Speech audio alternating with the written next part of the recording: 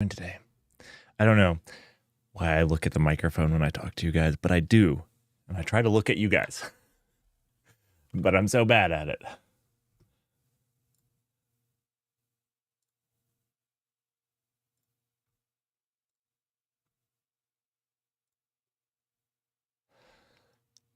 Every single time. I looked right down at the microphone. I can't help it. All right.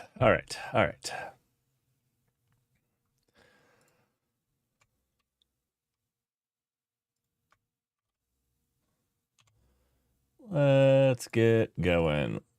What do we want to do? We want to do Raft.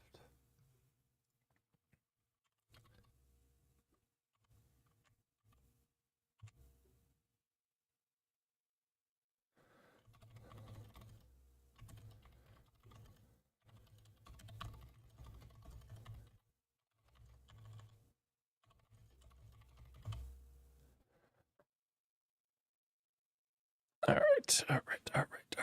Let's see. We have a consensus workshop today.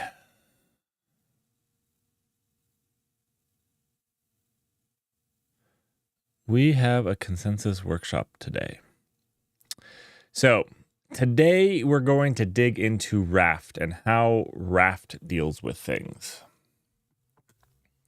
That's what you wanted to know. You came to the right place. That is not what you wanted to know.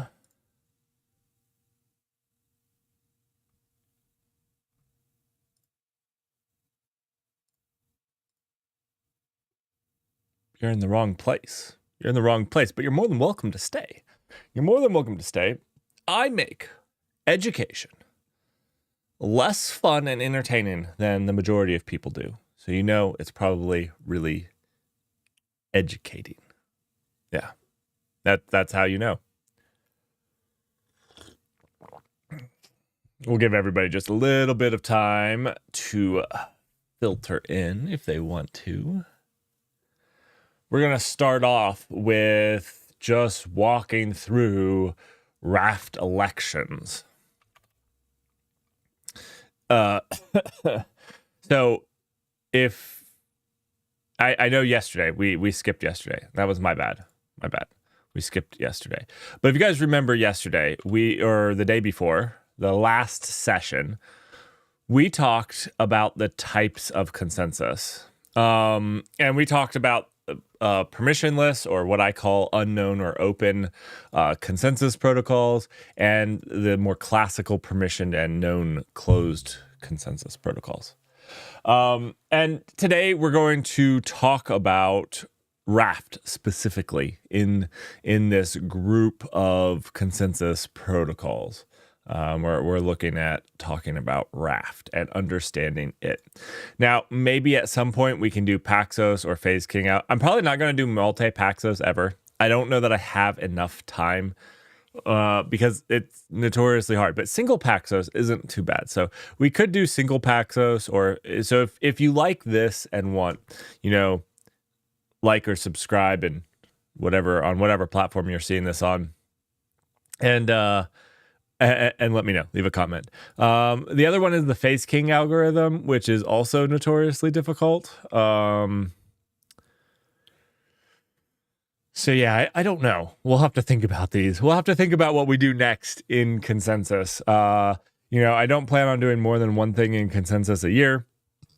The videos for these will come out, for Raft will come out throughout January probably. So you can expect the YouTube videos for those in January. So anyways, we've talked about the types of consensus, and now we really want to put it to practice.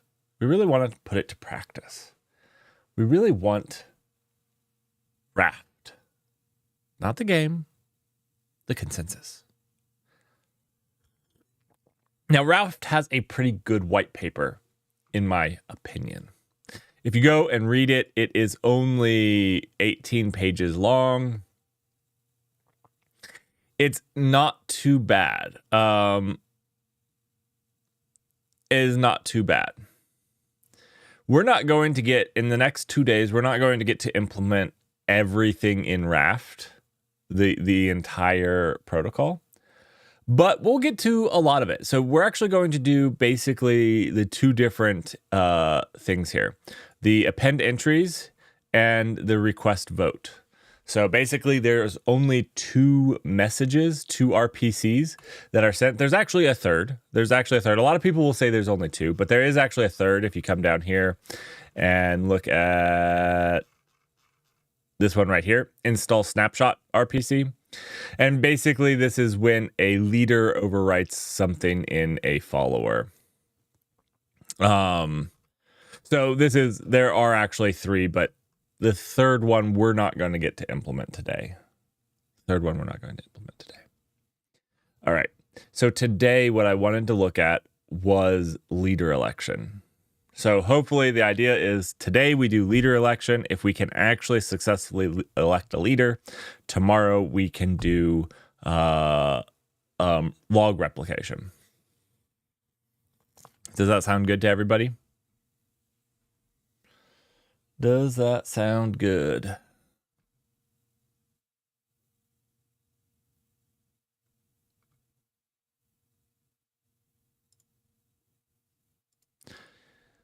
All right. Well,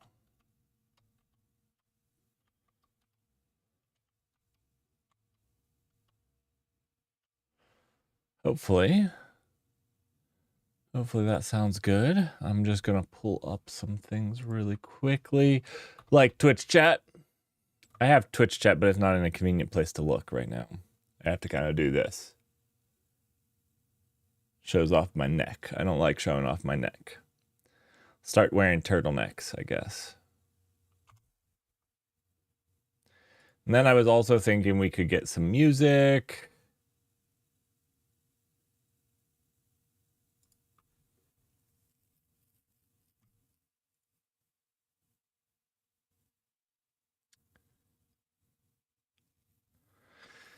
Dutch says he'll join soon, which is good. I always enjoy his company. All right. So yeah, that's what we're doing today. We are going to actually take a look at permissioned. Again, Raft is a leader protocol, so we're going to basically try to not only understand Raft's leader election, we're going to then implement it after we understand it a little bit. I think the first place that we'll start out is just by introducing the protobufers. So these are actually pretty easy to implement in protobufers. And the Raft paper, I really recommend people read it. So let me throw this out there. It's 18 pages. It takes you 2 nights of trying to get to sleep to go through the whole Raft thing. So go for it. And yeah. All right, let's get into it.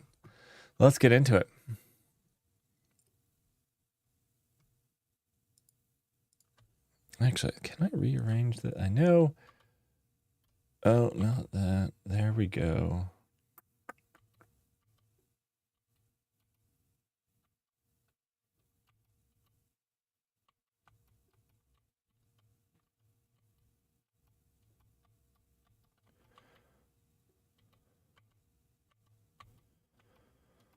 I am just pressing buttons. I'm not very good at rearranging my. This is something I need to figure out. Oh, there we go.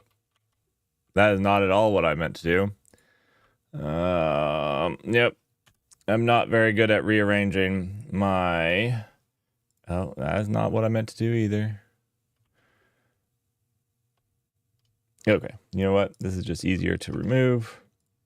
There we go. Not very good when you have 4 cells, rearranging where the cells are. That's what I need to get better at. 2, I got that. I can flip 2 around. I can make them up and down.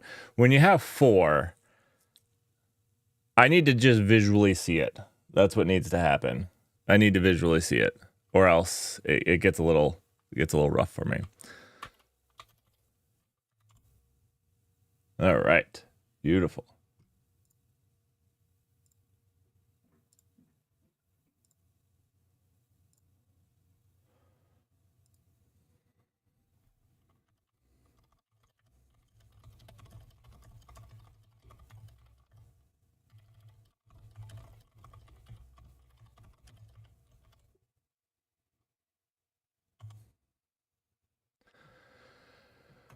All right.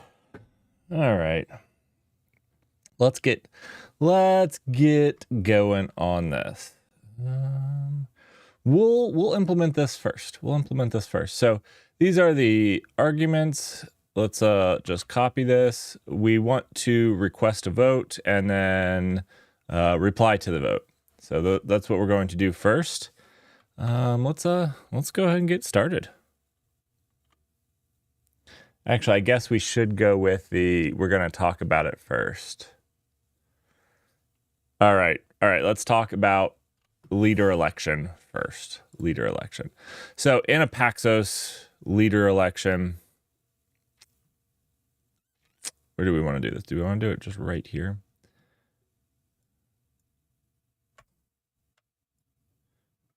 Make a little room. Put that up there. Pull this over here. All right. So for leader election, what happens with Raft is that basically every node, and we'll visualize this with 3 nodes, every node here will vote for itself. So whenever there is a need for a leader election, we can get into why you need a leader election, what happens that needs a leader election. Basically, when somebody decides that there needs to be a leader election, they'll take a vote. They'll say, vote for me. Vote for me. And this will and they'll send it to all the remaining healthy nodes. Vote for me. So this happens, and if everything looks good, and we can talk about the reasons these would look good or not, they'll accept, or they won't accept. Now, you're probably immediately thinking, how do not all the nodes ask to be voted for? Because effectively, every node will vote for themselves. So when this says vote for me, it's actually voting for itself. So it just needs one of the 2 remaining. So it just needs one of these 2 to say yes. So what happens is if this one also says vote for me, this one also gives a vote for me and to each of these, and this one says vote for me too,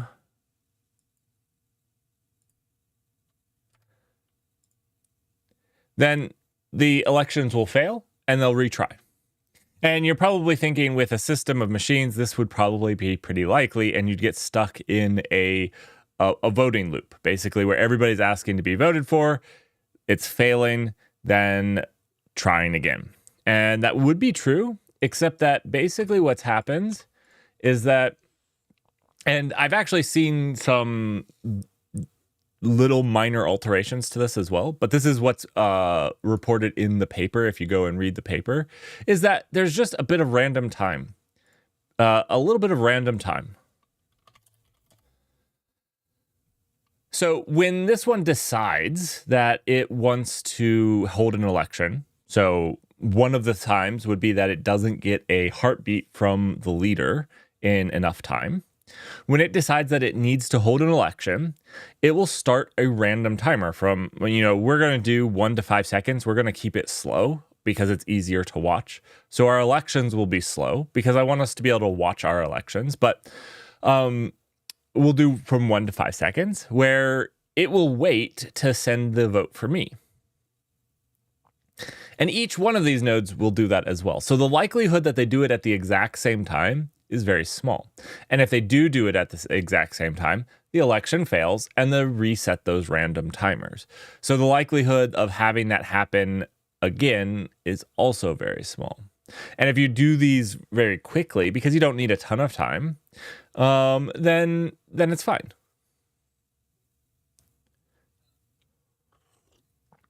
Now, in the state, so I guess let's talk about the states of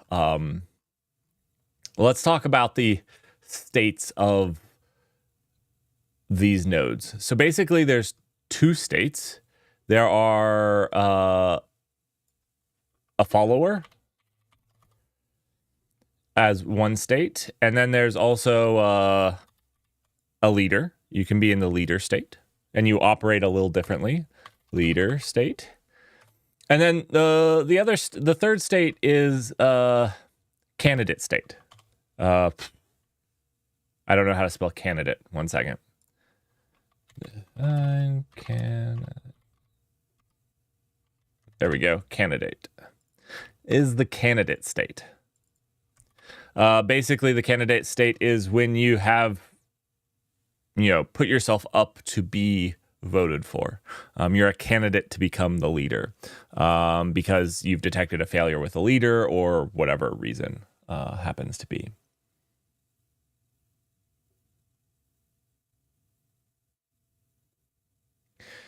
Okay, yeah, so Dutch, you don't need to read the paper because I'm here to make it as simple as possible. So absolutely great question. Please keep asking those questions. I'll use them in my YouTube videos that I make in January. Raft is an elected leader with a quorum.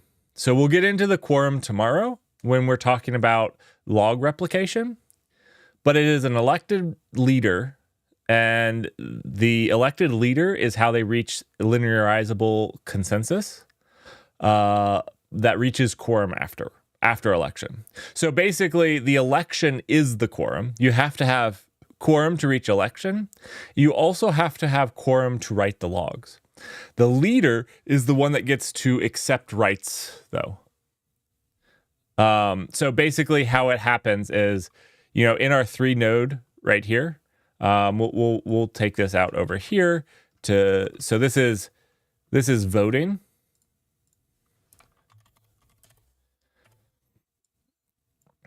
And so, because as we talked yesterday or the day before, this is a permissioned or known, that there's only 3 nodes.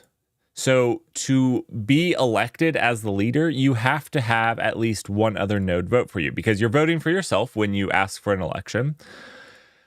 And you need one of the other nodes to reciprocate in the same term.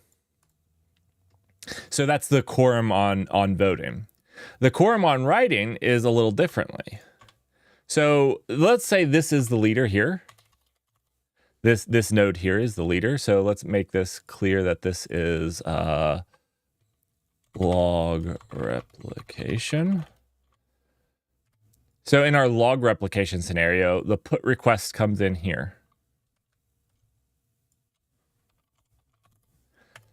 And what happens is we don't send an OK signal. We don't send back the OK until we have received an OK from at least the majority of nodes. So in a 3 node, that means we would only need 1 to respond that they have replicated the log. So when you get this put request, so let's actually number these to make it clear. This is 1, not Q, 1. This is step 1. Step 2 would be that this replicates it to each one of these. So just like this, we'll go like this. And then these are both 2.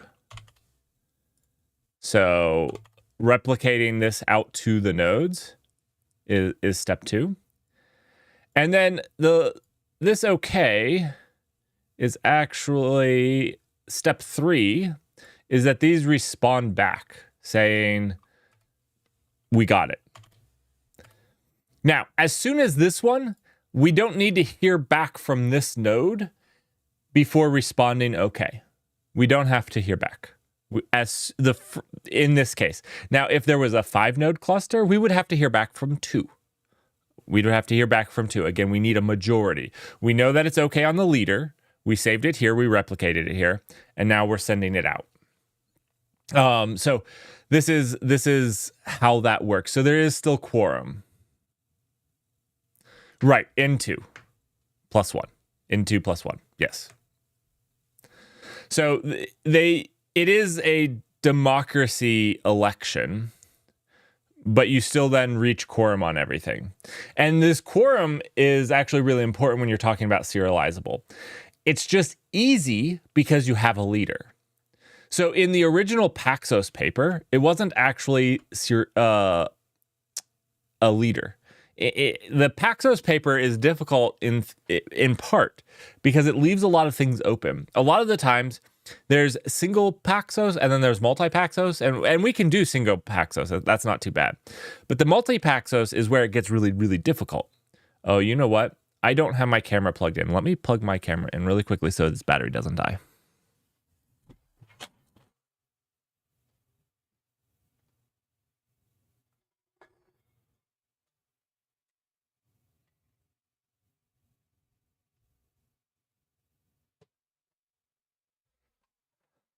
All right.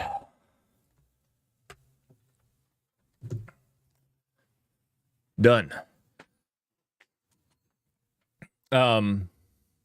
Multi-Paxos is when basically you take the principles of all of the packs of single Paxos and make it really efficient and awesome. And basically you kind of have to tread your own path, and it's difficult. It's very difficult. It's very difficult. And then you'll have a lot of companies that say Paxos-like algorithm. Aerospike is no different in this regard. We have Paxos-like consensus because multi-Paxos isn't really described well. It's difficult too, let me tell you. Okay, so this is log replication. We're talking about leader election right now. So this is pretty much what we did, but wrote it from scratch with a gossip protocol many years. Oh, we're going to do it in 2 days, today and tomorrow, Dutch. Yeah, that's how good I am. I'm a 12x engineer. What gossip protocol? I like a highly modified swim protocol. Not going to lie. I don't like swim directly. I don't think swim directly scales very well, but I think you can do it pretty well with some intelligent modifications to it and make it pretty awesome.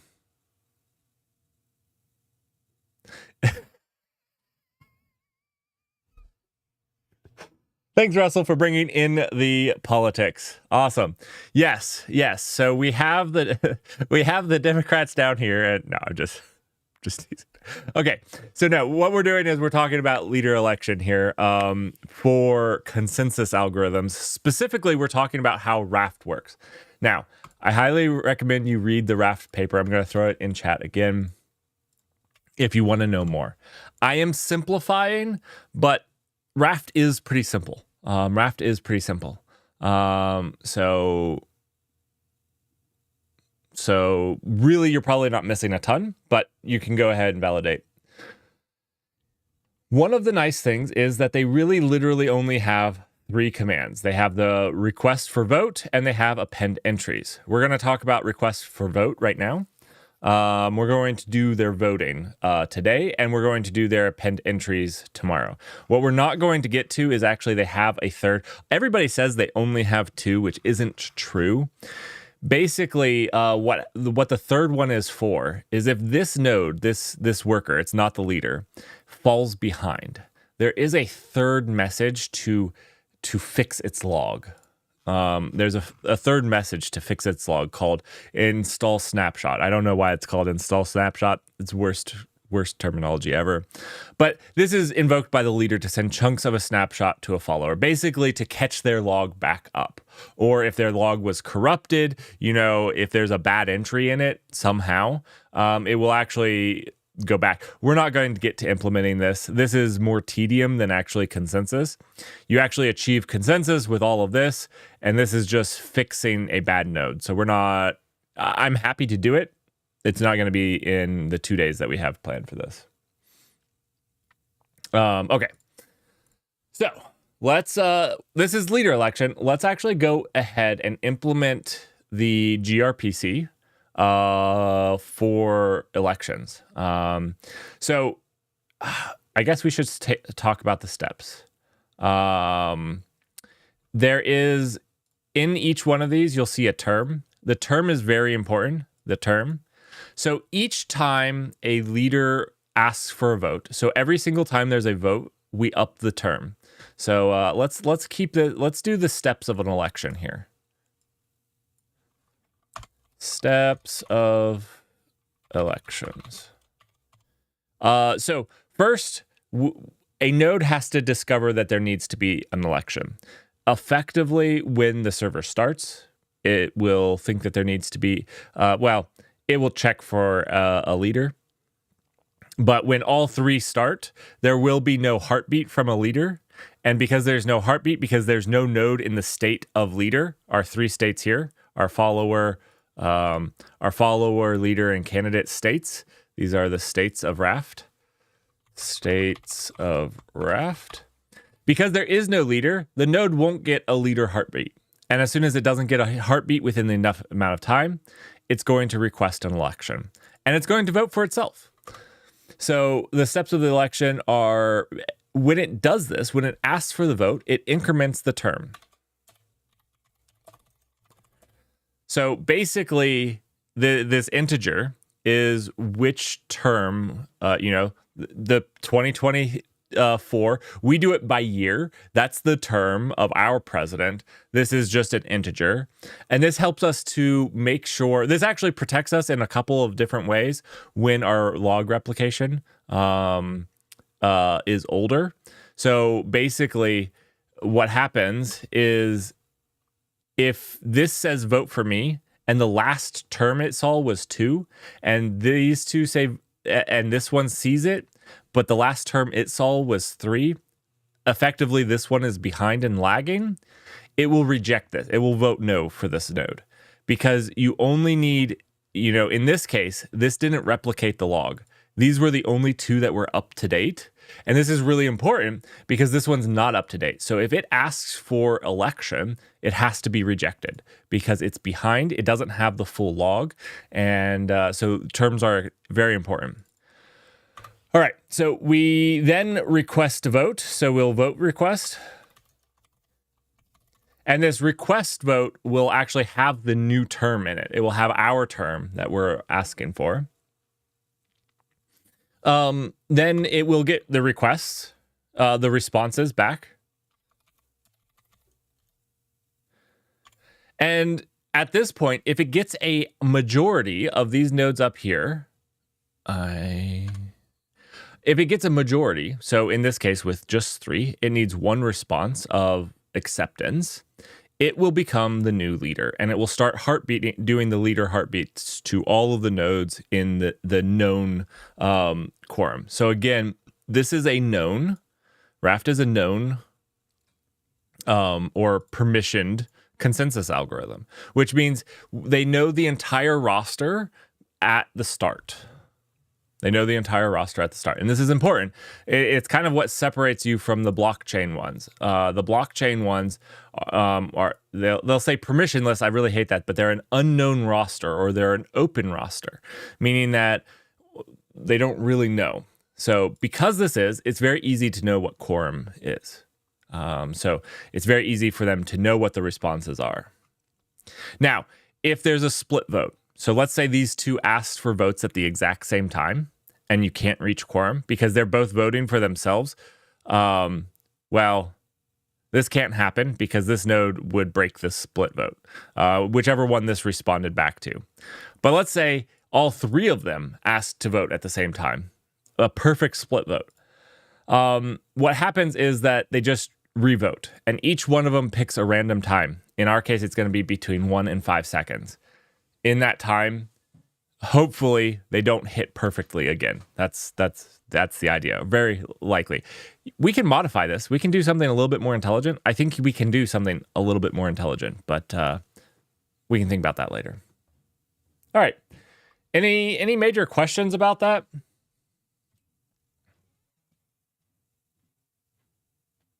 Let's implement this then. If nobody has any questions, let's go ahead and implement this.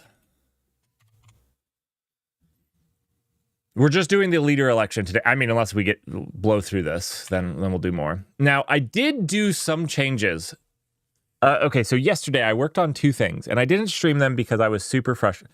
One, I kind of worked way more than I was supposed to yesterday, like way more. And then I was a little frustrated about that. And then two, I dealt with hardware issues, which is why I didn't stream. I was dealing with my Kubernetes cluster, and more importantly than that, I was dealing with the hardware that powers it. But I did get this to Docker Compose up. Watch this. Docker Compose up. And I had to make a few changes to make this work properly. So our Raft server starts up. Right now, they just ping each other. I had to do a few changes, and I wanted to step through them because I was being an idiot when I first wrote all of that code without testing any of it. And so I'll step you through the quick changes that I did just to make it a little bit better. So you can see that they ping each other every 5 seconds or so. We don't need to actually watch those pings. Okay, so we'll stop that. What I did was gRPC. Okay, so in here there was two things, really, two major things. I think it was down here. Yeah. First, we listened to, I had this at 127.0.0.1, and I changed it to 0.0.0.0. So if you guys don't know, the one is an actual IP address for localhost, which unfortunately the container from outside by another container isn't listening. I can't access that IP address. So what happens is you need to actually make the server bind to 0.0.0.0 because that makes it bind to any of those addresses for them. So that was important note one, which was just kind of a silly slip up on my part. And then the other silly slip up. The other slip up is in Docker Compose. You actually have to address the other nodes by their name. So instead of localhost and just their IP address, you actually have to address it by your name. So Compose, if we look at our Compose, I actually now pass in the node's name with its port, because that's how I have to access it through Docker Compose. So just some minor updates to make it work actually with Docker Compose. So now all the networking is set up and we're good to go. I just wanted to show you guys because I did that off stream because I was fiddling around with hardware at the time, and it wouldn't have been a good stream. You just got grumpy Merrick.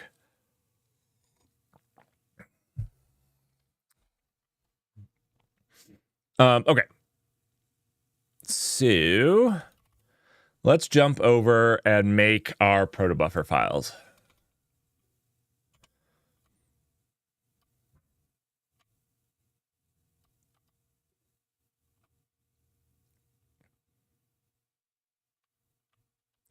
We are doing our voting, and our voting has this: term, candidate ID, last log index, last log term.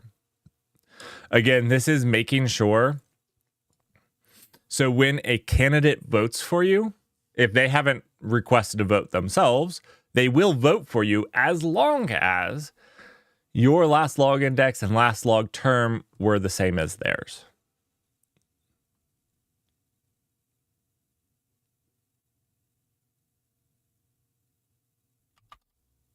So let's make these messages. Okay. So vote request is going to have term, candidate ID. Let's do this. This is going to be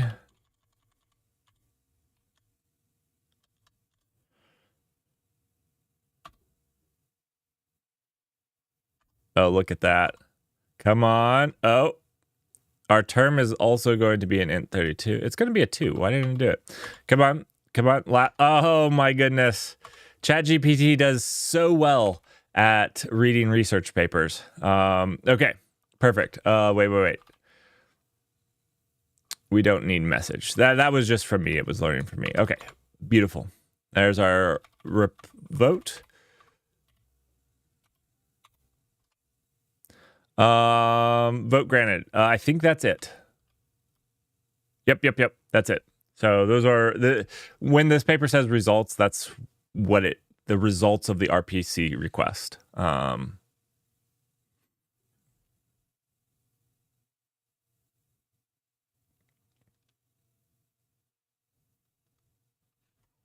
right. Cool.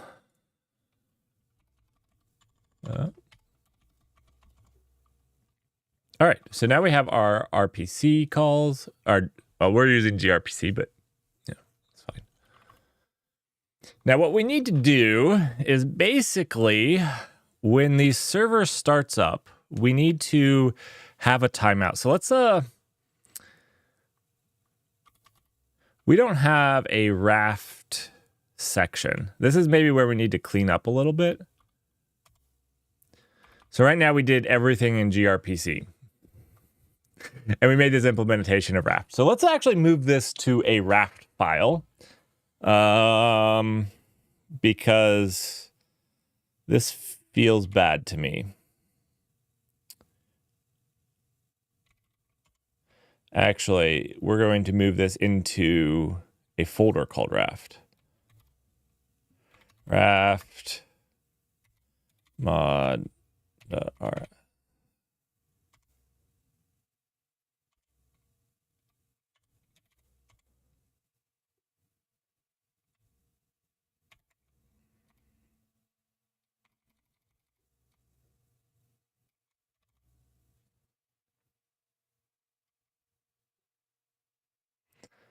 We could have just renamed this file, probably.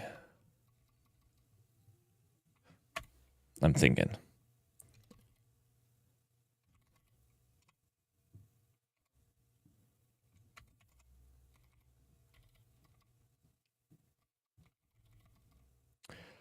All right, so we have this new Raft, which is going to create a new Raft server.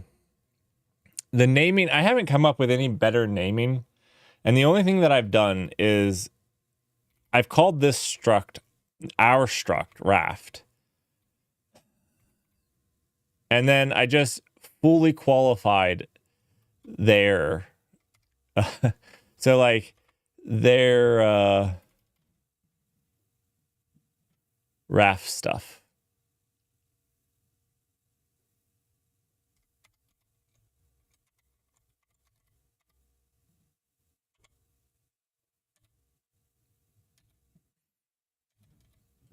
Yeah. This is their Raft trait.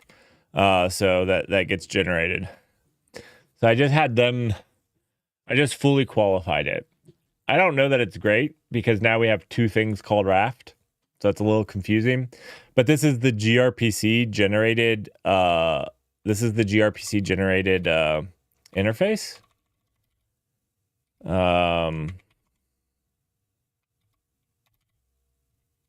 So yeah, I don't know. I don't know.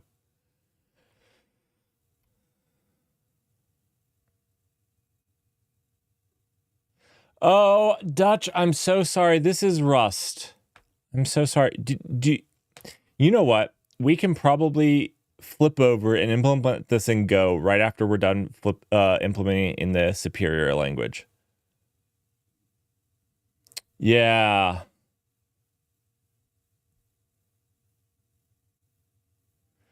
It's mostly a game. If it feels so fun to program in Rust, everybody thinks it's a game. Like literally, that's been my experience programming in Rust. Everybody that jumps in here, they're like, wow, I thought that this was a game. And I'm assuming it's because they've had so much fun doing it. They're like, you're not gaming? I'm so confused.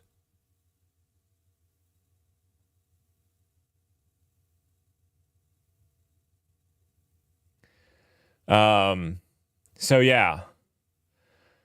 It's that people just have that much fun running Rust. I don't know how to take your people run that on bare metal seems like a bad idea about Rust. I believe that you're just joking. I believe. I want to believe.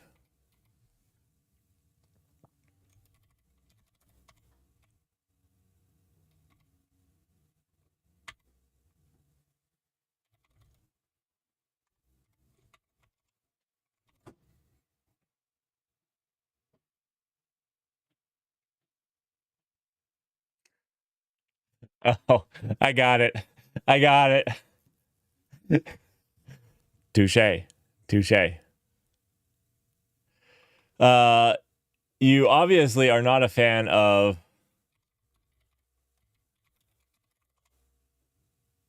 Oxide Cloud Computer.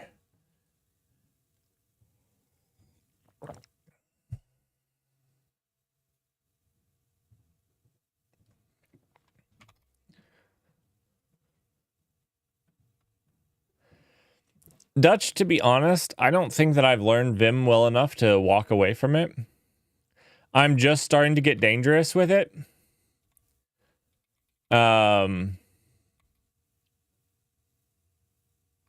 Yes. Their cheapest one is about $1 million.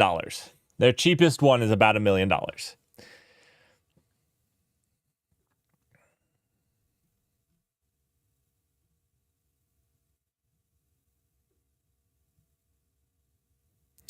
Now, it's really nice. Like, I tried to like actually run out the price because that seemed a little bit expensive to me. But if you actually look at the number of CPUs and the switches and everything, like they allow per tenant isolation in their switches, which means you'd have to get something like an F5 switch or a Cisco switch to actually do that with you know a these are all directly routed with a 25 I think it's 25 gigabyte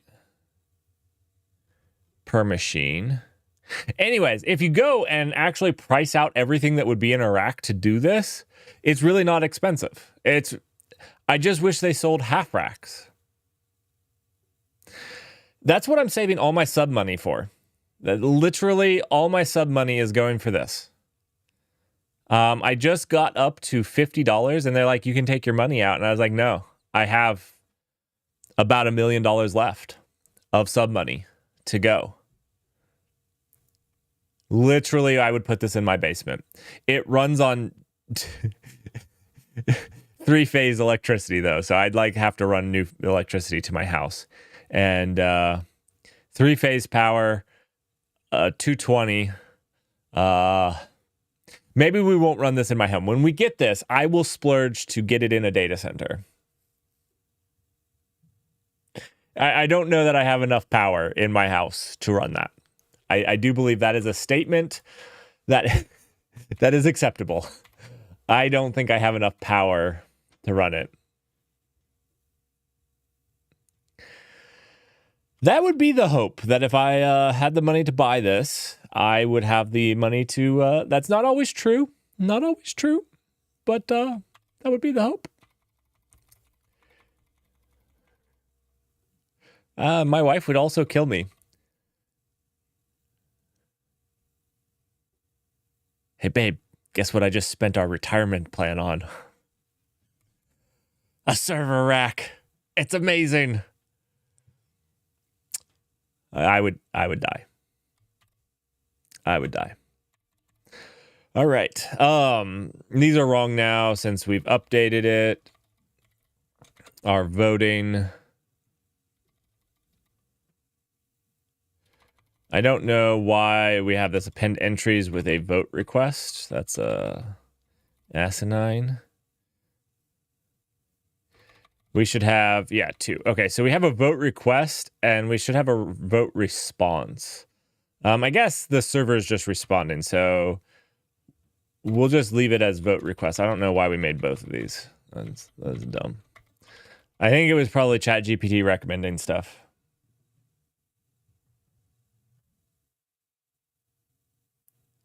It's worth 500,000 less when I open the box.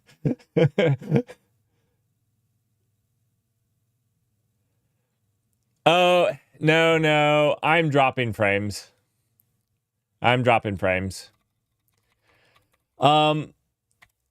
should stop dropping frames soon. Literally, as we speak, there are people tearing up my front yard to install fiber. Now, I haven't been told when they can connect it to my house, but they're literally running it at, between the road and my house. They're running it through for the whole neighborhood. So, as of yesterday, I couldn't connect it, but they're kind of done in front of my house. So we'll see. We will see. My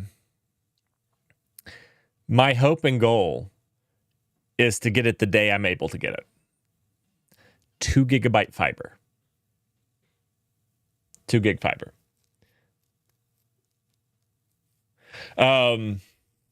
So,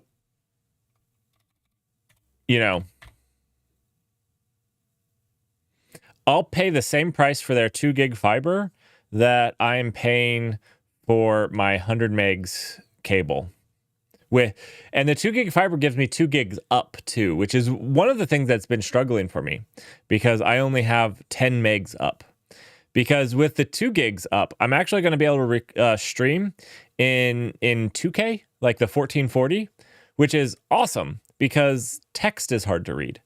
And the 1440 isn't even going to push the upload because you only need like 100 megs up, and I'll have 2 gigs up. So I'm really excited about that because you guys should be able to read the text so much better.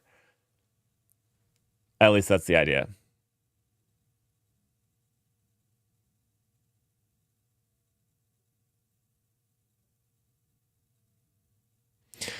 So I have Spectrum.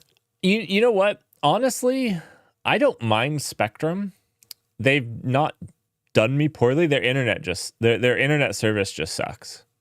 So, like, they haven't treated me badly, and generally, if I actually make the effort to complain, they actually, like, I haven't paid for the last 2 months because I've had so many issues streaming at 1080p. And so every single time I call them, they take it off my bill. So, like, I don't have a problem with them, but I do have a problem with their internet service because it sucks. Absolutely sucks.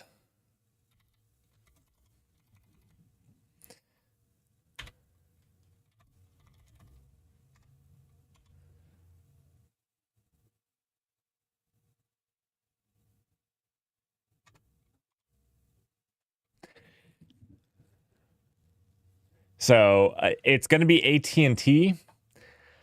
I don't know. I think AT&T kind of sucks as a company, but I don't know that they're any worse than Spectrum. So I'm going to give them a shot because it's gotten really bad, actually. They've been doing work like almost every other night. I don't know what happened to their network. I didn't used to have problems streaming, but the last month it's gotten super crappy. I'll let you know what the 2 gig is like, though. I'll let you know what the 2 gig is like. You guys might see a difference. Hopefully you'll see a difference.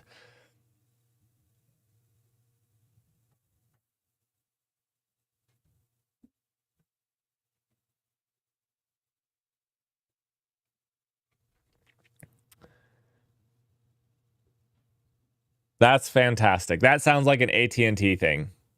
That sounds like an AT&T thing to do.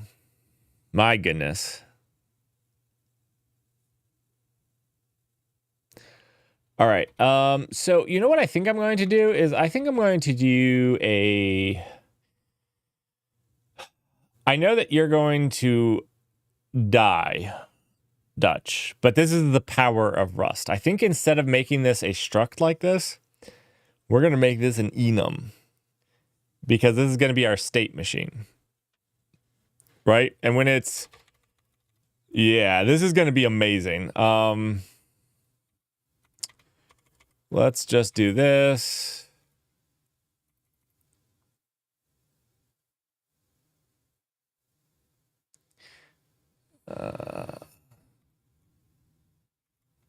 Where's your JSON tags?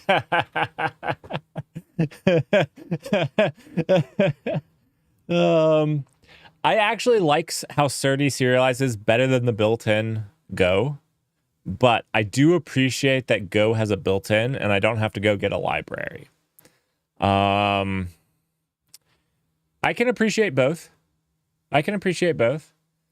Okay, so here, what we're going to do is we're going to make this a leader. Oh, this isn't a struct. This is an enum.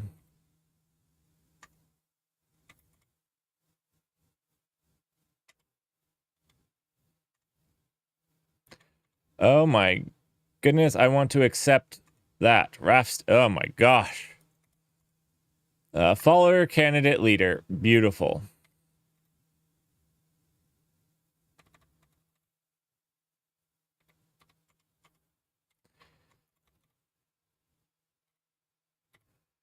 So then we can go here and we can do this as a pub struct. Let's see, not raft. We're going to call this raft leader. This is going to be the leader.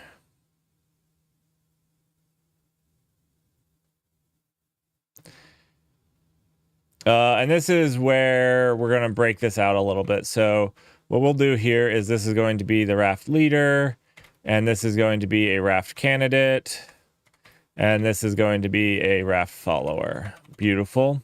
This might be a terrible way of doing this. I have never done a state machine in Rust before. This is how I'm going to do it. Is this a good way of doing it? Maybe not.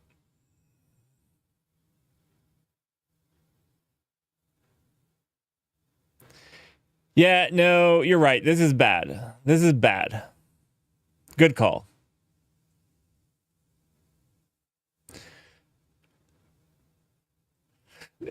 They have different functionality. So my thought here was that basically the big thing that's different.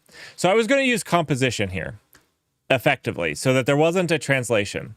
So like this stuff was going to go not raft leader, but this is going to be like raft config or something. And each one of these was going to have a raft config because really it's just a state that they are. The only thing that was going to be different about each one of these is their run function. So this run function here, basically on a follower, there should be a timer that's waiting for a response from the leader. And if they don't get a heartbeat, then they switch to the candidate state, where they actually ask to be voted for.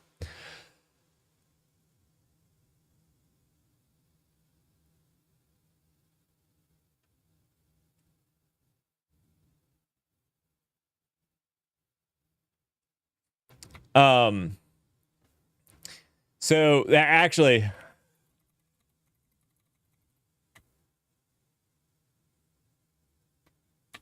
the only state machine I've ever actually done was with polymorphism, like real state machine. So we're going to experiment here. We're going to learn. I think that this will work well. We just have to think about it for a second. So each of these will have a raft config.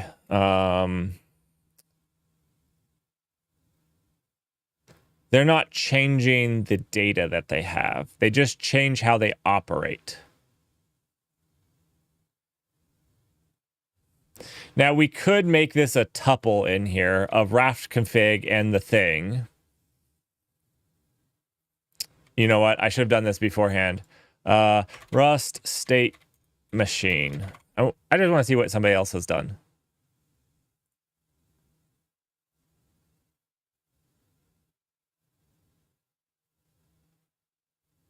Okay, this is kind of what I was looking at. Yeah. Actually, shoot. This should just be raft config, right? Since the actual information doesn't change.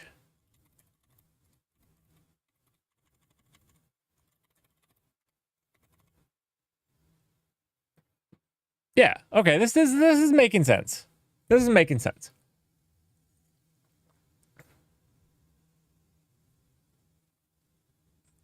Sorry, I just had to think through it a second. And then all we have to do is on the run of this, we have to check its state. That's all. Now, how do we switch between states cleanly? We are a raft follower and we want to change.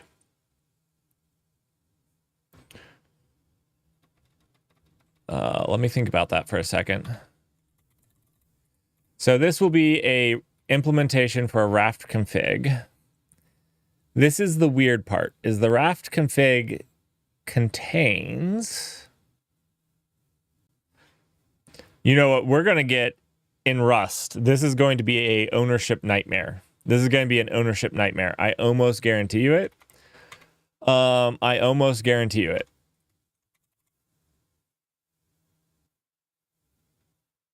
Not that.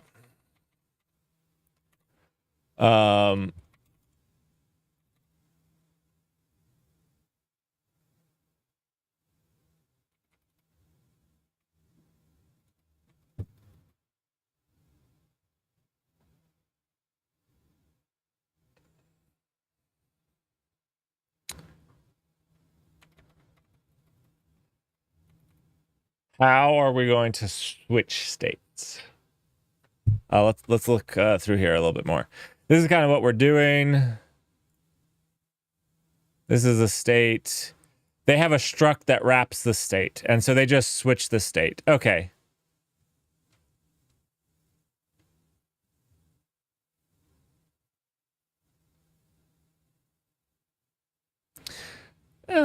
Seems fair enough. Seems fair enough. This is the state, and then our struct raft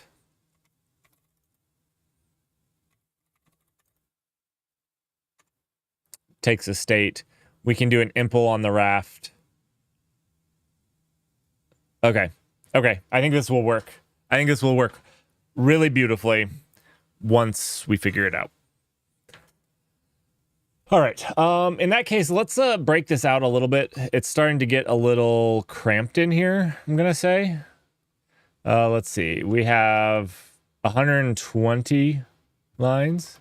It's about a good time to start breaking the config out. Not that.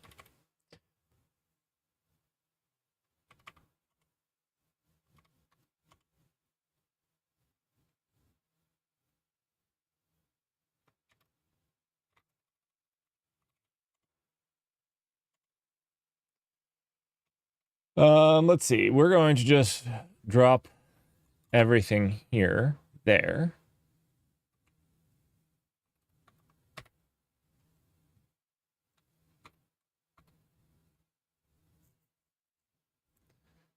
Probably okay.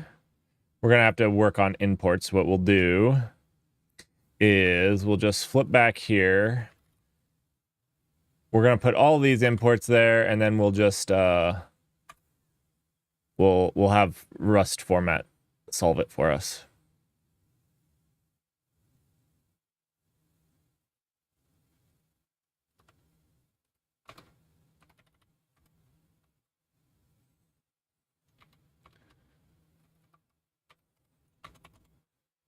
All right, and then last thing we need to do is, I don't know that we'll make it public. What we'll do is we'll just do a nice little mod config. Done. Use config raft config. Done. Done, done, done. Okay, so we've imported that raft config. We have our raft state. We have our raft struct with said state. I was thinking that like we could get away with just doing it with just this, but I think this will be cleaner because now we can have a function here that takes us between states, which will probably be pretty clean, I think.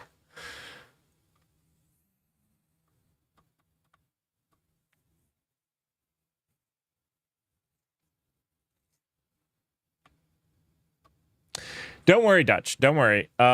As soon as maybe even next week, we'll work on Eddington some. I need to be working on Eddington more. And we'll get back into our Go. We'll get back into our loosey-goosey nil pointers. Just throw nil pointers everywhere.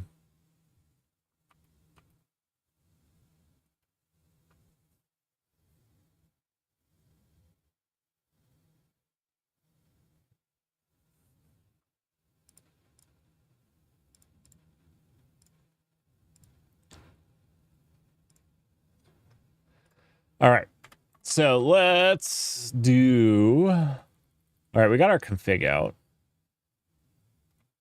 Maybe we can move the gRPC stuff out. I feel like maybe we just leave it there for right now, though. Okay, let's start talking about our run. So I think that this has this run in it. Where's the run? Did we delete run on accident? Where's the function run? Uh-oh. It was in this.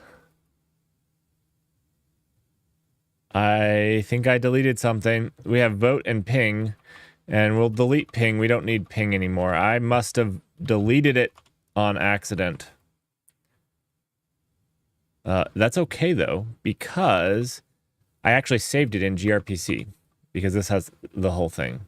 So we have new and vote. And then there should be a... Yeah, see, this is the thing I don't know how I deleted. I shouldn't have. I got a little happy.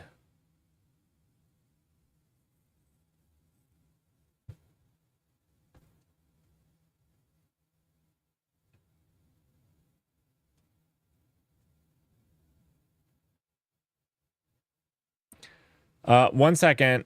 Let me finish this thought, and then I'll answer your question. Or I'll think about your question to answer it.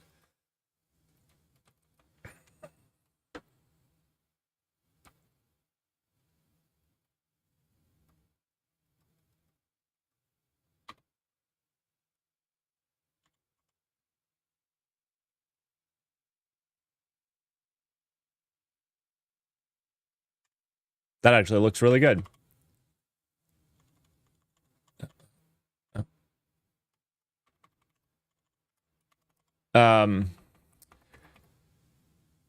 Okay, let's see. So how is this different from setting an enum value on Raft node? Effectively, this Raft is Raft node. Actually, Raft node is maybe a good name for it. This is effectively a singleton. You wouldn't want to have two of these things. You won't need to ping to see if you can communicate with the other nodes, or is that the reason you're implementing Raft?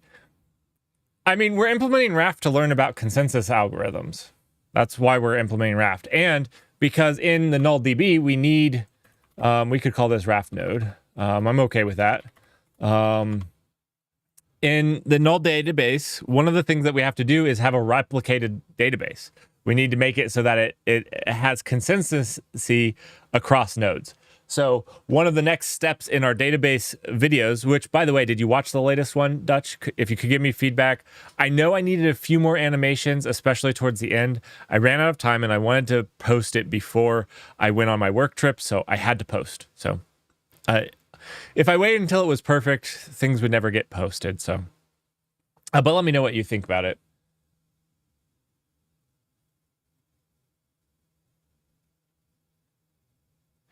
So, no, ping was used for me just testing to make sure my setup was correct. See, this was pinging to make sure that network and everything was set up. So I set up this Docker Compose to let me sing. See that? There is a heartbeat. There is a heartbeat that is used in the real one.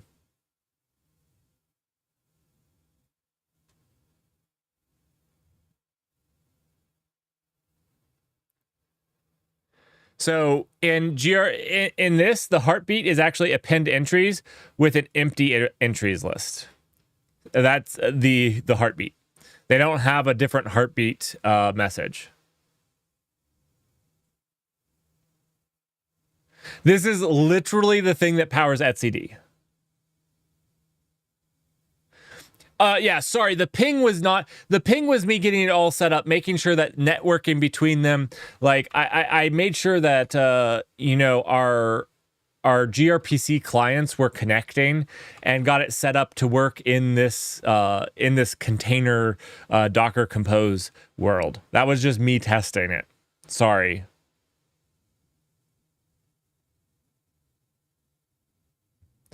So in actual Raft, we will ping, but we'll just ping with append entries, which we're not doing today. Which effectively means that our cluster will vote, we'll get a new leader, and then that leader will die because it doesn't it doesn't heartbeat with append entries, and then they'll vote again until tomorrow, until we implement that. All right, so this is an interesting thing. This is an interesting thing. I don't know if I like this, but we could go down this path.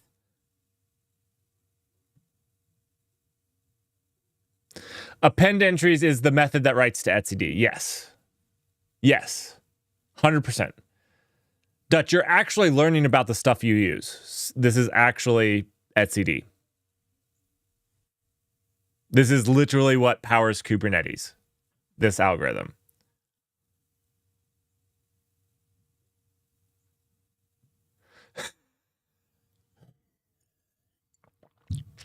That's about what we're doing today, too, except without the locks. But like 10 years ago. Yes. Cool. I feel like, honestly, a lot of newer developers don't know these things. And unfortunately, they don't join my streams. I feel like a lot of the older developers, had to solve these problems. And I feel like nowadays you're like, well, just, no, my database solved it for me. And I didn't need anything more than that. I got my MongoDB back there. What do I care? And I feel like that's a shame because you don't even know what type of consensus, what type of availability, what type of, is it linearizable?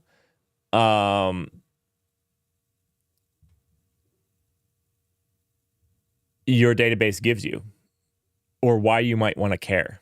What I think I want to do for the null cloud, and maybe my first service that we do for the null cloud, I know that like there's the container service, but I think besides like being able to run a container, I think the first thing that I want to do is a lock service. I want to build people a actually usable lock service. So if you want a global lock on something, whether it's a deployment pipeline or, it's not hard, but it'd be good and educational, because then you want those linearizable reads. Like that's going to be like what makes sure that you're okay. I think a lock service would be fun, actually.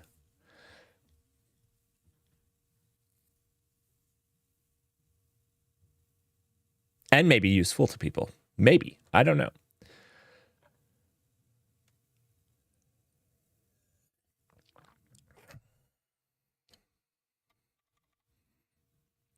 Okay, so this is an interesting thing. They're calling config.run, which is interesting.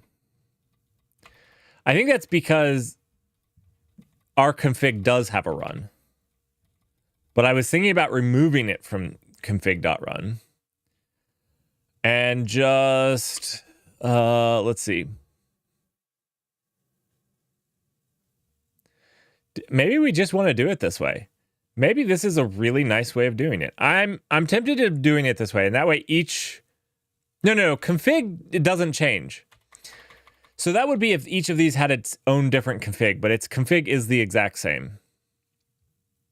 So that doesn't make sense at all. We just need to do our own function here.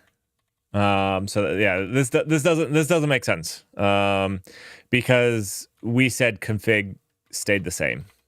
So we'll have to update that. The other thing that we need to do here is pub async.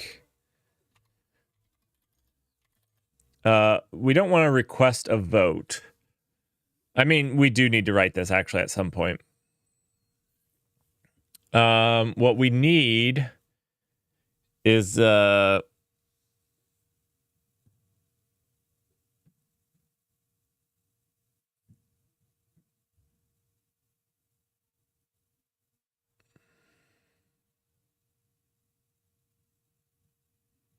right, Dutch. The node should have the run and use the config when running. This is what I wanted. Change state. Change. That's what I was trying to do. Change state.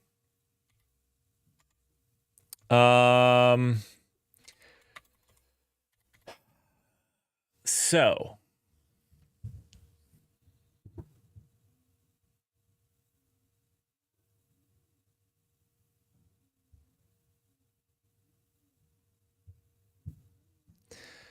The problem with this is this needs to run in a loop. This needs to run in a loop effectively, right? So we run... I suppose the loop could be in here. And when this falls out, whenever, this changes, do we call stop on this? Or how do we... Oof. This hurts my mind.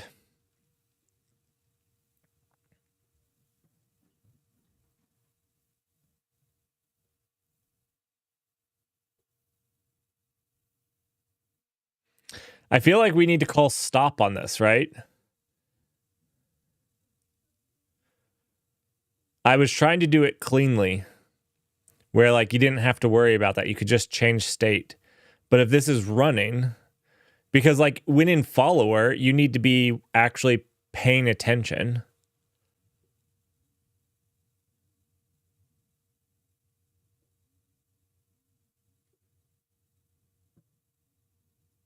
Yeah, I think I need to stop.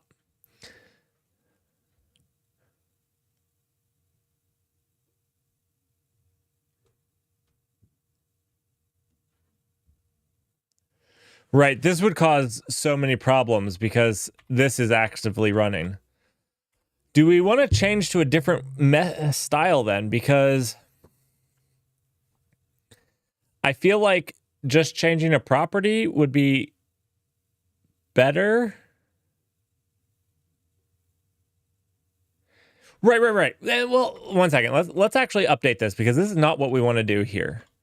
We want to not do this.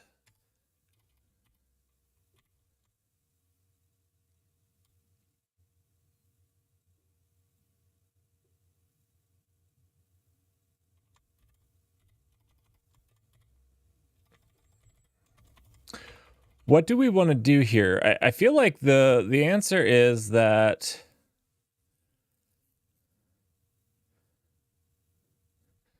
we do something like loop.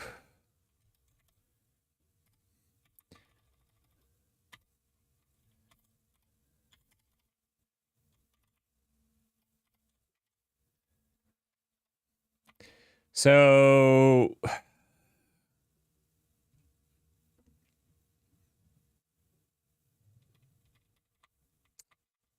and then basically here, just do like have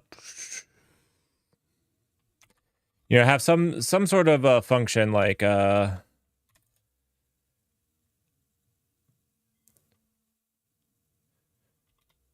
follower that takes a Raft state. No, that just takes a Raft config.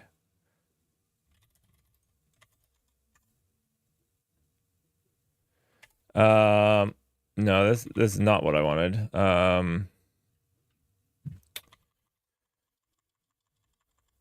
don't know that it returns anything. Maybe it returns an error or something, but like does follower stuff now. Like let's see. Does follower stuff. And then you could call that from here, basically. I did something magical. I don't know what I did.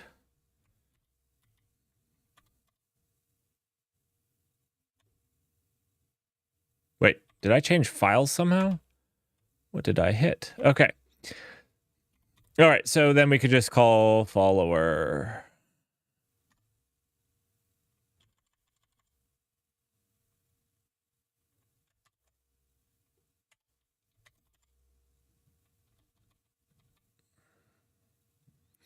So this way, the state change can just be this. Right?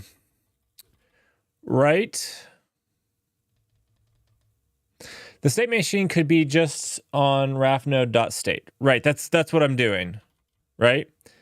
This is raftnode.state. And the state machine here then just it checks what state it is and it calls a function. So this could be like candidate state, basically the exact same thing. and this one, and we just have functions for what we want to do on those states effectively. They'll have a copy of the config. I'm not sure I love that, because right now the gRPC server is on that. So maybe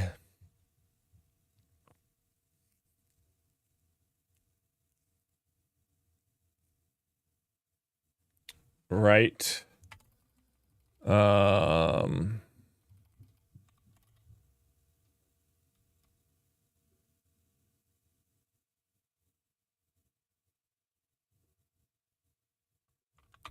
Good knit. Good knit. Originally it was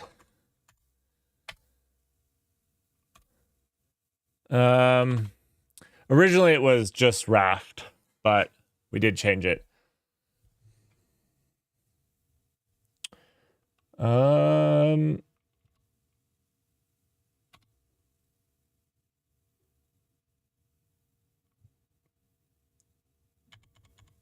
Sure.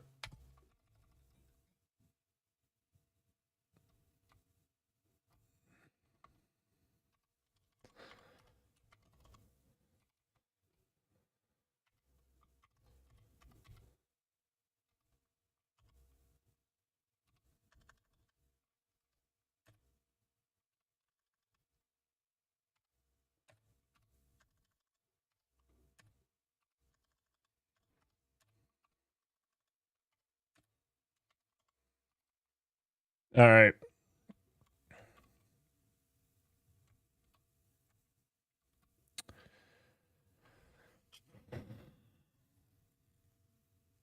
Now, do we want them to work off of a clone of the config? And the other thing is, should this config... So right now, the config has the roster, the Raft clients, the node ID, the current term voted for.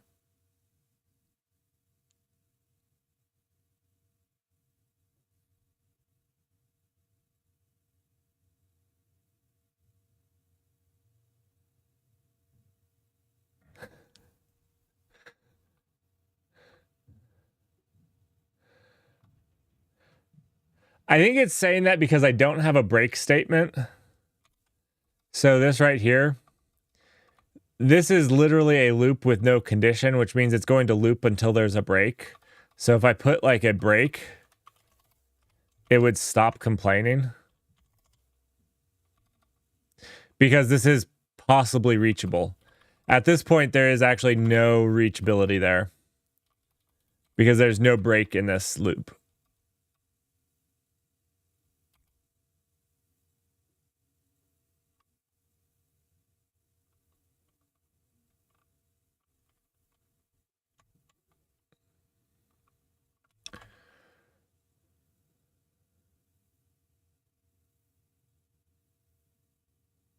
Yeah, it's Vim things. It would have been better at like the loop side of things. I agree.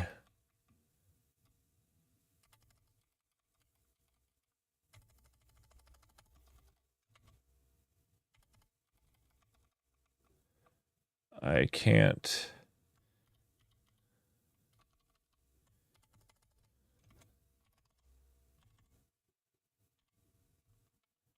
Something's wrong.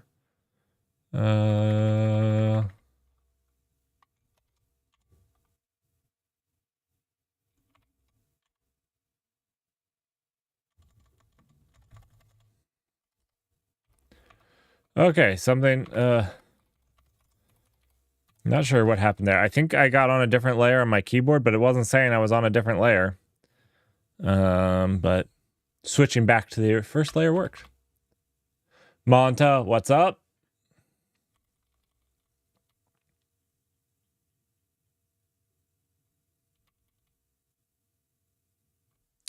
So Raft config shouldn't have the loop. We know that.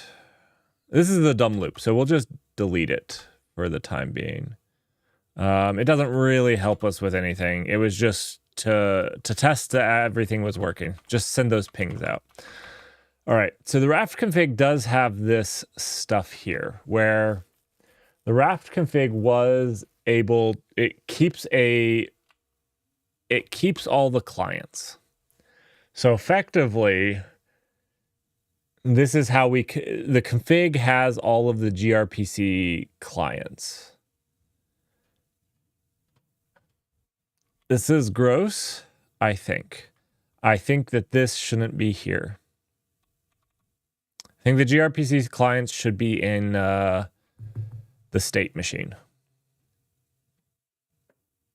Monte, you read a bit about Raft? Awesome.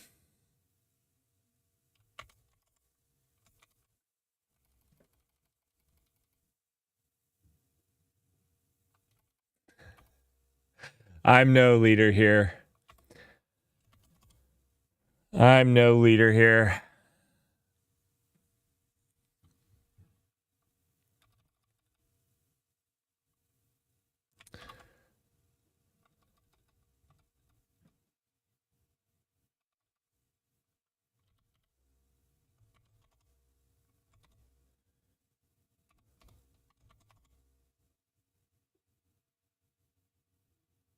He's more of a motivational speaker, life coach.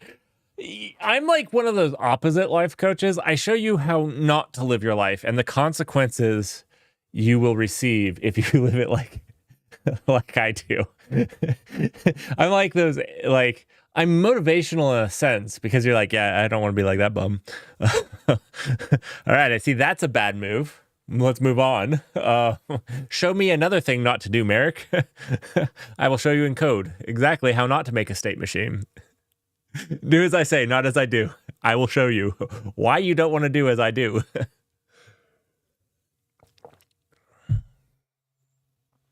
I actually had this conversation with my kids once. I didn't always make the smartest choices as a child.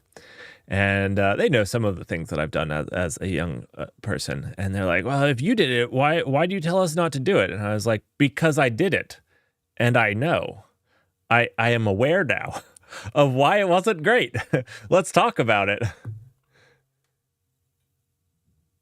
I don't think any kids make smart decisions. True. Some make dumber choices than others.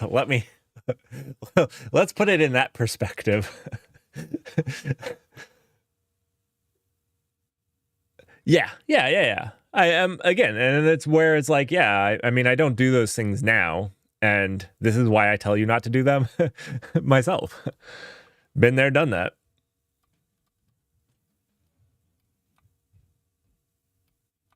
All right, this doesn't need to be async. That's dumb. Never mind, it does need to be async. Why does this need to be? What is this doing? What is it awaiting on? Okay, well, it doesn't need to be on await. It does. Raft config is async for no reason at all. So we're going to just remove that async. That was terrifying. Missing fields, current term, and voted for. Okay. So this is where Raft proper has to be on disk. It's part of the spec. We're going to do it all in memory. And one of the mistakes that this causes is when you restart the servers, they'll start back at 0. We're trying to do it in 2 days. We're trying to implement Raft in 2 days. So like there are some things. Now, when we take this in January to actually put it on the null database and do our null database as a replicated log, obviously we already have the database part and the log part. So it's not that big of a deal. But for now, it's just all in memory, which means when we start, we will always start with a current term of 0. Current term of 0 and a what is the voted for? Voted for isn't a thing, right? I'm not crazy. Did I put the voted for in there?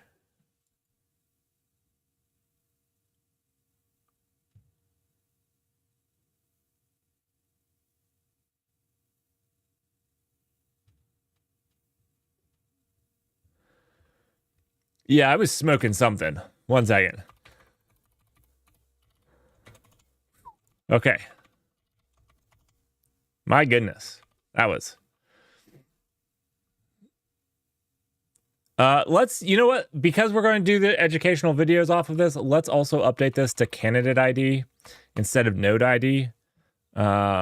Just so like if I'd like it when I make the videos in January, I'd like people able to like see the code one for one. Like, oh, what is the candidate ID? I want it to be nice and simple. What is it? Not that people actually watch the videos, but if they did.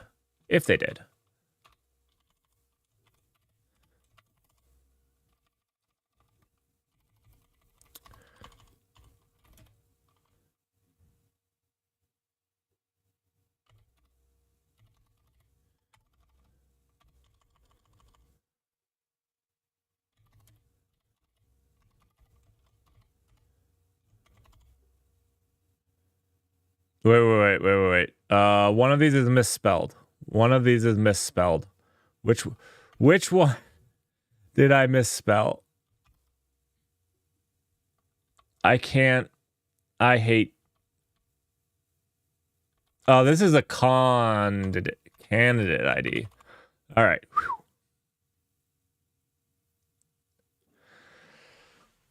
Thank you, Twitch chat. Like I said.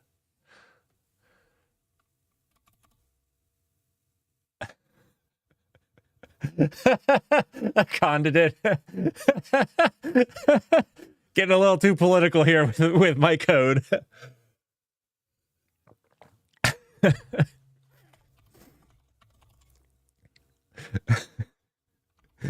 Should we just change this to criminal ID? Like which criminal's in charge now? All right. So let's jump back over here. This no longer needs to be async. We're creating a new one, Raft clients. Now, when we call run, what we need to do is connect to all the clients first. We actually have an example of this because I did this already. Nodes will be in the jail cell. When they're followers, we should... All right, so if we were going down this, the followers should be sheep. That should be the state, is that they're in sheep mode. And then the leaders should be just criminals. Please don't cancel me. I'm just teasing. Anyways, who knew implementing a consensus algorithm could be so much fun?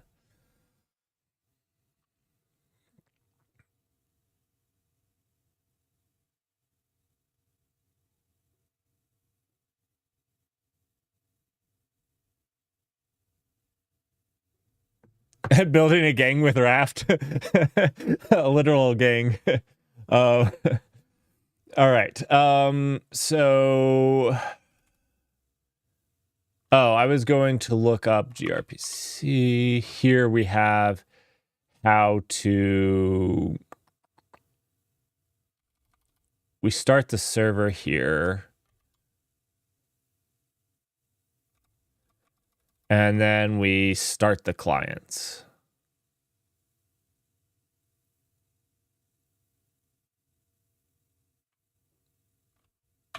Now, this is where we were just pinging to make sure everything worked. We don't want to do that now because we don't want to do that. I'll take all of this. Yeah.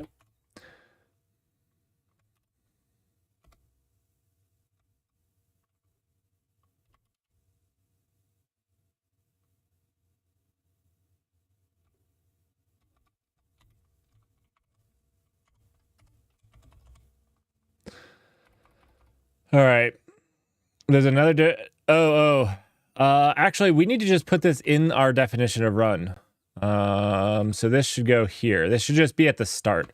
This is like setup, prerequisites of all the other stuff. So let's delete this. I'm going to put some comments in here. Set up Start Raft server, and then connect to all other nodes. So why is this sleep in here?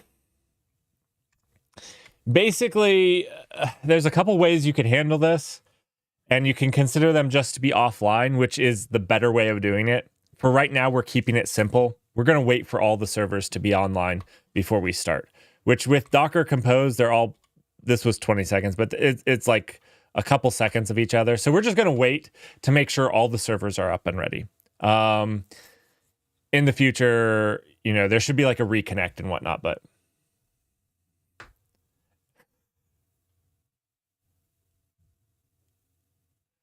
actually, Monta, that's actually good. This should be a little random because the first one's going to actually request a vote. So we should put let's do this.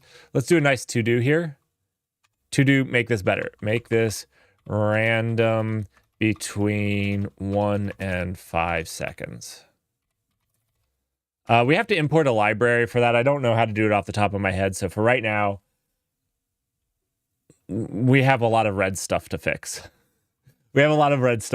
So we will.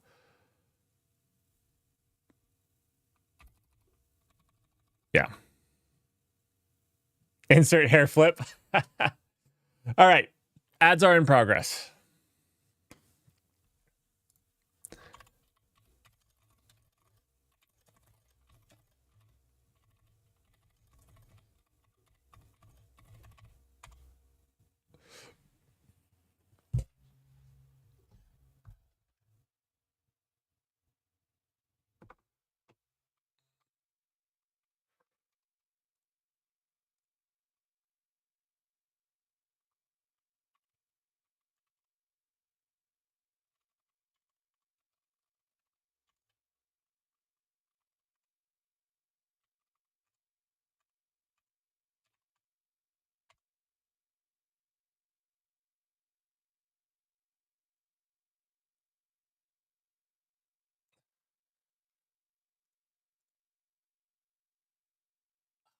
Hey, buddy.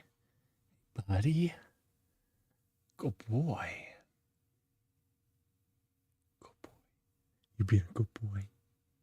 Yeah.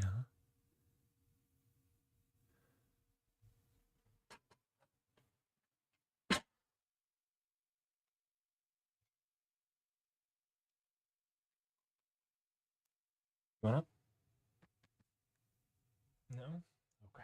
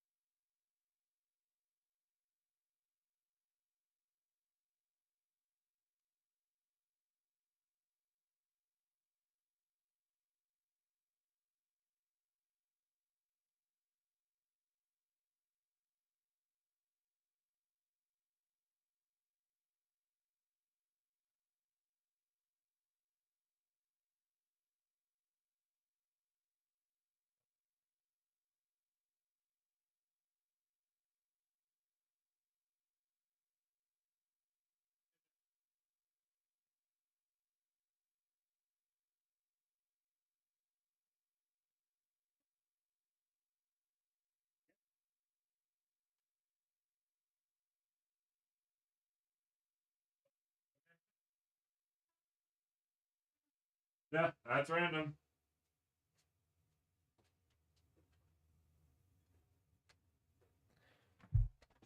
All right. I have no idea what the big box is. Absolutely none. I thought that it was for the neighbor.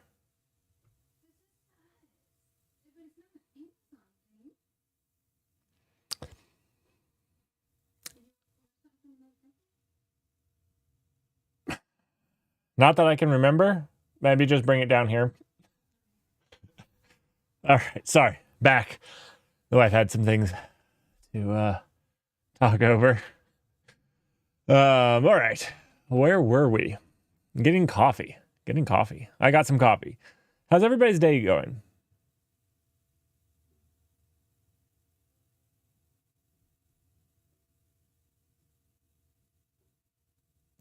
You can't hear me over the ads. All right. Yes, we'll need to check if the other nodes have more logs than. Yes, you're correct. Effectively, we're just going to store the logs in memory. Again, like I said, for right now, we're just doing this all in memory, which I know isn't perfectly to spec. Technically, if you go with this, they have to be replicated to disk. We will do that in January. Right now, we are doing it all in memory, which is a little bit of a cheat.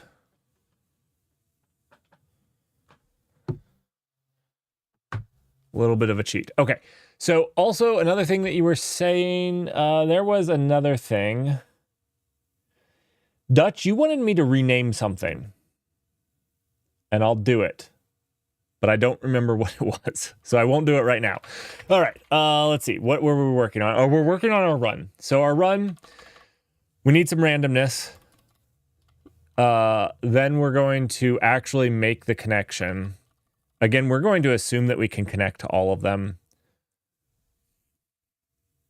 Actually, we don't want randomness here. We're going to wait for them to be up. This is just so we can make the gRPC connection. This is not starting anything. Where we want the randomness is here. Basically here.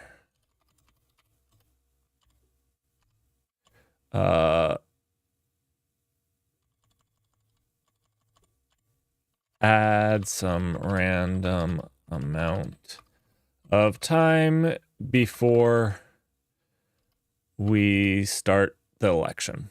Right. So that way, not all the nodes up for themselves. Now, I actually think if we look over here, I don't think they go up at the exact same time. I don't have timestamps here, but I actually think that they go up one at a time. Raft node not config should be criminal record. Okay. And then I think here we'll just do a vector of strings as our log. Actually, we're just voting right now. So we'll have no log. But I think we'll just do something like log is a vector of strings. Yeah. Just an in-memory vector of strings. And what we'll do is we'll just send the count. That will be what we do to do our verification. It's not perfect. For those of you joining, do you guys want a quick introduction on the Raft stuff that we're doing? I see that there are 4 of you now. I think if Twitch could solve one thing, that would be to accurately tell me how many people are watching, because I get messages when there are 0 people watching, or at least it says that there are 0 people watching. So I don't know, but I do know that it's inaccurate. All right. So we use the node ID. This is also another little hack that we're doing here. If you look at our compose, our node ID is actually the port we listen to. Is this good? Probably not. But that's what we're going to do, and it lets us. it just makes everything easy. But we don't have node ID anymore because we changed this to state. It's in the not the state. It's in the config.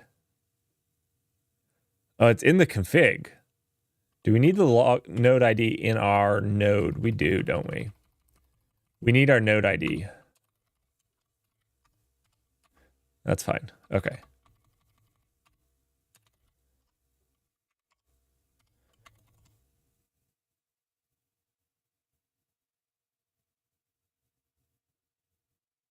Static IDs. What do you mean? etcd has static IDs. You have a known roster. That's what we were talking about earlier.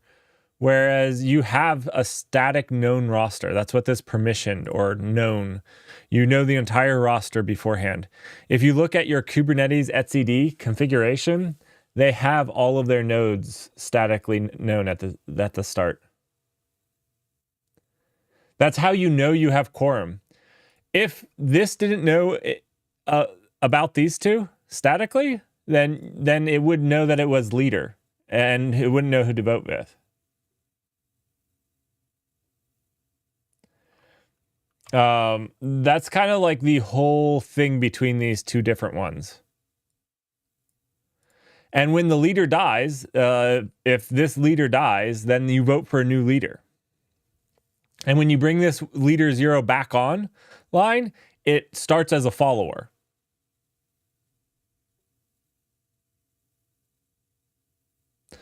Now you can do, so Paxos is classically thought as a leader. Single Paxos is actually not, it's actually leaderless. And basically, to avoid extra complexity, most of the time when people implement multi-Paxos, they implement a leader because it makes it simpler. But dynamic IDs are very much more like a blockchain thing and leaderless.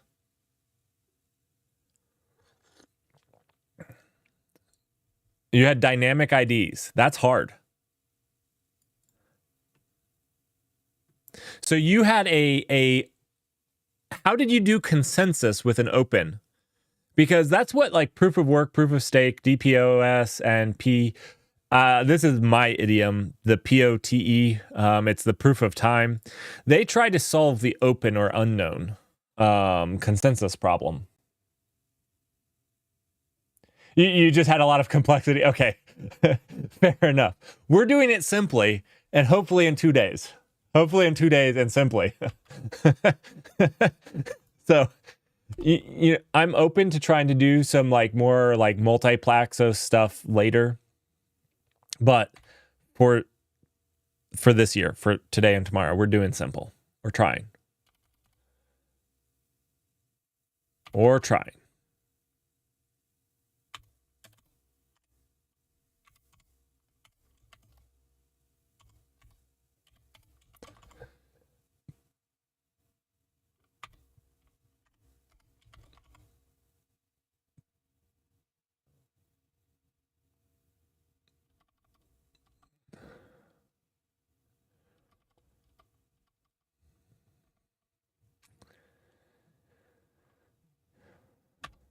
All right, now this is where we connect to all the different clients.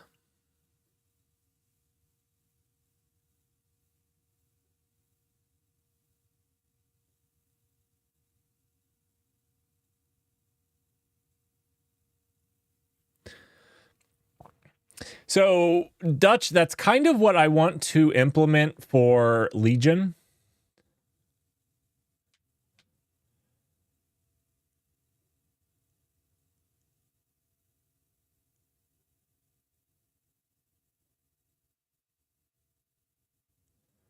Oh, so you had etcd in the back. Okay, that's a little cheating.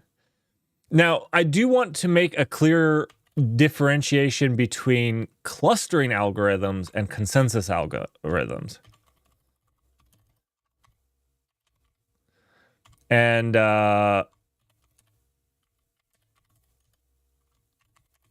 these are actually different. very different. So clustering is like your swim is one of my favorite. Well, a modified swim, not swim directly. Swim directly has issues. Whereas consensus is more like Raft or Paxos.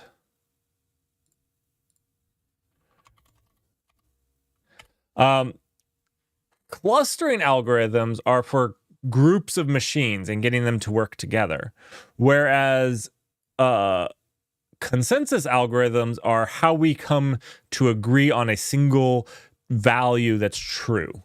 I'll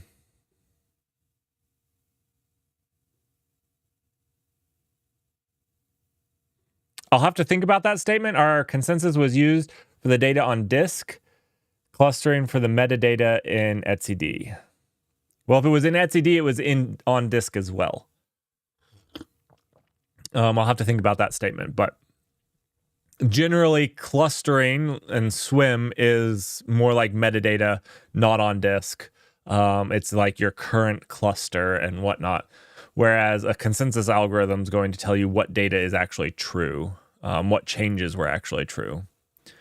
Now, there's a lot of overlap to these. I realize that, but a lot of times you'll use them in conjunction. So Kubernetes, for example, uses Raft to reach consensus and uses that Raft consensus to manage its cluster. So every node in the cluster has to be agreed on by that Raft consensus to be in the cluster. It doesn't have to be done that way, but that's how they do it. So they leverage Raft to solve both problems. And so like in Kubernetes, every node is known ahead of time.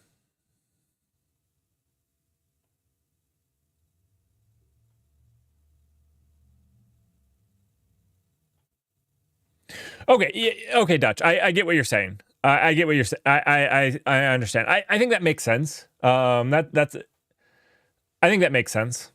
So Legion would probably take a very similar way to what you're saying, Dutch. Yeah. If we ever get to implementing that. Actually, something I thought was really, I love it when I feel validated. I don't know if you guys ever get that feeling where you're like, yeah, I'm validated. So, like 4 years ago, I wrote up 5 years ago at this point, I wrote up what I thought Legion should look like. At that time, it was Project Gary. And let's see. No, I don't want your docs. Ew. No, I want your blog. Where's your blog? Oh, here we go. So I was reading this, and when they talk about it, they actually talk about okay, so Gary is all based off of not Kubernetes, effectively redoing Kubernetes in a better way. And in this, they basically describe Gary is the way that they use, is how they run, and why it's different than Kubernetes, and why their orchestration is better. And it made me very excited because I was like, holy crap, they just described Gary, or as we call it, Legion now. So I was very excited about this because it validated what I thought was better.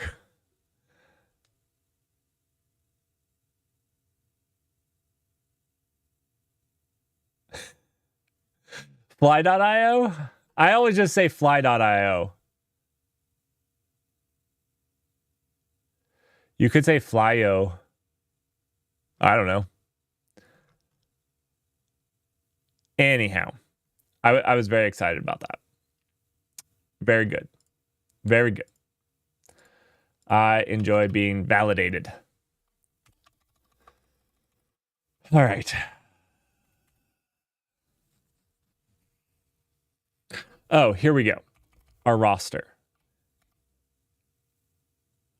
Do we let our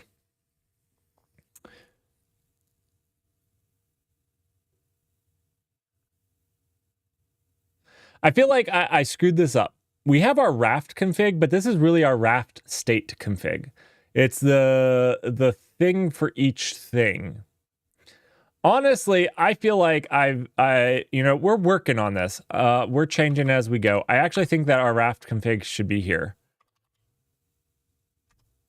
Our Raft config doesn't change. Our Raft config doesn't change. And that means, where is it? Where is our enum? I guess it's down. That means this becomes just a flat enum, which feels bad to me. I thought that it could be more than this, but maybe this is the right thing. Maybe this is the right thing.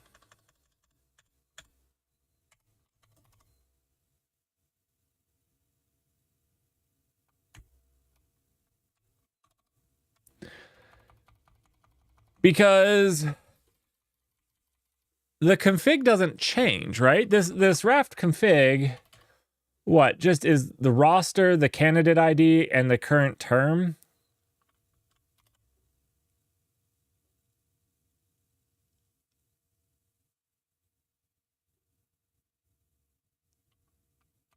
Then we can delete the node ID here because we have the candidate ID, which is the node ID.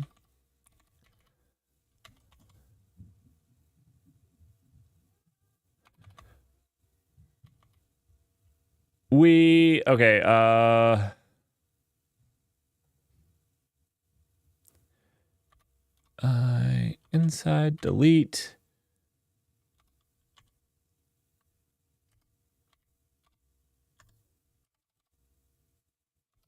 No, undo that. Almost. Let's see. We want Raft.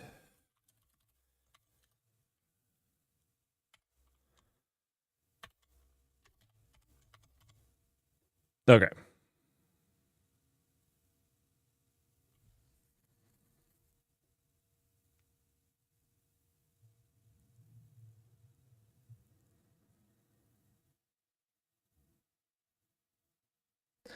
Dutch. You don't understand. You don't understand. When you do a 2-day implement Raft, you don't handle roster changes. You don't handle making a nice API for it. You don't handle all the edge cases. Dutch, you're killing me. Yes, I understand that there's those things that could happen. And in theory, we will handle those. We have 2 days, today and tomorrow. Yes, most Raft implementations allow you to expand the roster. You are correct. It's known at startup. So when you start all the nodes, there is a known roster that's given in a static thing. But most implementations actually allow you to add a node later on as well, or add 2 nodes or whatnot. Now, some Rafts actually require you to restart them when you do that. Again, I feel like that's actually not, I don't know. It's partially covered in the spec, but not really, like not specifically. It's just specifically how those things happen. Like if you restart, obviously the new nodes wouldn't have the replicated logs, so they couldn't become the leader because they're behind everybody. But yeah, we're making a proof of concept. We're learning, like I said, we're not even doing the install snapshot, which is how you keep up or you fix an old log. Oh,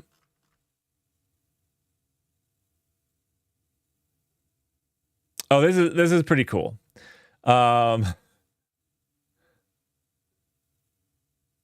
Raft is much easier to implement and to explain.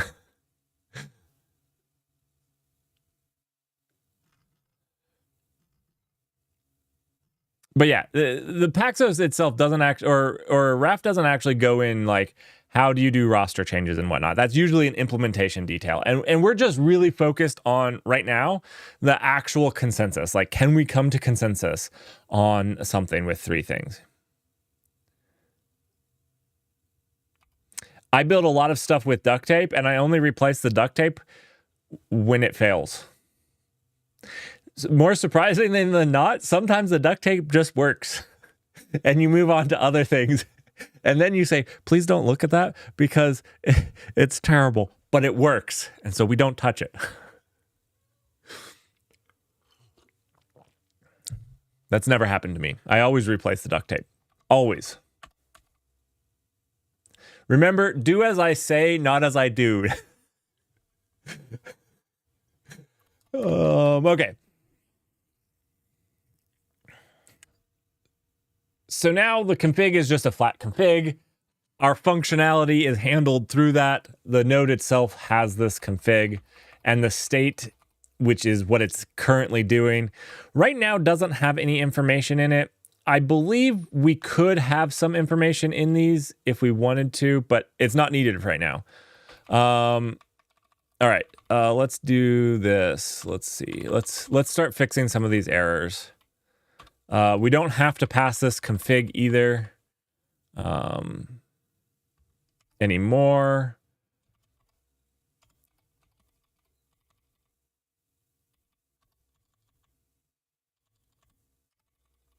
We might need D08.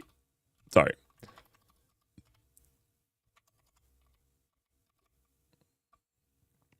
I think what we need is...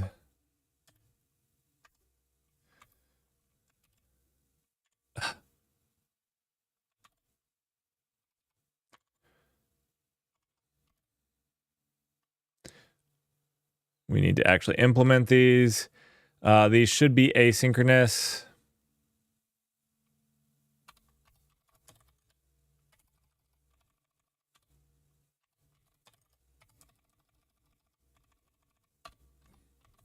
I think. And we don't need this. Okay, to delete inside these, we do CI, boom, nice.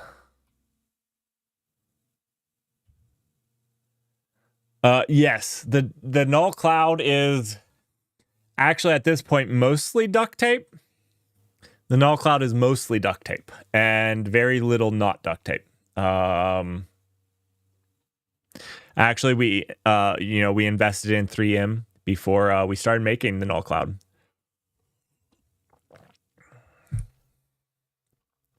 Really, for the null cloud to not be duct tape, we actually need to implement Legion, which is a lot of work itself. I wanted to build the null cloud part on top of Kubernetes first, so that it was something that was functioning that we could iterate off of and build some stuff. Like I said, I think, the null cloud will first let you run your app. I think the first as a service thing that I want to bring, because I think it would be pretty cool, is a global lock service. Basically, you can go and obtain a lock and you know that it's linearizable. So we'll take care of that complexity for you, because I think that people could use that outside of the null cloud, like outside of writing an app that meant to run in the null cloud. That would be a cool thing that people could just use. And then as we progress then and we have those types of things, then I want to go through and replace Kubernetes with Legion eventually. My naming conventions are too good.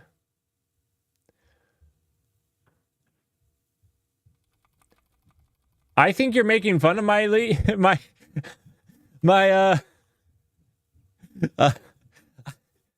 I feel like you're making fun of them, but you know what?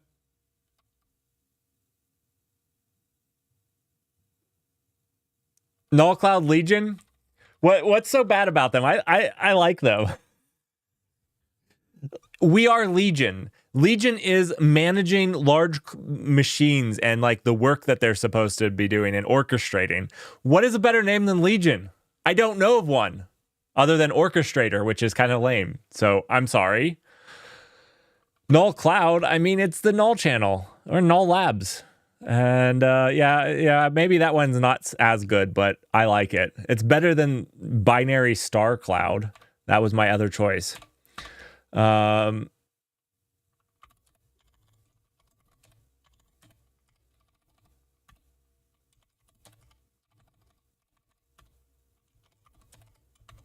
Yeah, that made the names even stupider.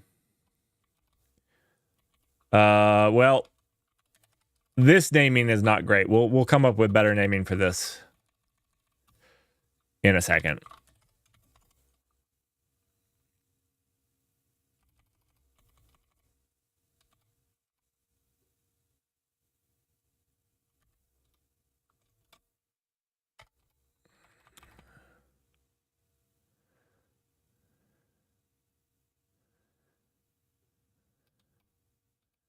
Raft state is state now, yes.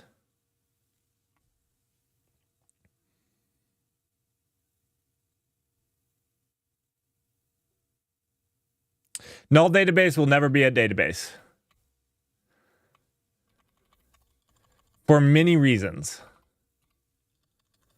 For many reasons.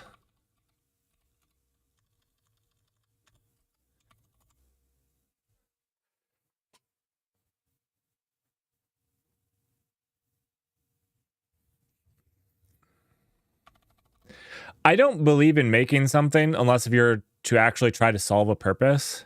And the only purpose the null database serves is there are a billion databases out there. There are literally a billion databases. There's no need for another one.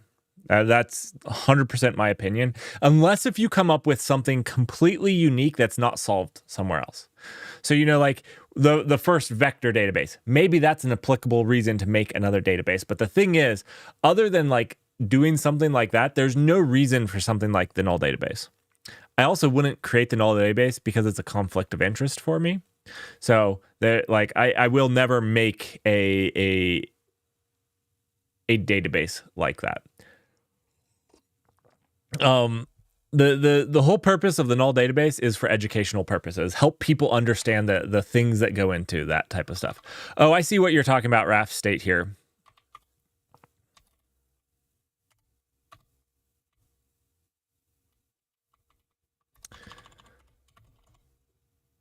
All right.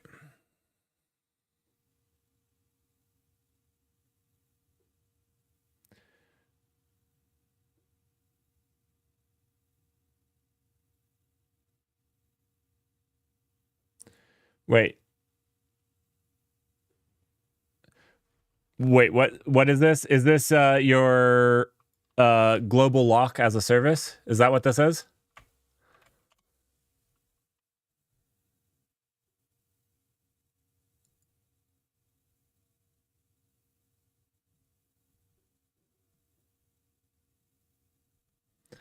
Oh, interesting. I've never actually seen this. Cool. That was your database as a service. Cool.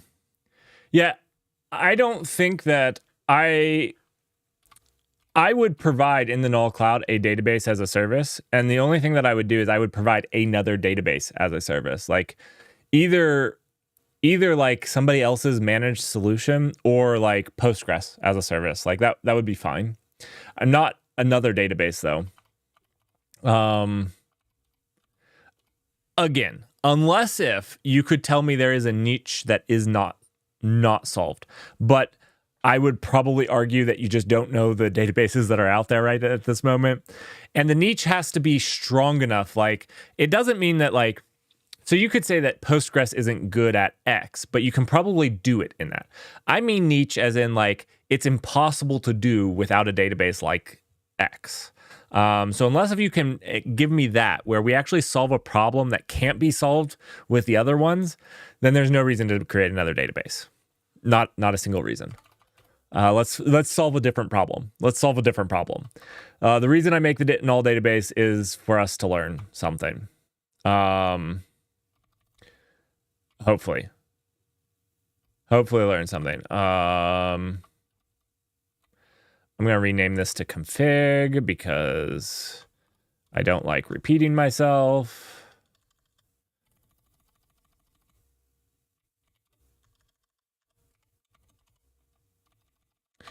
And then we can just do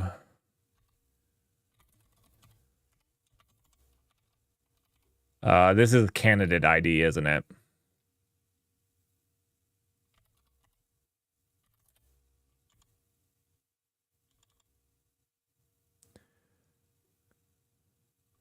Do you know what?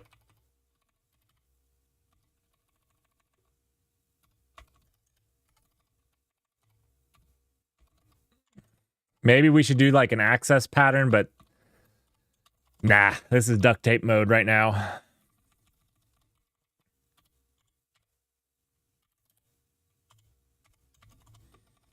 Duct tape mode. It's more of a database platform as a service. Interesting. Oh, okay, okay.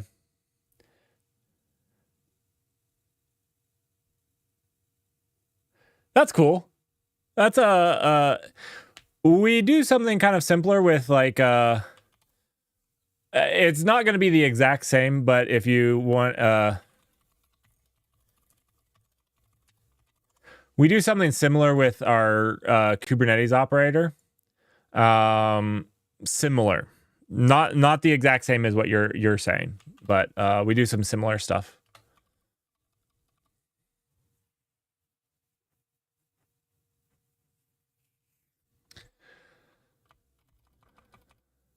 All right, our roster is in our config.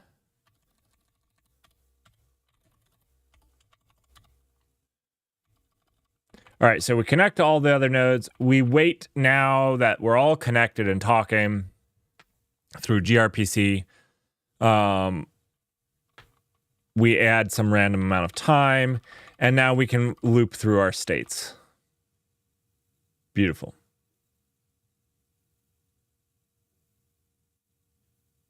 Right, just trying to make database configuration out of the hands of devs. Yep.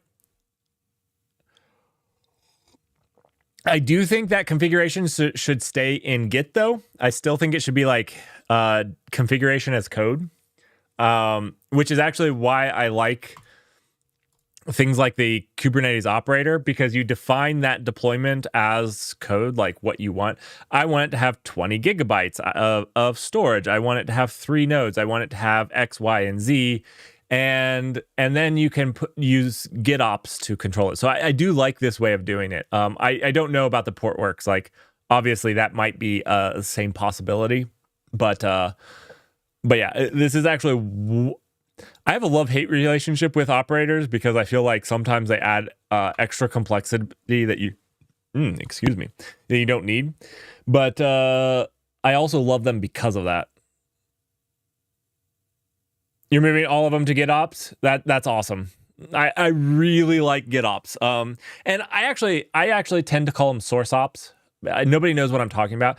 Why is it that I disagree with every single naming convention that's ever made it? Because like, it's like when we talk about this, it's like, well, it's really known roster versus not known roster instead of permissioned or permissionless. My goodness, it gets me in trouble because I have to know what other people call it as well as mine. It's source ops. Now, we commonly all use Git, and a lot of the tools are for Git, but it's just source ops. But right. GitOps solves so much of the problems because like there's always a paper trail, and your developers don't have to change. They don't have to adopt a different process or something like that. They can just continue to use Git and have that whole paper trail. It's actually really quite amazing when you compare, like, especially if you're trying to be like SOC 2 compliant or something like that. It's important to have that paper trail, and GitOps effectively says you get it for free. You don't have to change anything. And that's amazing. Obviously, there's some changes, some small changes, but yeah. Git fixes all of that. 100%. For customers, for compliance, for security, all of those things, it's like, yeah, this actually does a lot.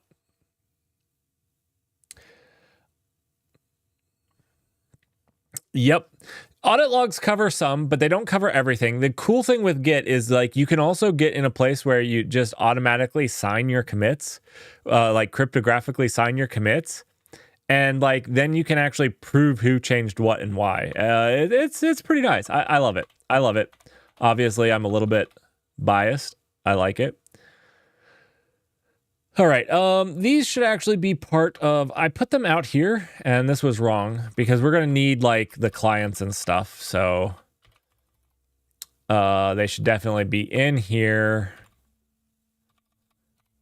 with a reference to self. They should not be mutating. They should just have a reference to self. I think I say that. But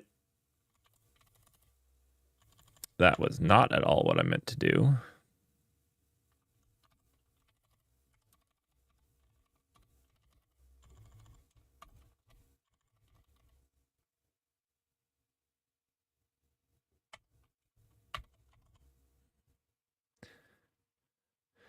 Creating secret is better too. You don't put your secrets in Git. GitOps is not about putting your secrets in Git. Let me be clear, chat, right now. Stop everything that you're doing. GitOps does not mandate that you put your secrets in Git. This is something we don't do. We don't do it, chat. Okay.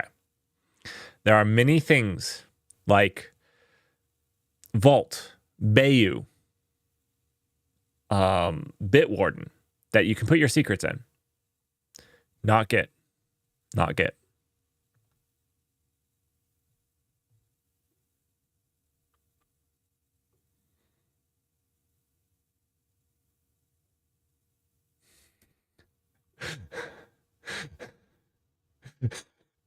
Yeah. Let's be clear. GitOps does not mean everything goes into Git. Your certs and secrets and passwords, those stay out.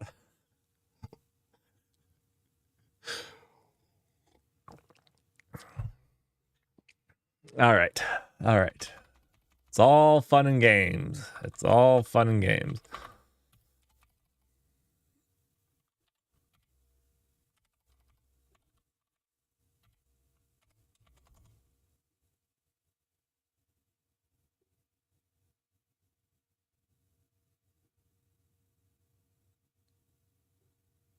Yeah. Yes, Dutch. Oh, yes. That is such a pain. Like, it's like a day of work to go through and replace all that stuff too. It's not even quick and easy. It's like, oh yeah, thanks for now breaking everything. Then all your pipelines, you got to go replace those. You got to, it makes me hurt just a little. All right. Are we looking good now? Let's see what other errors we have. Okay, we still have some errors.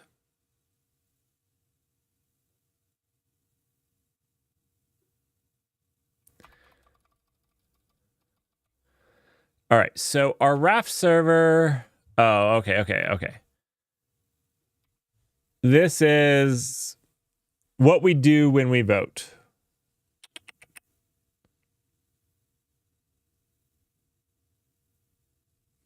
So this is basically going to change based off of what state we're in.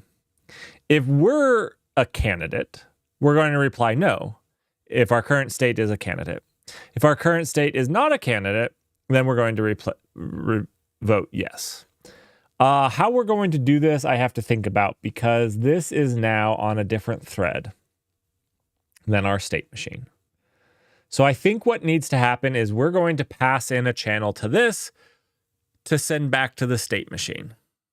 Sucks, but that's going to be the simplest thing.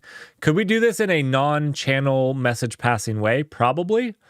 I think that's going to be just the easiest way, though, for us to then decide how to reply. Let me think about it, but I think that's just the easiest way.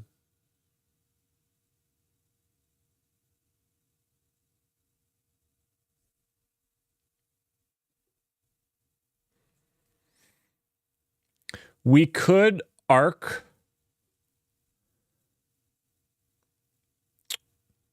We could arc our state. A read-only arc, so it couldn't change it. And we could lock around it. So basically, we could pass our current state here and let this deal with it. Or we could let our state machine come up with the reply. That means if we arced our state, that means every single time we touch our state, we'd have to arc around it. I feel like that feels less good. I feel like let's have our state machine be single-threaded and we message pass to it. What do you guys think?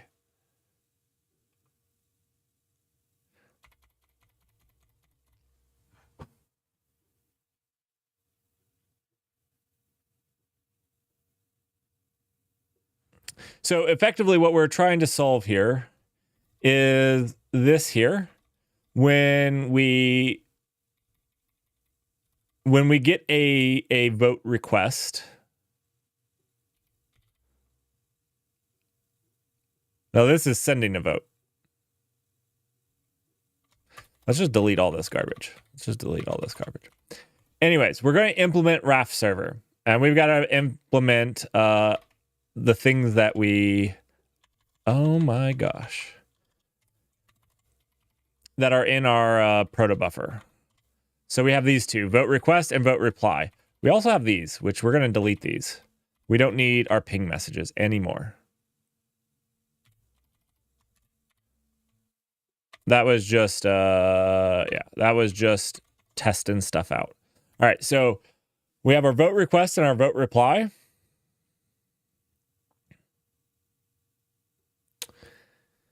And so basically how we deal with these changes on whether we're in follower or a candidate state.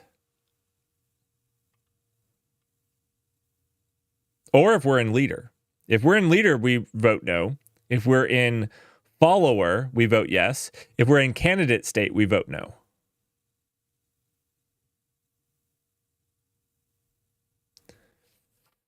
So I think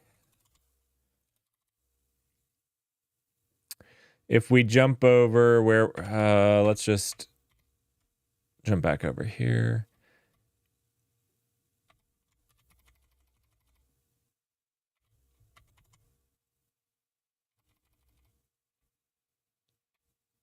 Yeah, we need to know the term.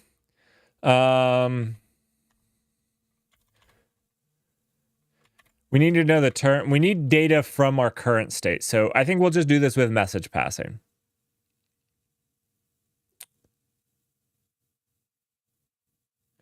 You can do it. In your case, all nodes are candidates. Every node will start as a follower. When they start up, they will start as a follower. And then when they time out, they will go to a candidate mode. At candidate mode, they will wait a certain amount of time, which is random, and at that point, they will vote for themselves. Right?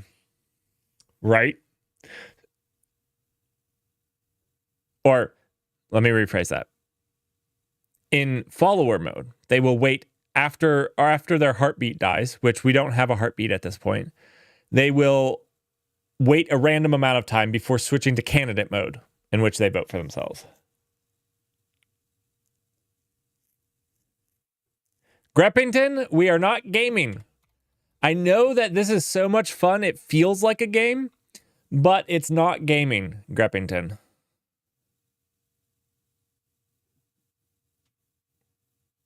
Grempington. I mispronounce your name. I've said Grep too many times in my life that I go with Greppington, and I forget the M. My apologies.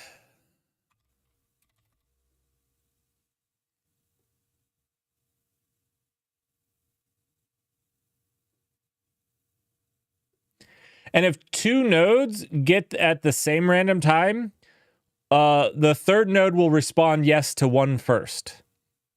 And if all three nodes do it at the same time, randomly, the vote will fail, and then they'll up the term and they'll vote again.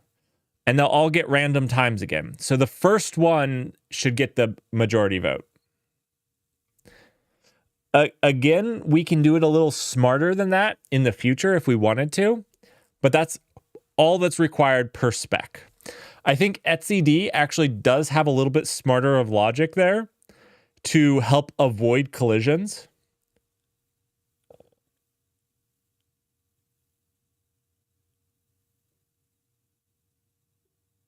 This is Raft spec, guys. This is Raft spec. You can argue against me. I am teaching you Raft spec, okay? I am teaching you Raft spec, okay?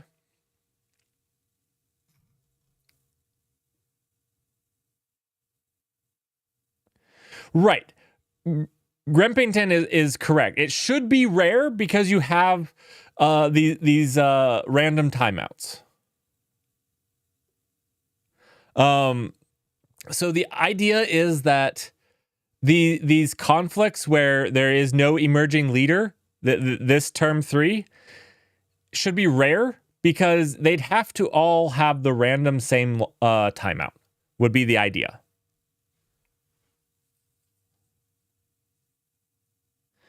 Now, I do believe etcd does something a little bit more sophisticated. They have this for sure, but they have something to even decrease the chance of this happening as well, on top of it. But yeah.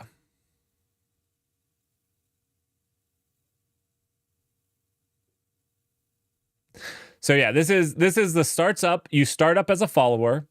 When you time out as a follower, you then jump over to a candidate. When that times out, you handle a new election, and this is that random timeout. If you receive a majority of votes, you become a leader.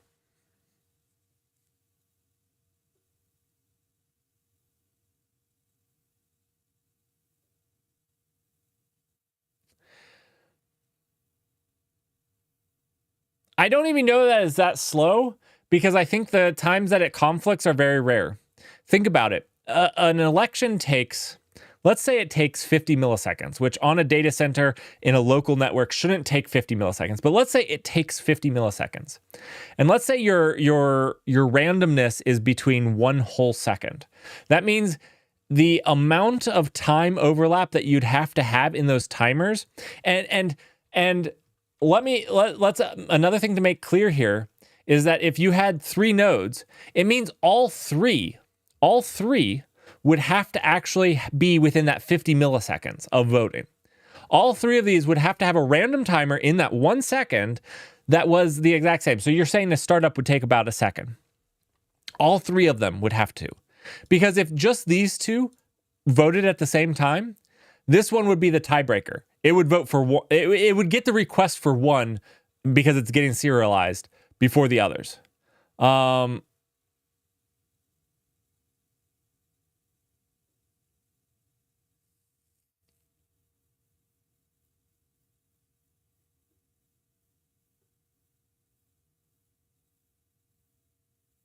I'll wait for ads.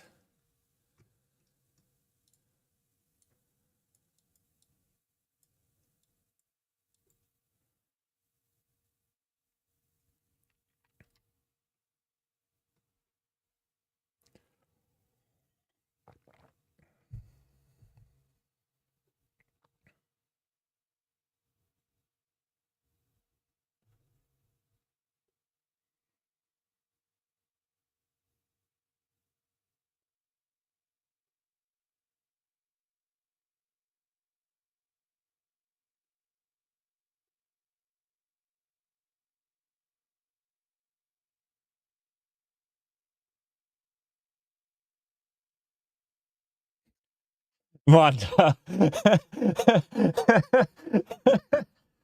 You don't even have to give me a prime to not get ads. Nice. Very nice. Like I said, I would turn off all ads if I could.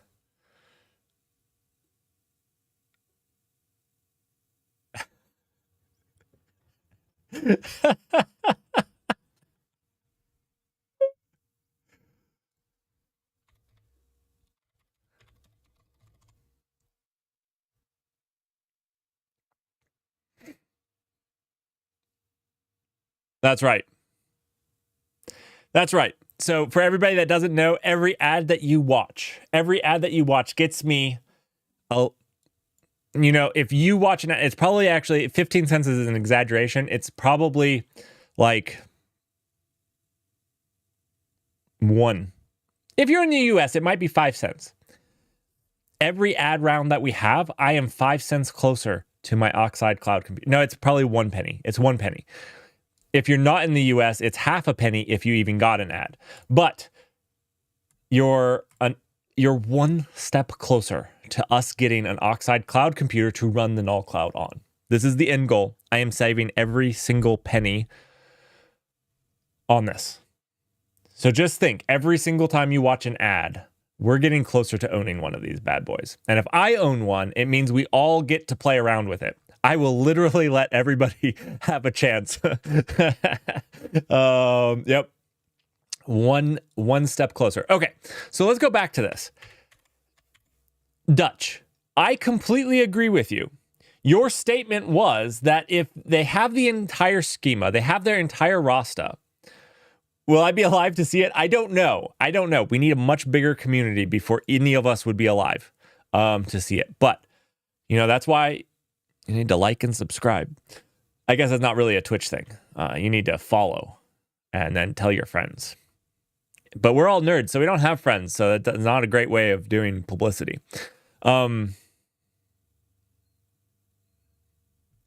Okay, so if we know the entire roster, you're asking us... Null Cloud is going to be $1 billion company. You know what I'd love for the Null Cloud to do? I want to buy Oxide. I'm not even joking. That's in the roadmap, is to buy Oxide.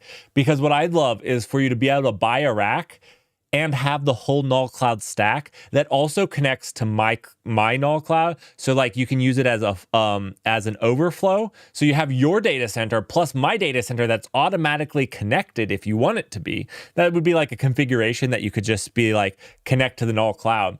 That you could just automatically fail over or I don't know, like if you have excess, if you need more capacity because you have a spike in demand, you don't have to automatically just buy another cluster of machines. That is what I want to do. I don't want to buy a Oxide rack. I want to buy Oxide the company and make it one unified company. I will ban you, Monta, for mining cryptocurrency. I will ban you so fast. So fast. Have you seen the little machines I run? It's not even worth it for you to mine crypto on the Null Cloud. It's so slow. It's the worst use of your time.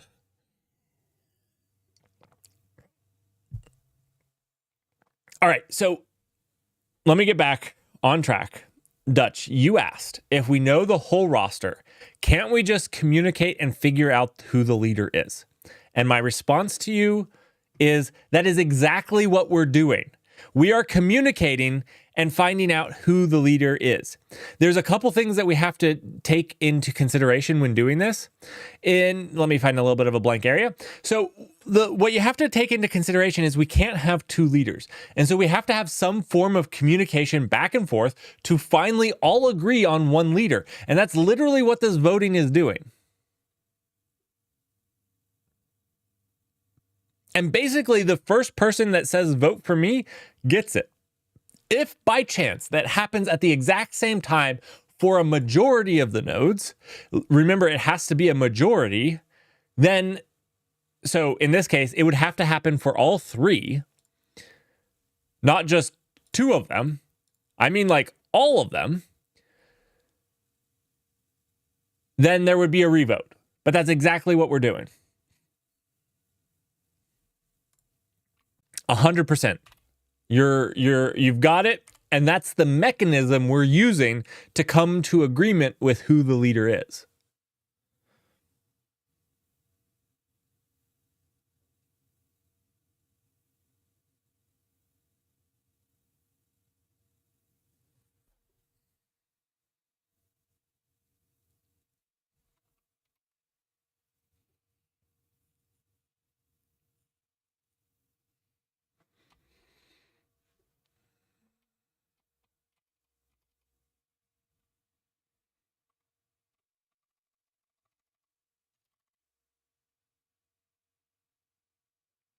Are there other mechanisms? Yes, there are other mechanisms. Paxos uses a different mechanism than this for, well, multi-Paxos, if you use leader election, if you use a leader in multi-Paxos to make it simpler, there are usually other ways to do leader election that they pick. The reason they picked this was it was simple. What do? You just vote. And then if it doesn't work out, you vote again. Everything about Raft is making linearizable reads in a data store simple.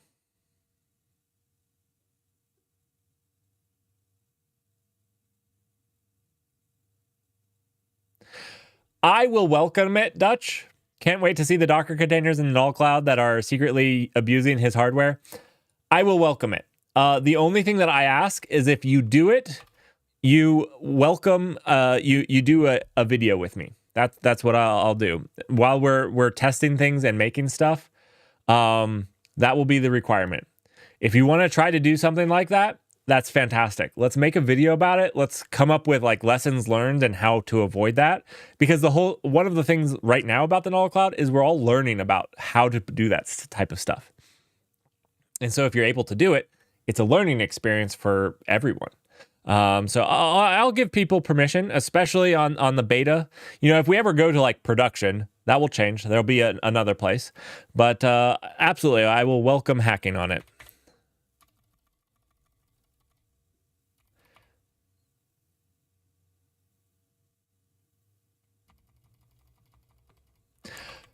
Look, the idea should be is I don't really care if you use the hardware. It's meant to use the hardware within the terms of service. That's the idea. I don't have terms of service yet, but we'll get some terms of service. The other thing is like you'll pay per CPU. So, I mean, you'll get a tenth of a CPU for free to do whatever you want. You'll get a tenth of a CPU for free.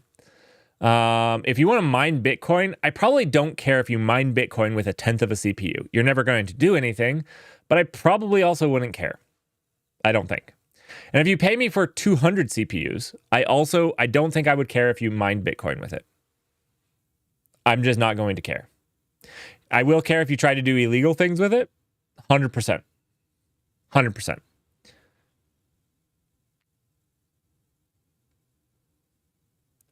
You have to pay for it. I said you get a tenth of a CPU for free, Dutch. And Dutch, just for you, I'll give you one whole, anybody that supports, anybody with a subscription gets a whole CPU. How's that sound? We'll have to link that. Capitalism. I grew up in capitalism. What do you mean? I don't think it changed me. It's what, I mean, maybe it did. I'm working towards my Oxide computer. I got to make money somehow. Can't just run a charity.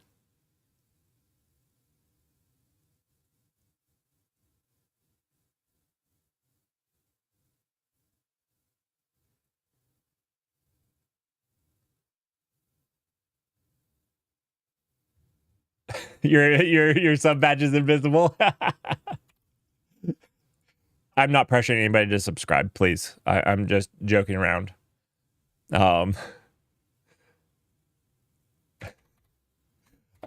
just, yeah.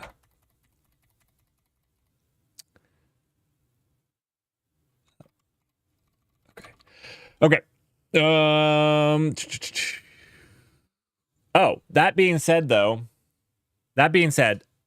on the charity side of things, I ask only if you're new. In a couple of days, in 2 days, after we're done with this, we're going to do some more fun stuff and we're going to have some challenges that we do. But on that note, I want to remind everybody that not tomorrow. So let's see. Tomorrow is Thursday. On Thursday, I am going to start giving some giveaways, but these are educational giveaways. So if you have somebody that's just learning, I have some of the most foundational books I think are out there, and I want to give them to some people that could use them. And I ask that only people sign up that could actually use them and read them. Everything from grokking algorithms, which I think is really good if you're trying to like do an interview, to Martin Klapman designing data-intensive applications, which I think is one of the most foundational books I have ever read, and I think every engineer should read it, to an introduction to algorithms, which is also a super foundational book every engineer should read. Basically, these are the 3 books I think every engineer should read, and I'm going to be giving them away. So, again, please only enter those if you could actually use them. But if you could use them, I will be giving them away. And you don't even have to follow. You just have to be in chat when we're giving them away.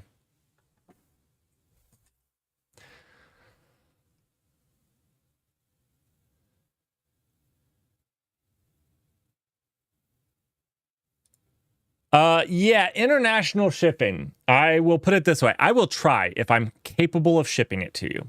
I will try. If you're interested in those books, Monta, sign up for the giveaway. I don't know where DHL will ship to, but I will try if it would be helpful. 100%. I think you should read those books. They're not cheap books. I did this partially to also support the authors. The authors worked really hard on those, and they're fantastic books. Absolutely fantastic books.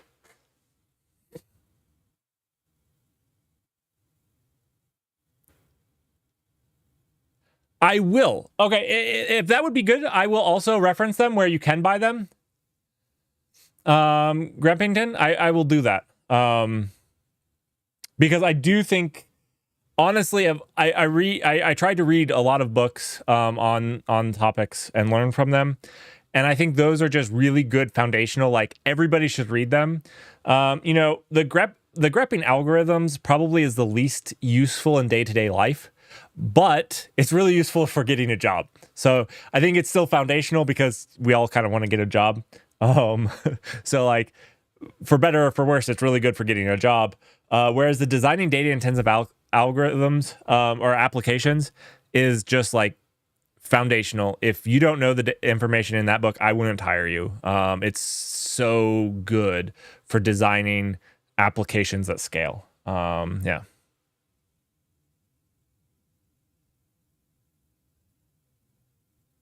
Greppington algorithms. Oh, did I missay something? I probably missaid something. I said designing data-intensive algorithms and grepping not Greppington, but I said grepping. Grokking algorithms. Grokking. It's grokking. Your name is confusing me. Your name is confusing me.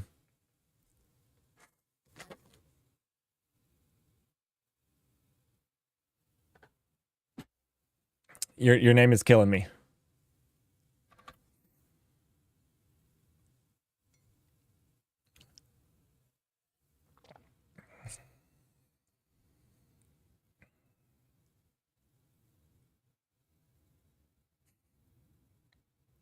Grepping algorithms. My goodness. That.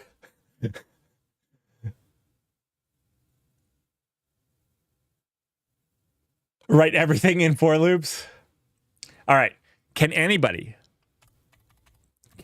tell me why in a language like JavaScript or not JavaScript, but maybe JavaScript, but Java, C#, any of those languages, why writing a for loop, writing a loop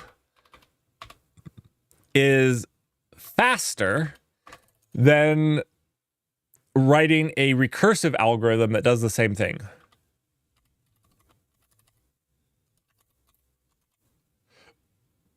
Can anybody tell me why this might be true?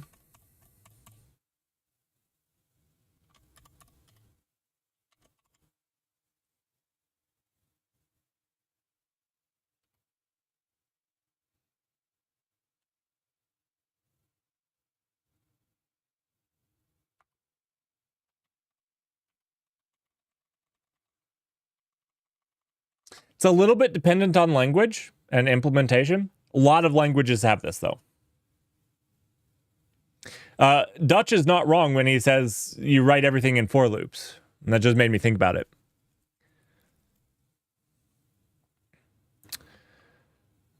So in C++, they will try to optimize.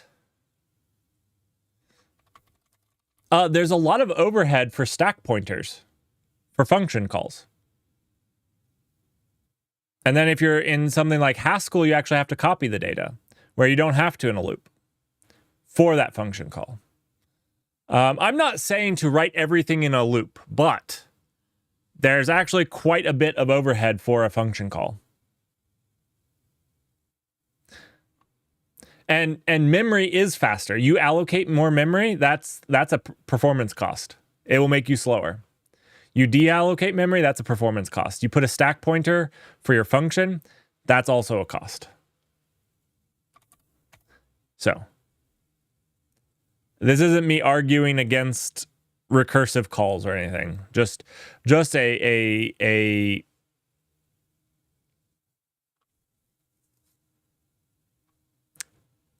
it is true. You can go test it out. Go prove me wrong.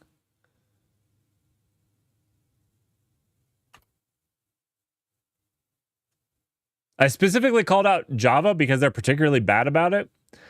I had this thing that I had to convert everything from recursive to loops for performance reasons, and it was horrible.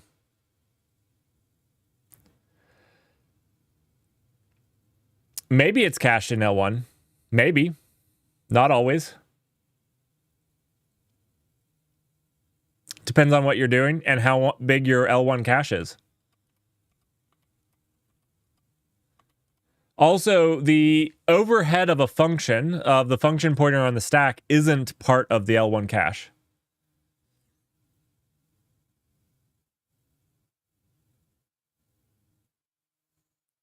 So even if they don't have to copy the actual data that's getting passed in, which a lot of the times they do, because in a recursive, it's always changing. It should be changing.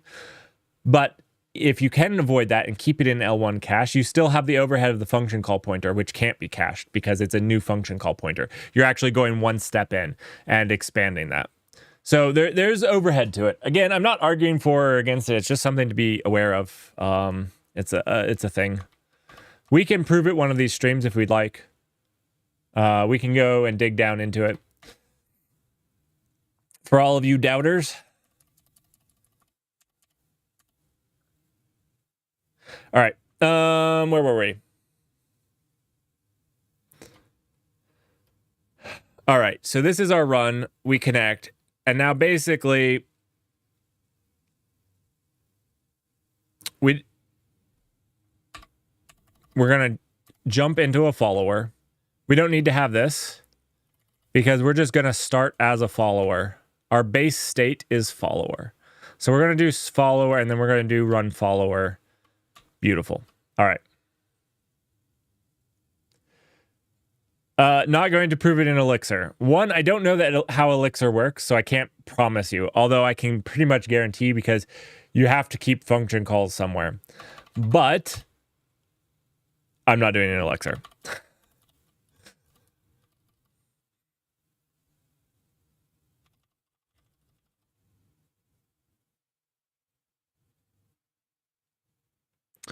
All right, this needs a channel. Let's see.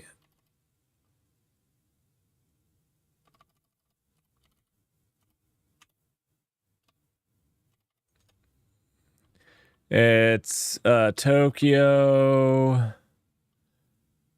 Maybe that's exactly what we want.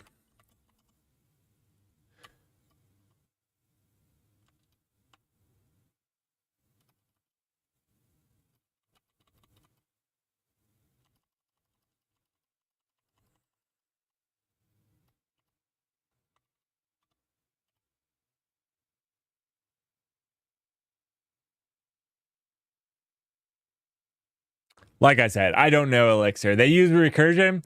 So all Elixir apps are slow. Is that what you're saying? It's rough. All Elixir apps are inherently slow. Bad decision design. My goodness. Bad design.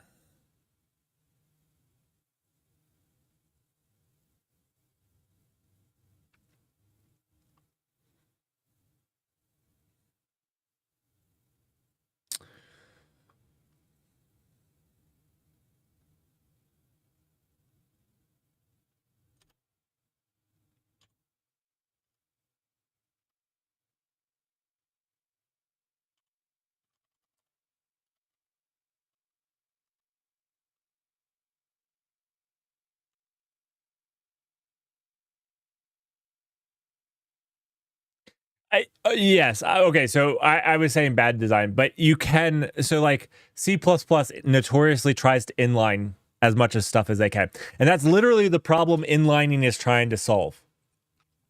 What happens is they inline the code because then you don't have the function stack call and all of that. That is why C++ inlines if it can. That's literally what it's doing.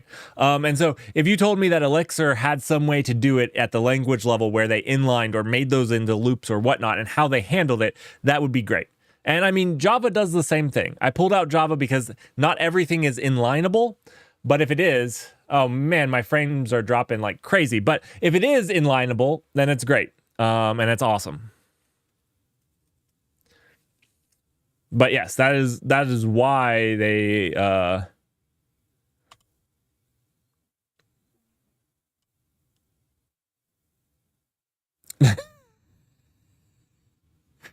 Dutch, your name is so appropriate. Your name is so appropriate. Not ping request. We have a vote request.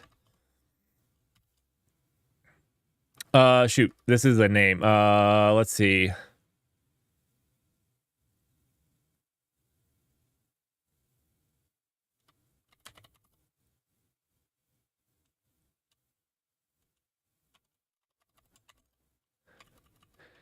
And we have a receiver.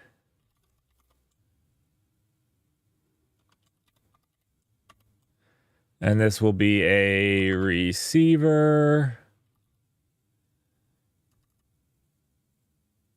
Let's see. No, we don't want the standard library. We want Tokyo. Receiver. Vote reply.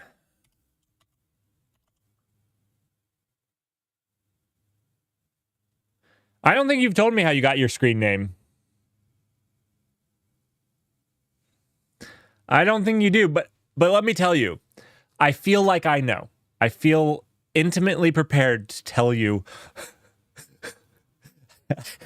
with no knowledge of your past how you got your name.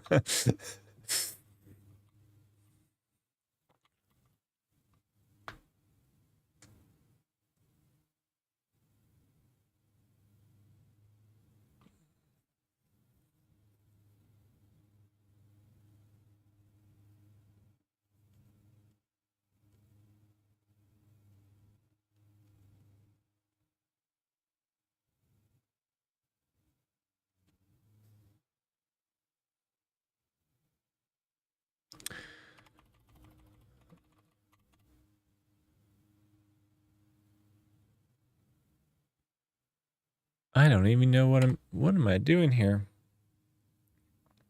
This is not the implementation. I was just working on this and it's nothing. This is all garbage. This is the implementation.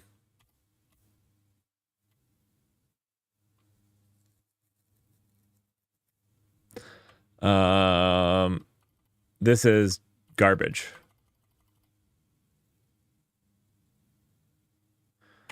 We're going to, before we delete it, before we delete the garbage that I wrote, we need to get a channel in here, right?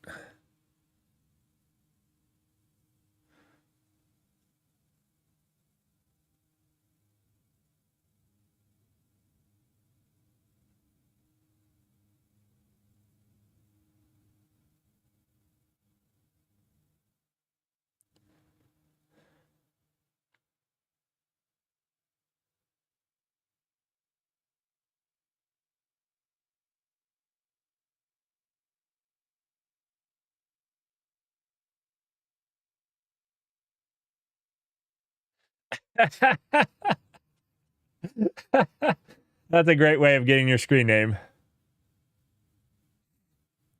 gRPC, all of it is gRPC.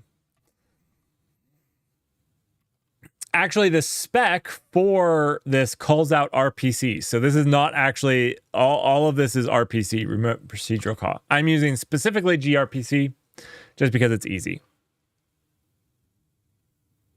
Well, I feel, Dutch, like I understand your friends slightly. I feel like I understand them a little bit.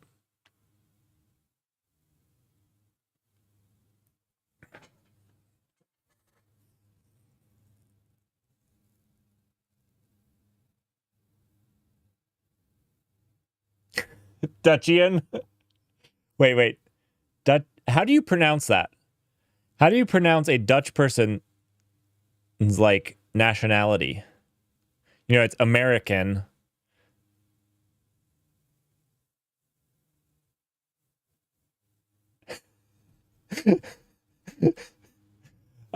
All right, Dutch.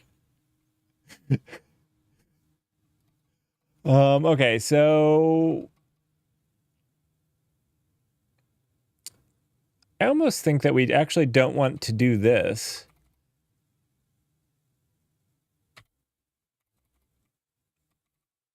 We want to implement this for our state machine, right? Our Raft node? Is that where we want to do it?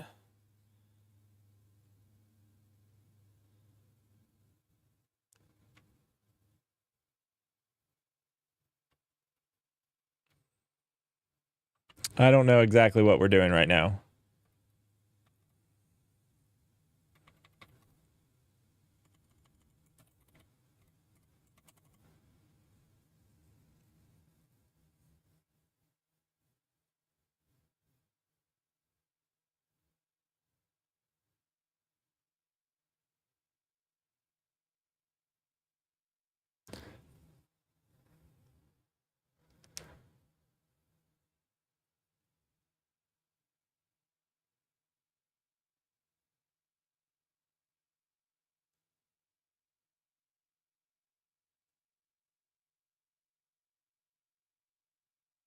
So you are Dutch.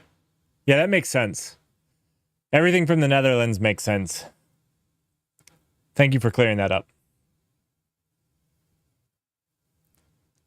I'm going to call you the Netherlandians from now on, not the Dutch. Netherlandians. I now understand why you go by Dutch. Netherlandians is not the most fun thing to say. Actually, it's kind of fun to say. Now I'm kind of stuck on it.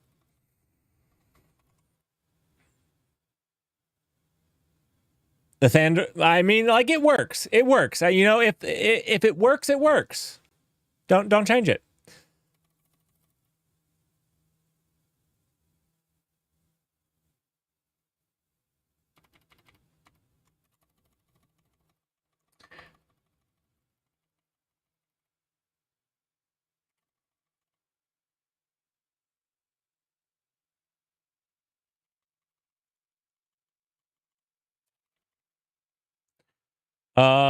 This needs a Raft node.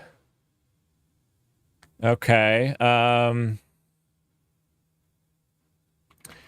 You know what we're gonna do is we're gonna just do this, right? Node Raft node. We're gonna use this then, and this is gonna be node. Beautiful. Awesome. That then means that we can message pass from this.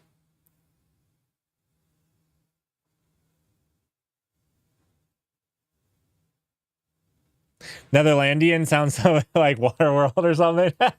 I'm glad somebody else has watched Waterworld. Classic movies.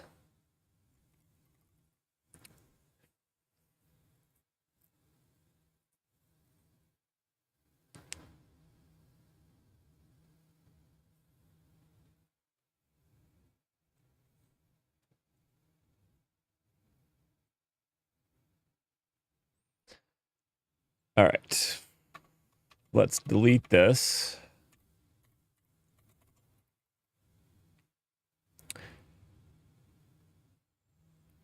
So we have our Raft service, and right now all we have is the vote.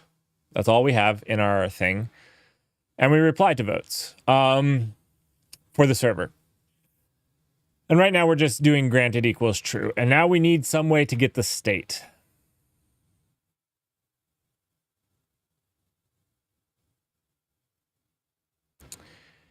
So Monta, that's a very good point. And the answer is yes and no. That is what, when you're looking at this, that's what the term is for. So effectively, if you remember, not yesterday, but the day before, when we were talking about this, we actually talked about whether they were asynchronous or synchronous. And the way that this works is that the term basically says, when there's not a leader, the term is how we decide rounds of voting. And so nothing in one term can affect the future term. So if your term is old, it's thrown away. If your term is smaller than the other term. So basically, the term allows us to basically say this is a synchronous communication instead of trying to do it asynchronously. If we could synchronize network communication so it happened instantly, we wouldn't have to do any of that. The thing is, we can't do that yet. Quantum networking might prove a way to do this more efficiently. Until then, we're stuck in the dark ages with our Netherlandian friends. That sounds almost Harry Potter-esque.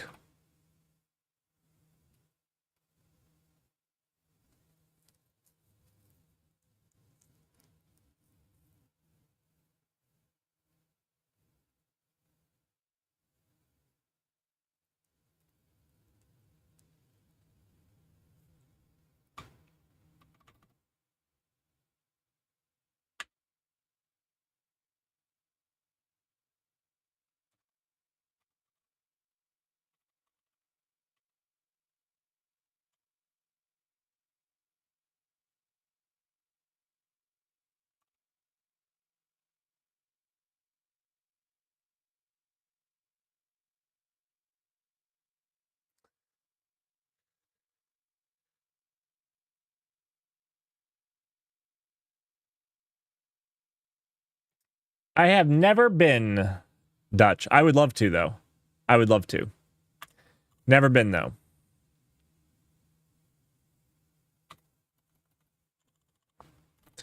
So what I'm about to do is going to make Dutch upset, but what we're going to do is let reply equal this match statement. And then what we're going to do is basically take this, yank this.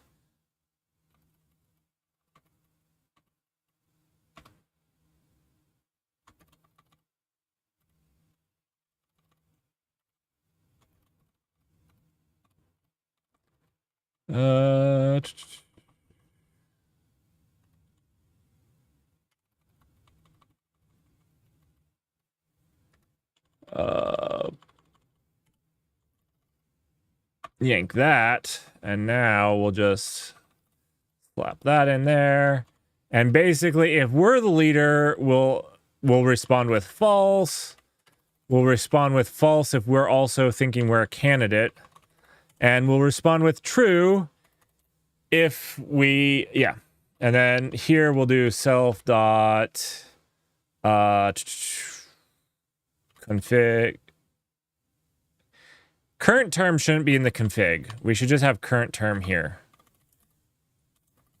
Config should be stuff that was created at the beginning. At the beginning of time.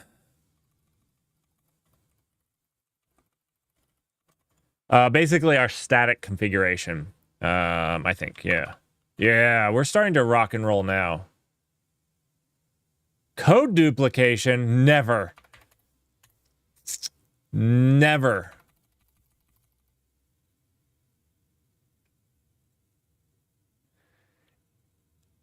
I think that you would write yourself into really complex code to get rid of the duplication that we have. Technically, I think we could... Okay, you know what? I'll fix it. I have a way to fix it. We'll fix it. Don't say anything more. Don't say anything more. I just need to do... We need to yank... Actually, we need to delete this. And then we need to jump back. We'll fix it. You were right. You were right.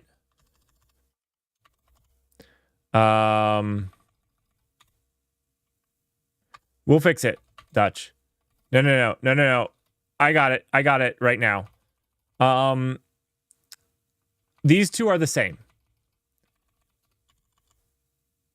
These two are the same. And until they're different, we'll do the same thing for them. Easy peasy. Easy peasy. Easy peasy peasy.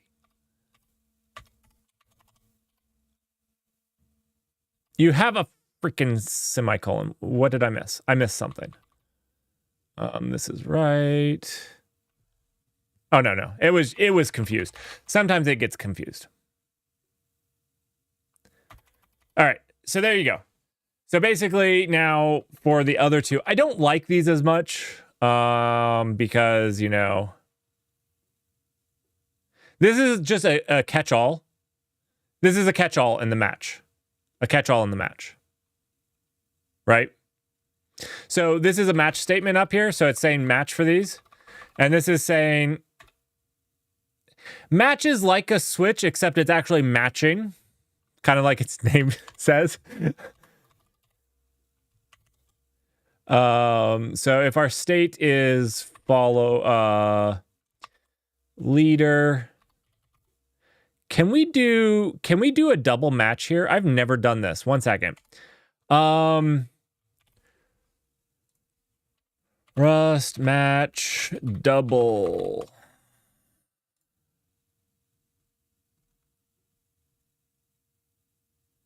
Sweet. Okay, cool. So we'll make this more explicit. I don't like the catch-all, so we'll make this a little bit more explicit. State candidate. We're going to return the same thing. Beautiful.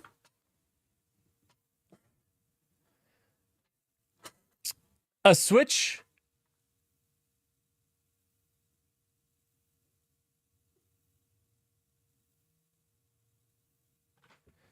And then, yeah, in theory, we don't know whether we're a leader or not. We could actually print out. We could have like a print function to print which one it was here. So on the state, so let's do this to make it easier.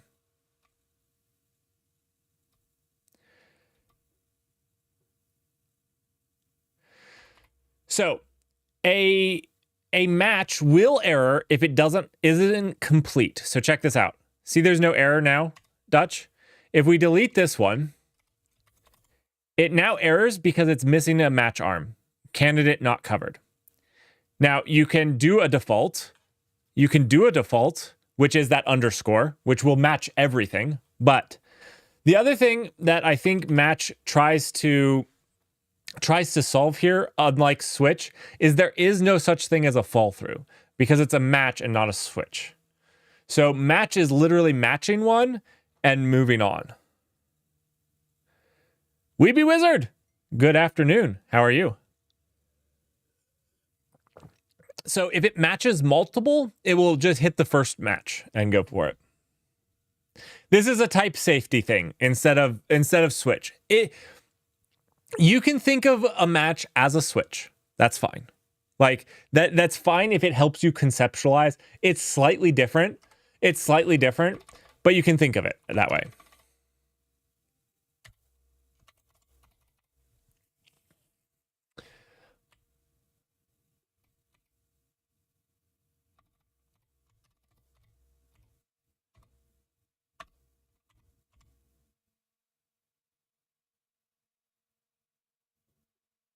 Nice, Weeby Wizard. Excellent work. I'm so far behind that, yeah, now it's useless. It's never going to happen. The null cloud was supposed to be in public beta. It's not. It's not anywhere close.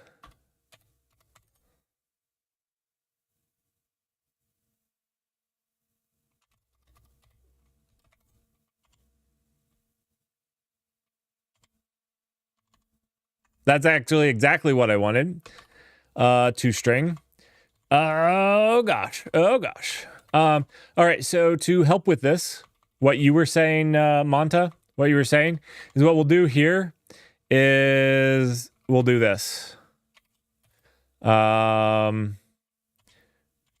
now have a nice little toString statement here. So we can still print got a leader or candidate. This will just print this out. So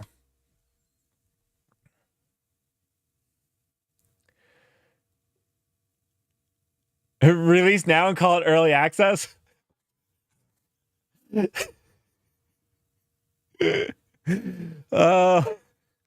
that case, guys, I want to make an announcement for everyone out there. The Null Cloud is now available to use. So it is in early access alpha, and it's private access, so you have to request access. So go ahead, go request access. It's out now. We're on time. We're on schedule.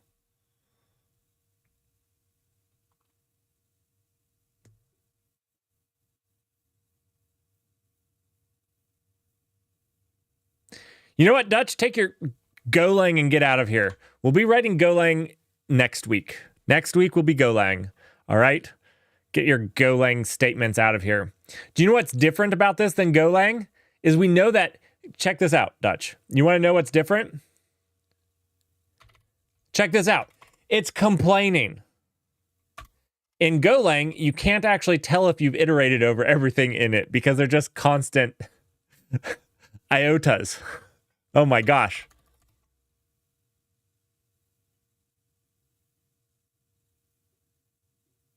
The database DLC. Look, every DLC you guys buy gets us one step closer to the Oxide computer.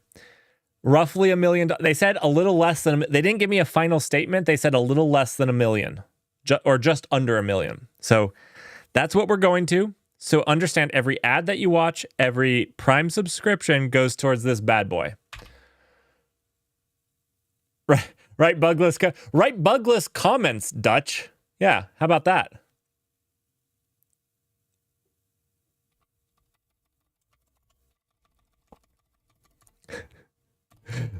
I'm a little feisty when I'm in a good mood. Sorry, Dutch. I still love you.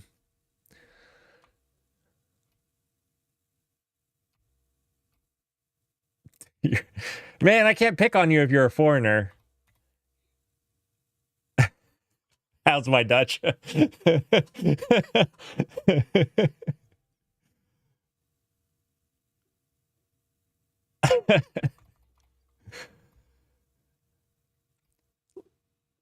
Grempington...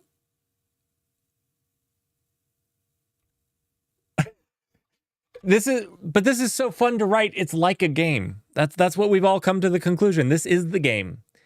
Everybody else just got it wrong. That runs around and puts landmines for their friends to walk on. Did we actually finish all of this? Is this good now?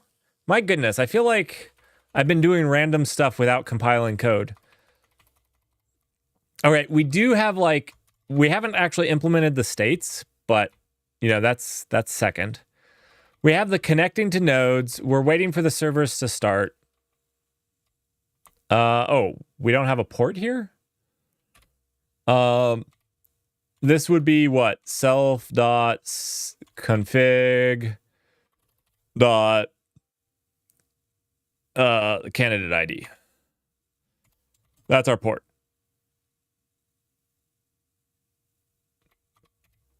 Clone. What arguments does it take?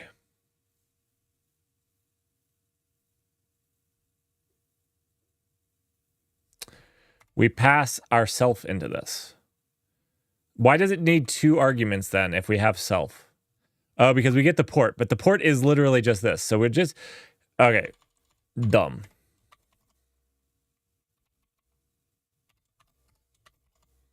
This is actually terrible.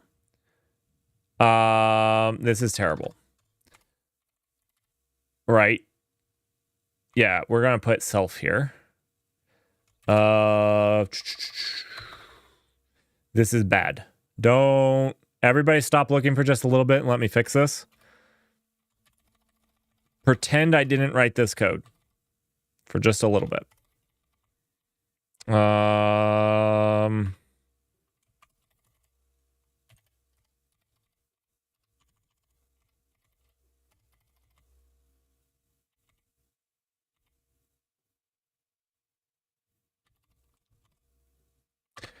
That is not what I meant to do.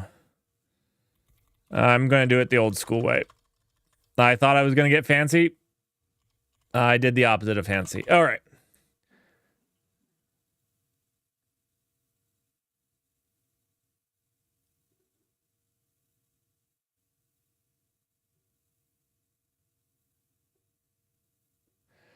Okay, I'm behind on chat.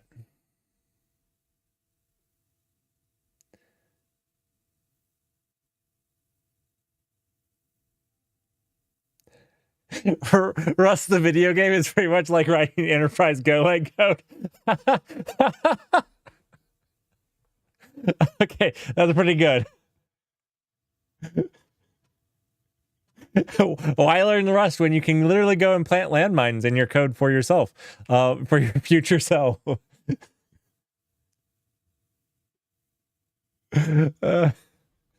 Okay, let's see.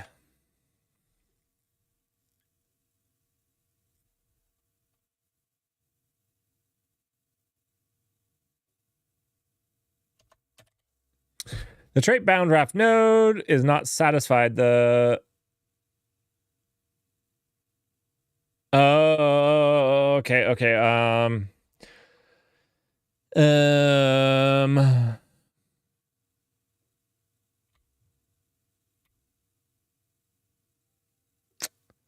I don't love this. I don't love this.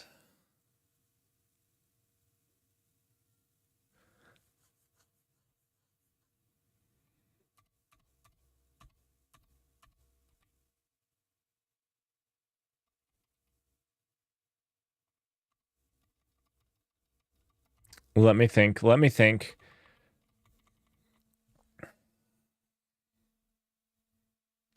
Okay, this is what we're going to do.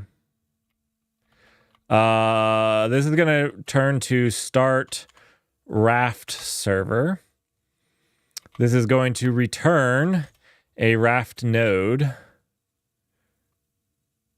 That's close enough.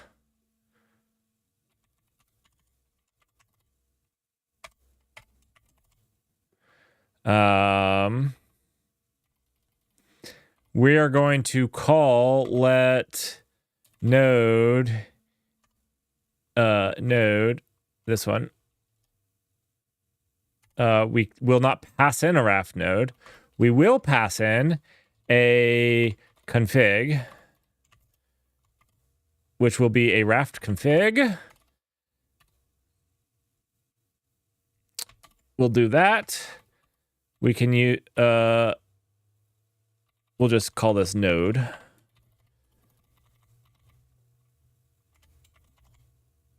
Okay. Beautiful. Then we'll do that. And then we'll return OK node, and we'll slap a question mark on this await. Right. Yep, I don't know what key combo I pressed, but that was not the key combo. We are just going to await here. We're going to do it old school. Yes. Beautiful. All right. This needs a node ID and the roster.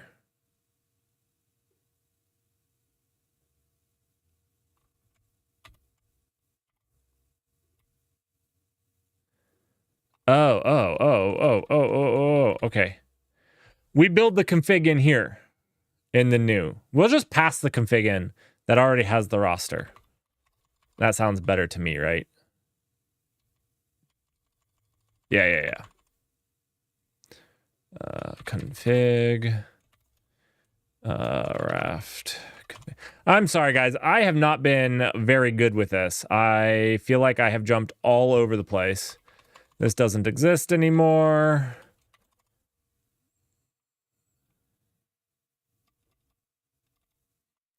And then this just boils down to config. I know I'm ignoring chat right now. And that is purely because I can't think while reading chat. I can barely read chat as it is.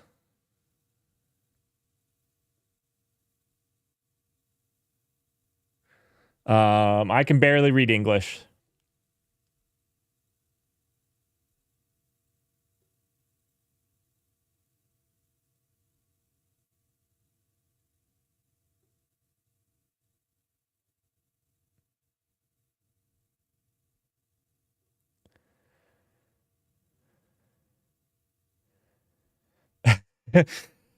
It's a skill, and there's people that are definitely better at the skill than myself. I'm just gonna throw that out there. There are definitely people that are.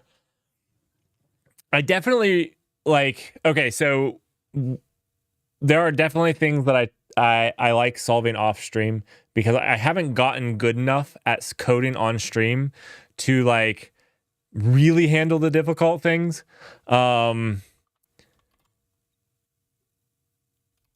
So yeah.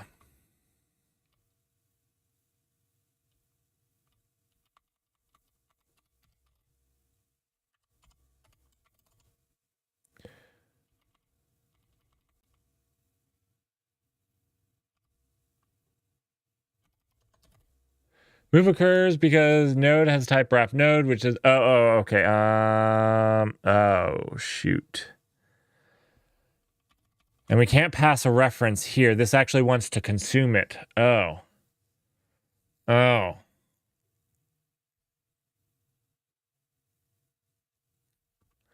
Does this give me access methods to it? To enter T?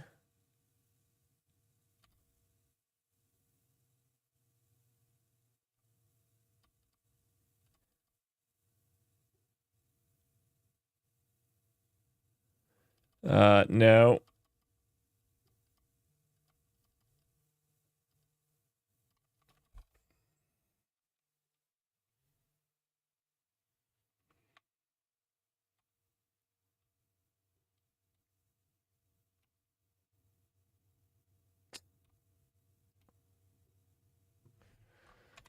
Okay.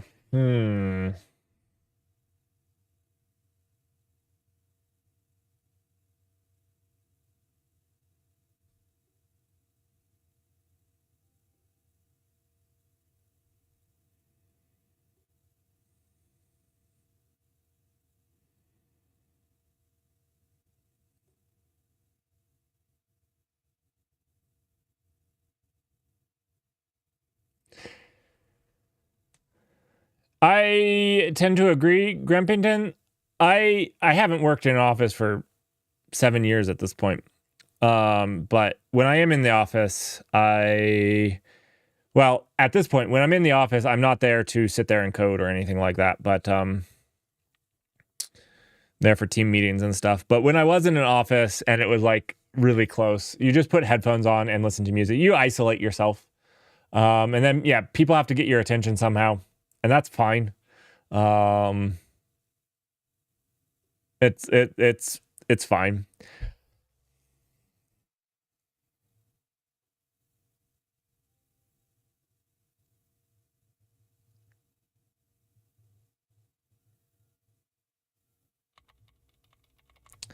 I want to do this, but I can't because that's not the trait.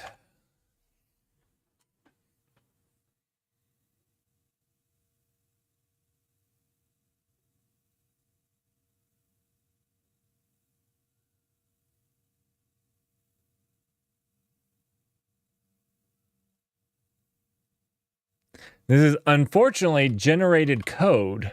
So like I can't go in here and update this. This is all generated.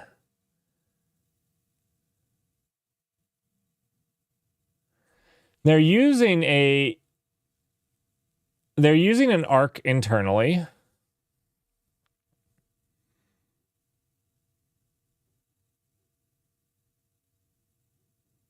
Ooh, from arc. From arc.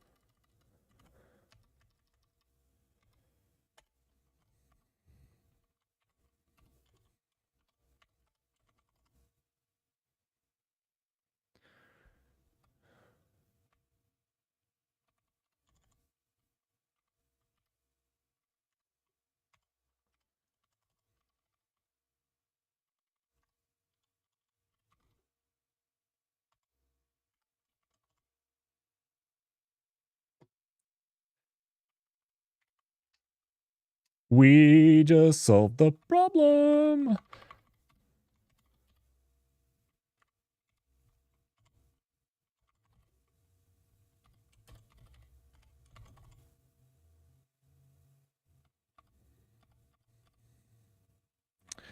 And then we clone. Now, when you have an arc in Rust, cloning it is cloning the reference. This is ticking the reference count. So you're not actually cloning this anymore because it's an arc.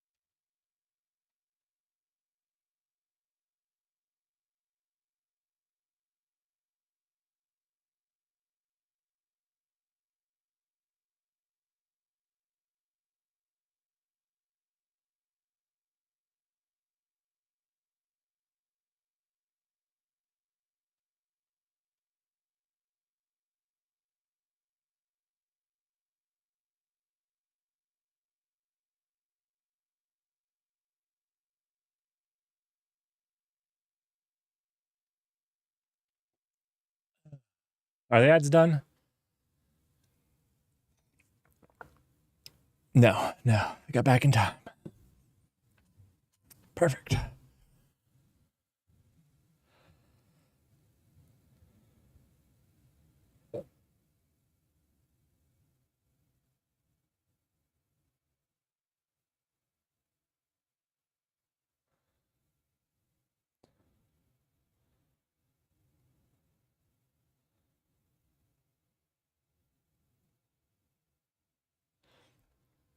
Yeah.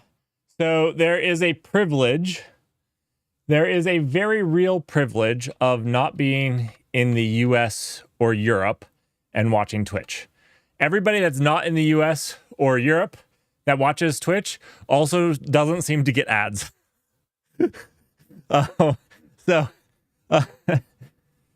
Yep.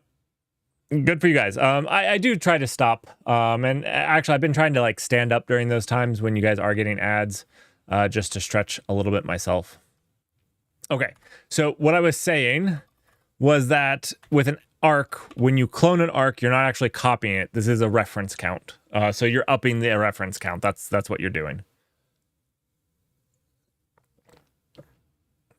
So Monta and Grempington don't get ads. So we can reach consensus that at least half of us are not getting ads.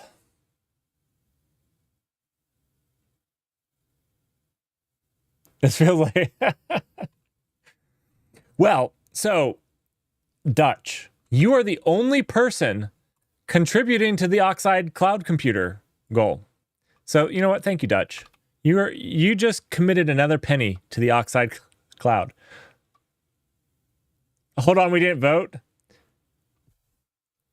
Oh no, did we not vote? That means Dutch gets to mine crypto.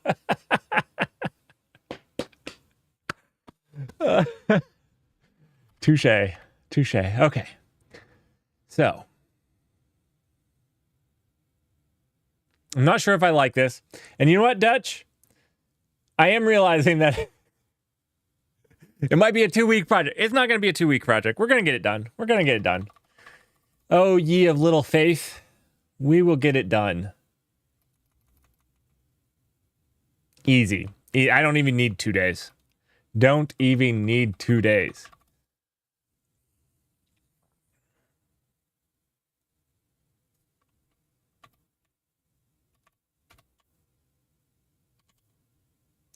Now we can't do this here because this is the actual node.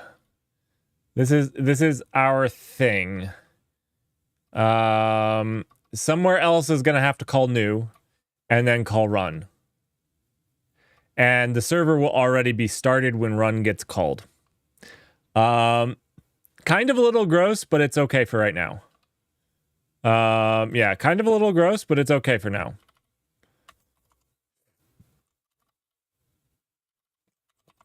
So now we'll just connect to this, to the things, and then we'll do our thing for whatever state we're in.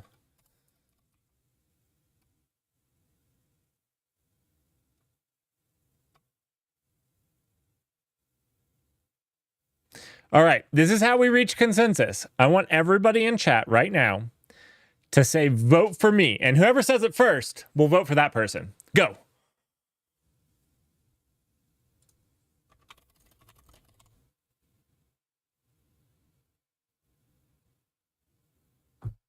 It seems like I win.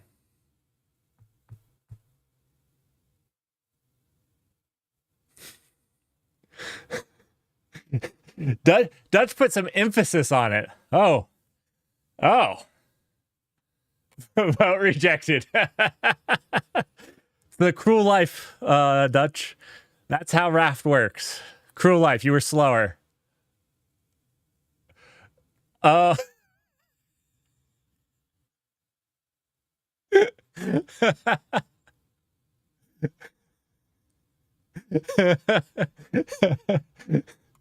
Imagine if our politicians did it this way. It'd be so much more fun to watch. You basically like have a timer and like everybody's trying to like, you know, slap the card as soon as the timer goes off, but they can't see the timer. They just have to like wait and listen for the timer, and they win the vote if, you know, they slap the card first. That's how we'd... You're using the wrong protocol. RPC error there.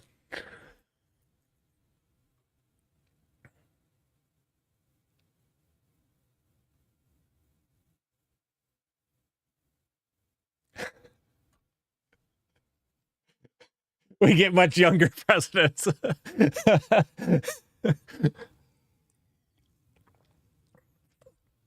You're not wrong.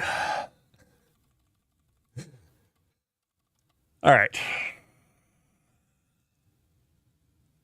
car racers.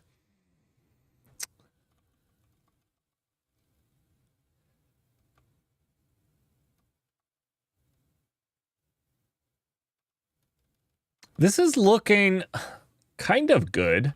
I'm still not a fan of this. We might rework this start Raft server a little bit later. We'll see. It's okay, I think.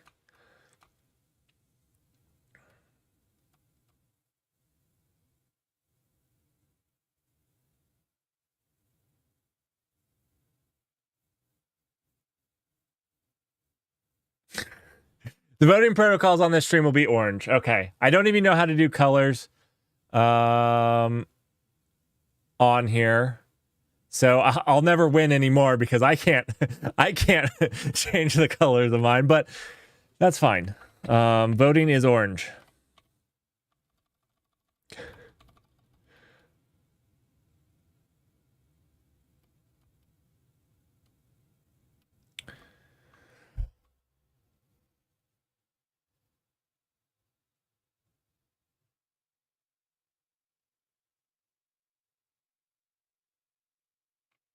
So interestingly, Dutch,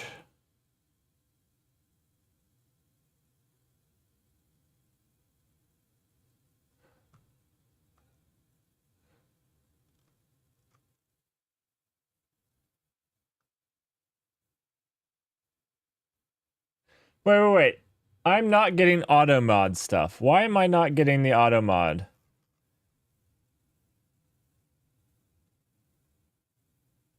Why is auto mod? I'm sorry, Dutch. I missed some auto mods to let you through. That's my bad. I missed them.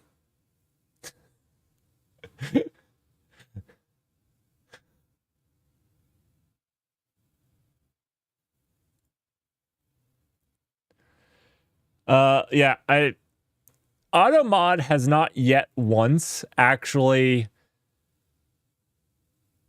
protected anybody from anything. I think it hasn't worked once yet, but that's another topic for another day.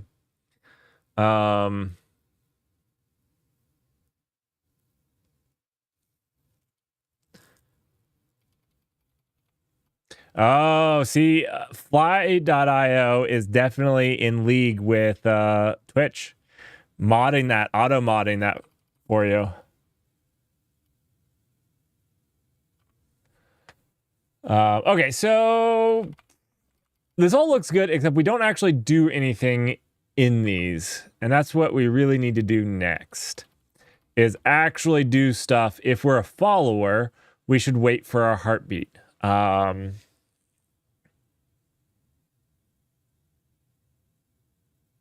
Actually, if we're a follower, we really don't want to do anything except check if the heartbeat has expired, right? Ooh, actually, do we want to do this where the follower has like a last, ooh.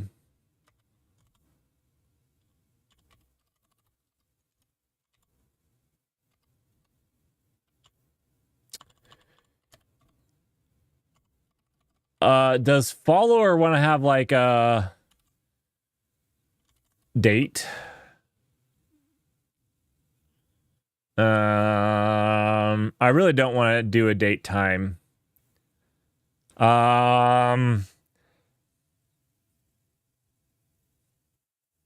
We'll just do a duration, right? A duration.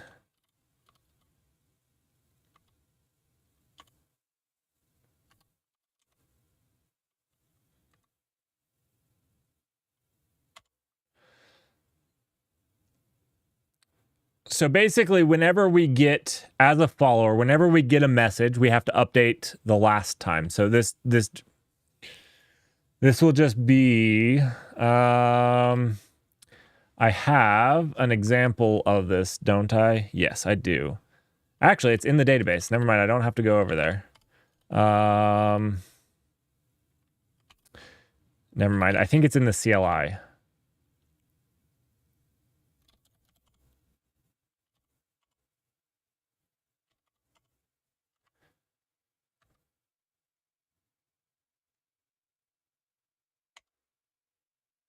Picked the wrong file.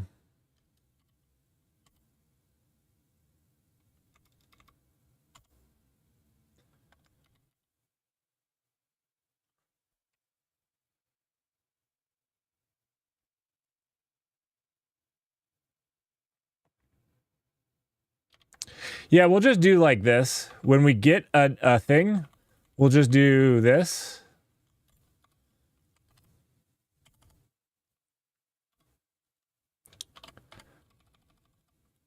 And store that. And that will be the last time. So then that puts this.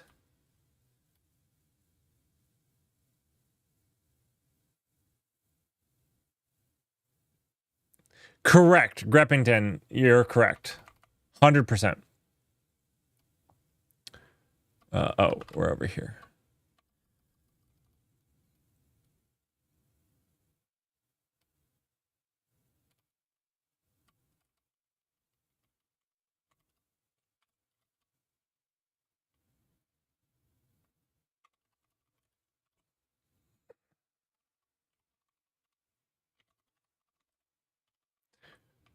And then we're going to update this.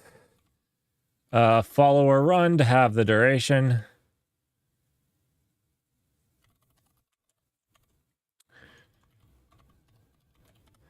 And then we'll just do something like...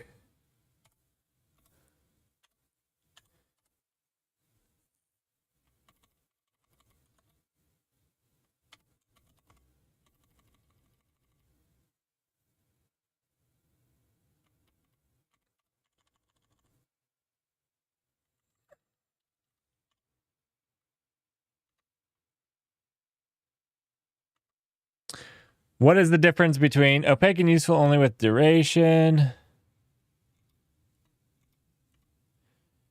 Is there a reason Tokyo implemented it?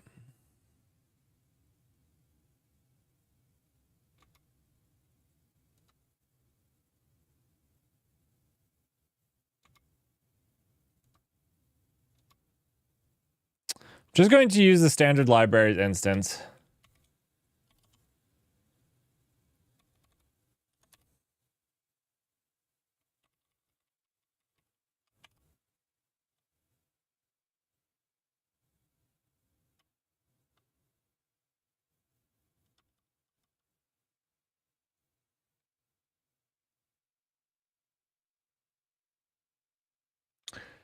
And maybe this needs to be instance.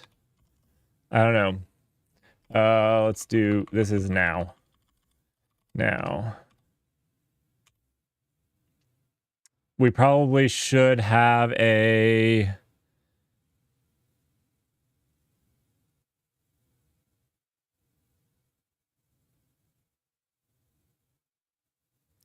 Okay. I haven't used Tokyo's. I think I just need the standard libraries. What I do need is basically a timeout period. Do we want to do like a constant... we'll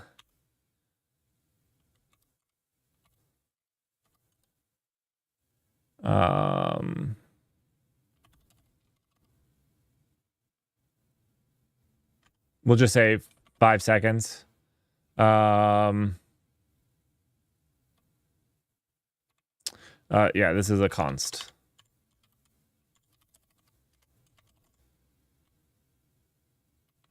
Can we not do this in a const? Oh, I was hoping so.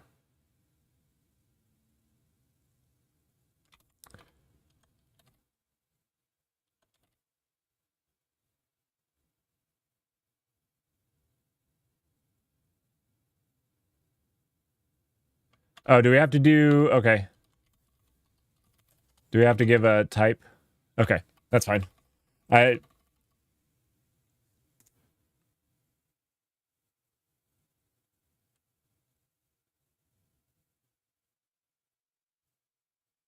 Oh, cool. Thanks, Grumpington. I hadn't used that.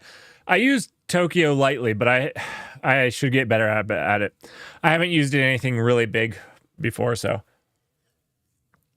I use it for its really basic needs, and that's about it.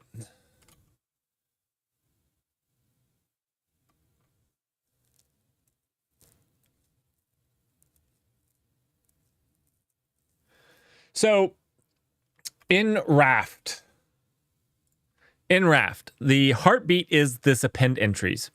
And if you don't have anything to append, you just send it with an empty entries. You don't add any more entries to log. You just append nothing. And this is what does the heartbeat. And basically that will be when we're in server mode. So when we're in leader mode, the leader mode, every second we'll send an entry.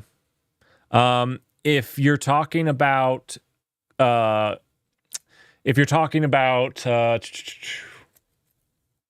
etcd Raft, I think it's every 100 milliseconds. It's pretty fast. I forget the timeout, but I know that the response needs to be within 100 milliseconds. You can configure it, but yeah.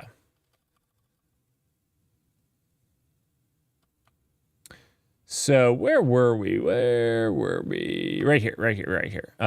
Instance now versus this should be another instance, not a duration.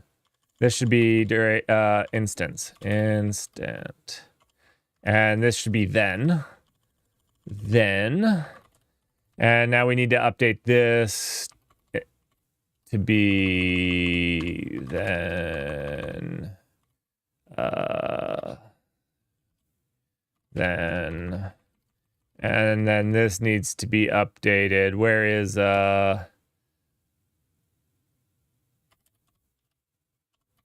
here we go. This should be an instance.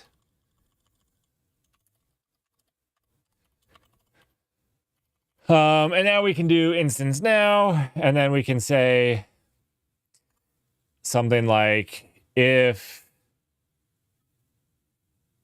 oh wow, I think that's right. Let's read over that. All right, if now dot duration since then is greater than, I don't know why they're dereferencing, why they decided it needed dereference. It doesn't need dereferenced, but it was pretty close to right. It was pretty close. If now duration since then is greater than our timeout that we defined, this is when we're going to switch states to elect ourselves.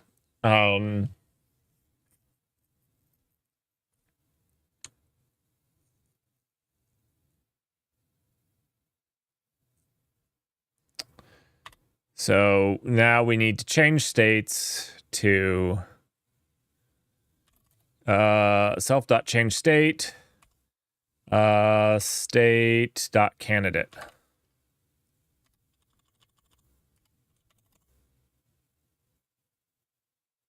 This will be borrowing ourselves as mutable. Do we want to do that in here?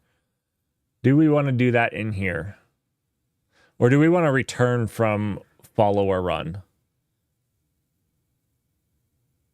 I almost feel like it would be more better to have something like a next state from one of these, like next.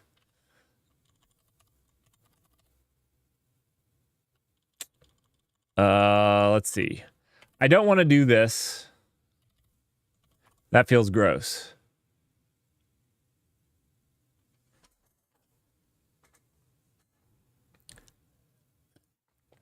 We should return something. Let's just return next state.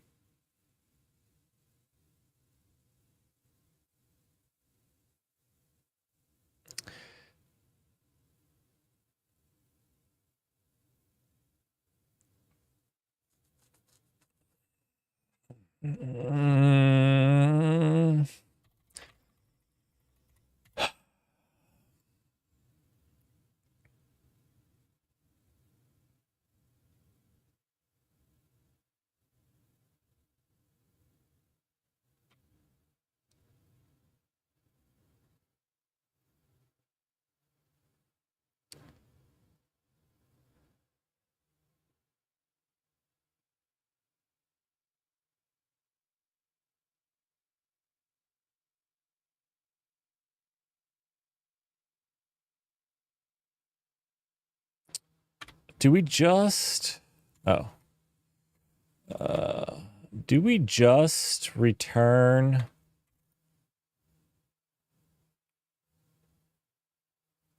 a state as the next state? So do each one of these just returns a state? I feel like that's the answer here.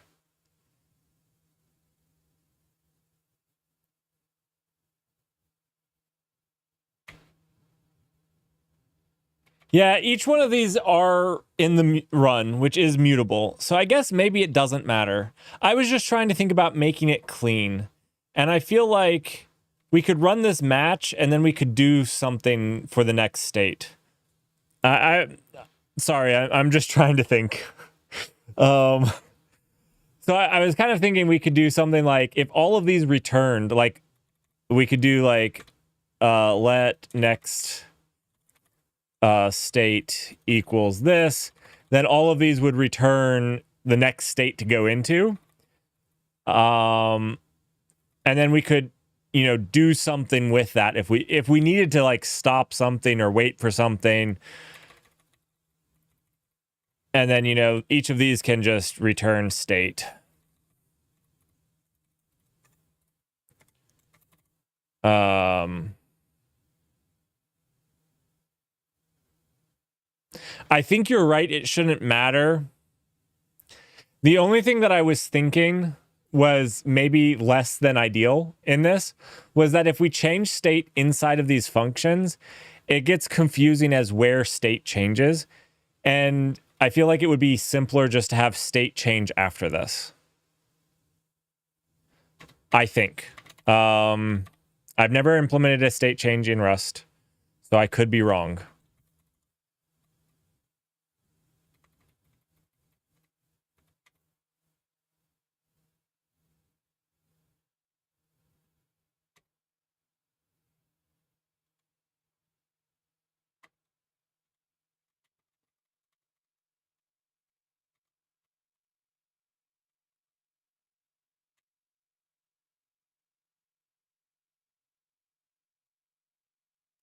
I'm just having these return themselves for the time being until we actually do stuff.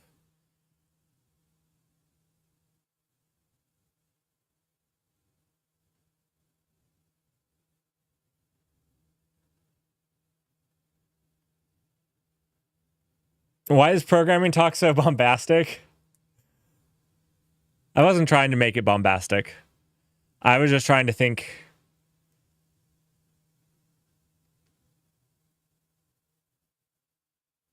It's not returning state. It's returning the next state.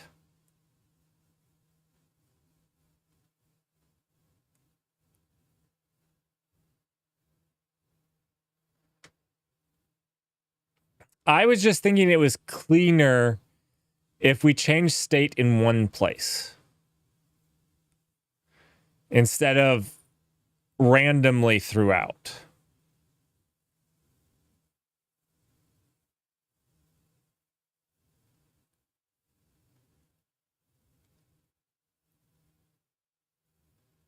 But maybe that's wrong.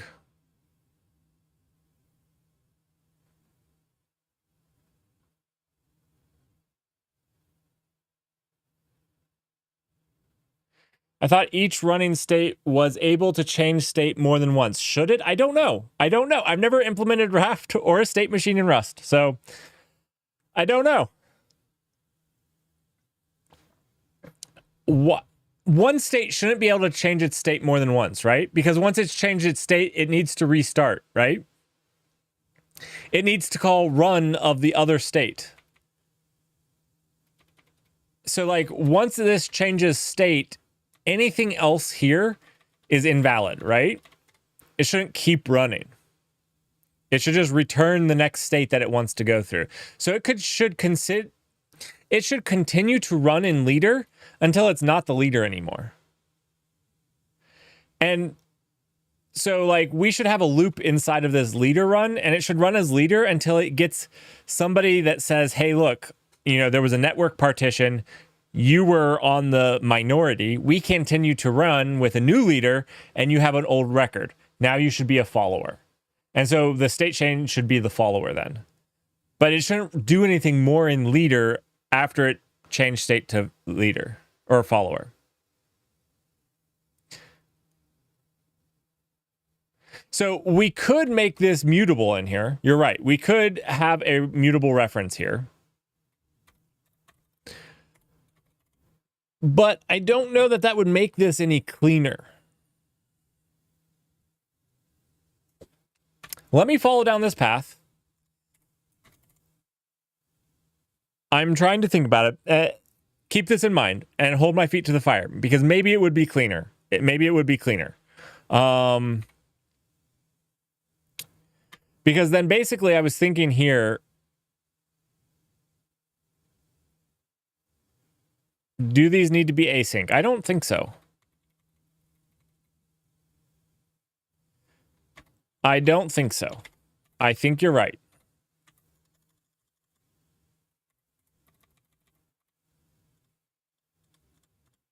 Well, okay, I'll tell you why I was going to say that they're async. Is because we want to call asynchronous things inside of them. We want to call await inside of them, right? So I think so. But we'll remove it for now.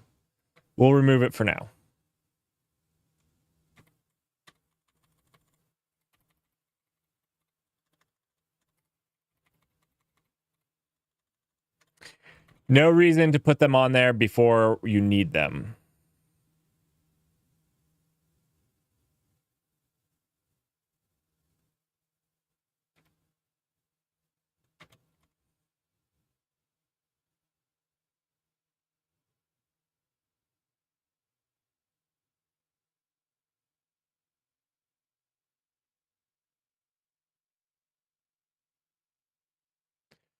Right, Grumpington. That's what I was thinking. Each of these will run until there's something that requires them to change state. So they'll run as follower.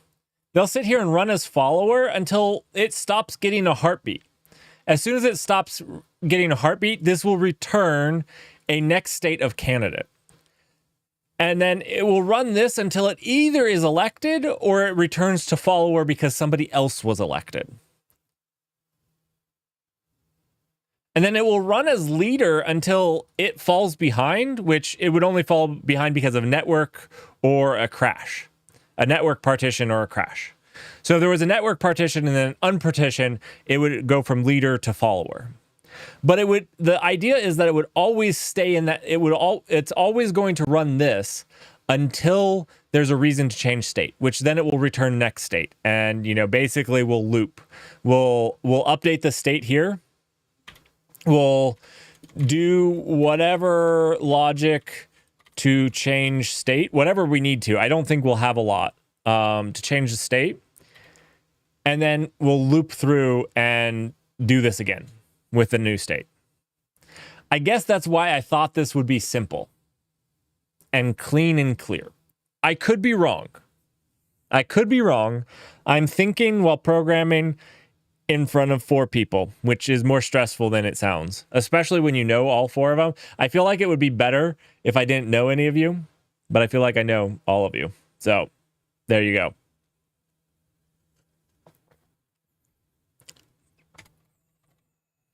And I never know when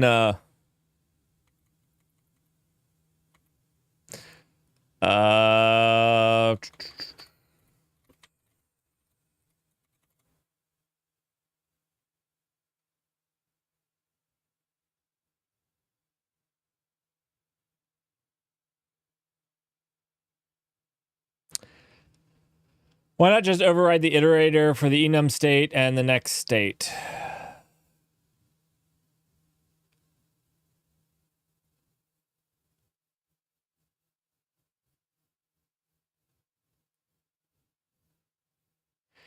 Grimpington, yes. I agree. It does make sense, but we need to consider both how events will arrive, the channel, and whatnot. Absolutely. Agreed. Also, this doesn't make sense now that I've thought about it. If we start as a follower, I know that I just did this, but it doesn't make any sense. I'll explain why in a second. We're not calling this function again. We're not calling this again. Effectively, what we'll do is that when we enter into being, when we first enter a following, that's when our heartbeat thing starts. That's our first heartbeat. Okay, so that didn't make sense, but this now makes sense. I'm probably missing what you're meaning, Monta. I apologize. I'll check this out.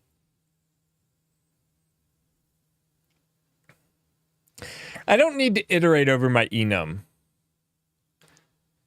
And the reason is it doesn't necessarily, we can go from candidate state. We can go from the candidate state back to the follower state or to the leader. So it's not like we're iterating through states. We can elect ourselves as a candidate and fail the election because somebody was faster. Or let's say 2 of us went to candidate state and the other node voted for the other person because they handled their request first. I would lose the election. And that's fine. So then I would go from candidate back to a follower or a leader. We could do, yes, you're right. We could use an iterator and go previous. But It doesn't seem to make sense to me. It's not necessarily a linear, but we could definitely, for sure.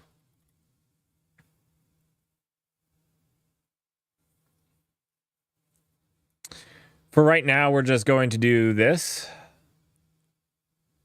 Yep. That's not an await. Change state is not an await. I can tell you that much. If it is, it is. It is. That's redonkulous. Also shouldn't be public.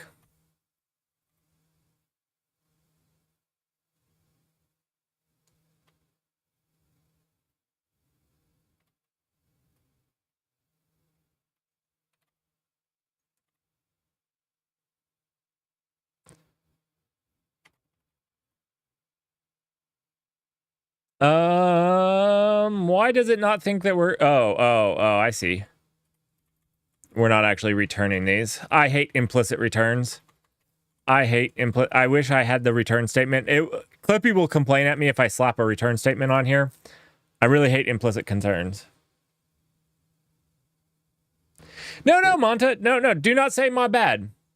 It's a good recommendation. I don't think that it works for the state machine, just because it doesn't need to be linear in theory. But it's not a bad recommendation. Good to throw it out there. Absolutely do not apologize for that. Unless if you were asking for a MacBook, and I'm not giving you a MacBook either. Do apologize for asking for a MacBook.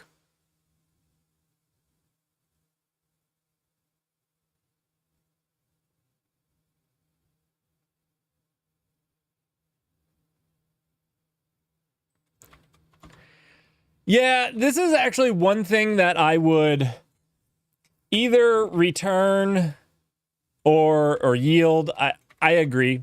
I'm not so much of a Rust fanboy that I can't tell you ways that I would change it. You want to know the first change I would make is this. Why do I need to hit 2 keys? Look, this could either be this, which would be clean and clear, and a single key that's not hard to hit, or it could be this, which is no key, which is still clean and clear. Either way, I don't care. This was a bad mistake. Why? Why do I have to hit 3 keys to then do state? Because shift is one of the keys. So there's 3 keys because you have to hit shift. It looks cool, but I'm sorry, I'm not... It's just like a waste. It's literally wasted. Grimmington, it's cool. Sure. But so is this. It's a longer arrow. Longer's cooler, right?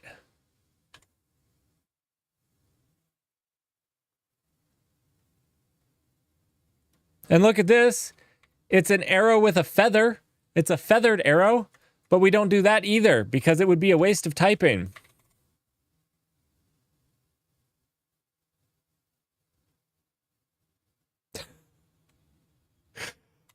Anyways, this is why I'm not on the people that design Rust, because I would remove this 100%. If I was designing Clippy, I would make it where I can do implicit returns. Return like this, because this is beautiful and explicit, and yeah. But no. Here we go. You guys should just make me the supreme dictator of programming, and life would be better. Life would be better.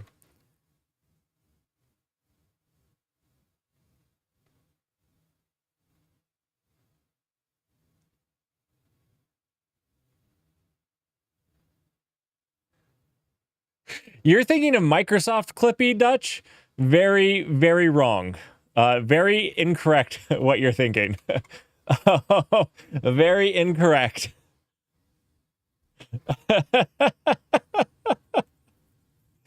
Dude, has somebody put ChatGPT powered Clippy? That's what I want. I want Clippy, and I want it powered by ChatGPT. I'll start using Windows. Okay, I'm not going to say that. Okay.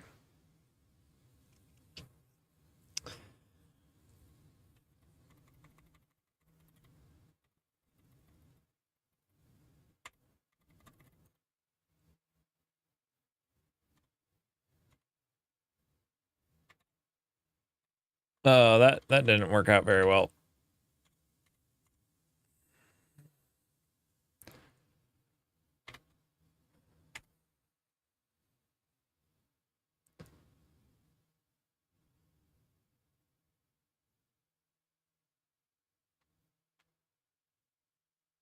Oh, Clippy with voice recognition. Now we're cooking. Apparently, it's possible if you give a block a tag. Could you send me an example of that?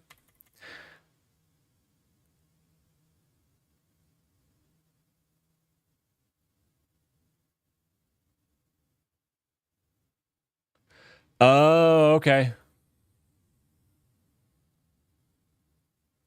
Wait. Let's see.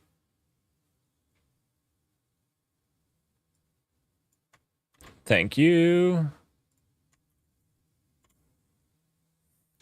You return from a function before reaching the last statement can be done by return. Correct. It's possible to do something similar with block expressions. If true, somehow return so that foo is 1.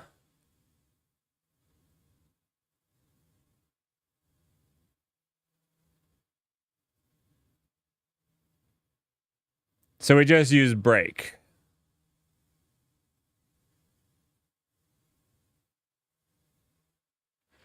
Oh, okay. I see. So you can break from, okay, the tag.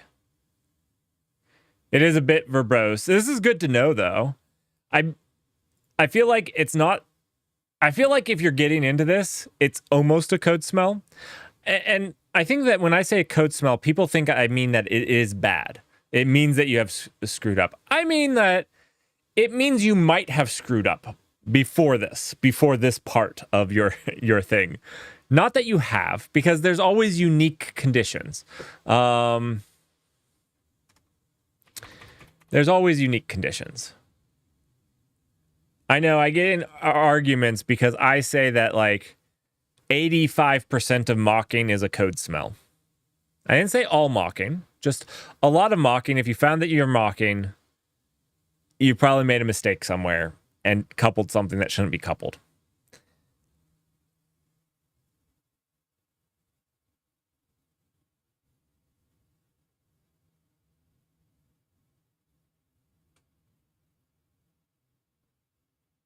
So, Dutch, you are...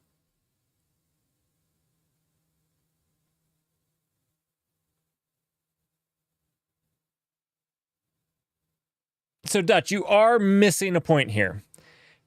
There can't be a leader or a candidate because we would have received that as the follower. As a follower, we're listening for these. And that means that no leader heartbeated with us. So there can't be a leader at this point because we haven't received a heartbeat. And there can't be somebody voting to be a candidate either because they haven't, again, sent us that information. Does that make sense?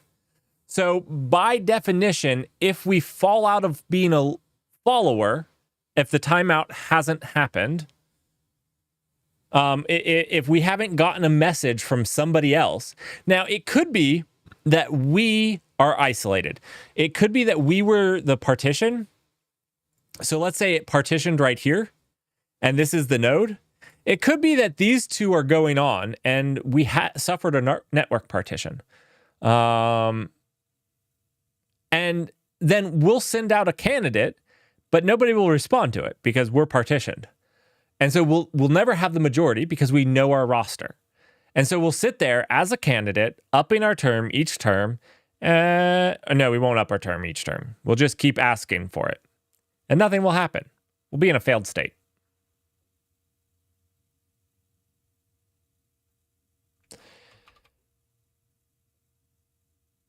Now, from candidate, there's either two things. Either you'll get a majority, a quorum of votes for you, or you'll fail quorum and you'll go back to being a follower.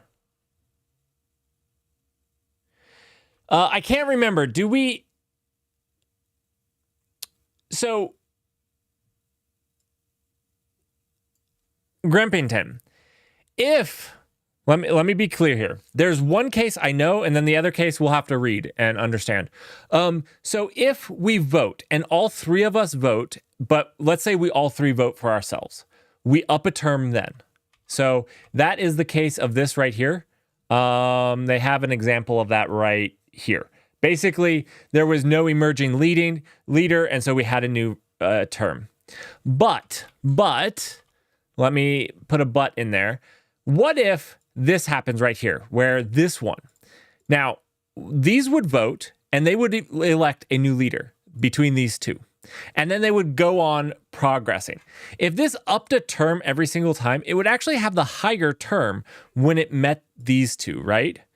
But it shouldn't be valid.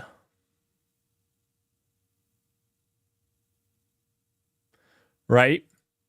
So it shouldn't be upping its term each time, I don't think. Because it's just asking, it's never going to get voted for. So if it asked to be leader, but it couldn't reach any of its counterparts, it wouldn't just sit there and infinitely up its term, would it? I don't know. We'd have to look. We'd have to look. In the case where the election failed, 100% we up its term. I do know that 100% in that case. In the case of the network partition, I don't know. I feel like you're right. But I'll have to read. I'll read tonight.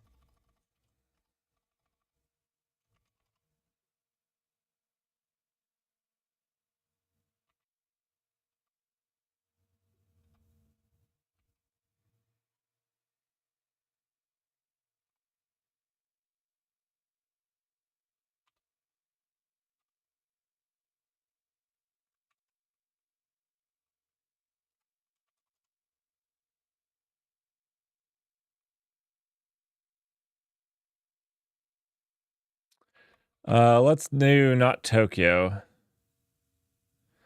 We can test it when we have a more working solution. Yes. Grempington, you're probably right. You're probably right. I have to think about how that rejoining would work, since it would have like a infinitely high term, since it would fail voting. Again, if we all vote, so let's say this node votes for itself, this node votes for itself, and this node votes for itself, and that fails, we do up the term. And I guess that means this one would just keep upping its term because it would keep failing its vote. But then when it rejoins, this is where I don't know this logic. And we'll have to figure that out. That's the only caveat that I'm seeing in that scenario.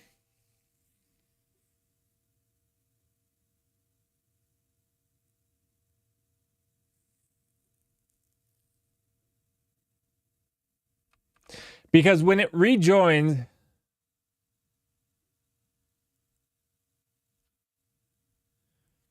so if you don't get rejections because you're not connected, what do you, so you're saying there's, when there's this network partition,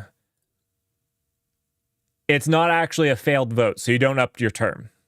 So we have a different, failed communication doesn't up your term, is what you're saying? I mean, that's a viable thing. That's exactly what I'm saying, is in this state, you don't up your term. That's exactly what I was saying. But maybe I'm wrong in what you're meaning and how it's supposed to be right. This is not what we want. We'll just do...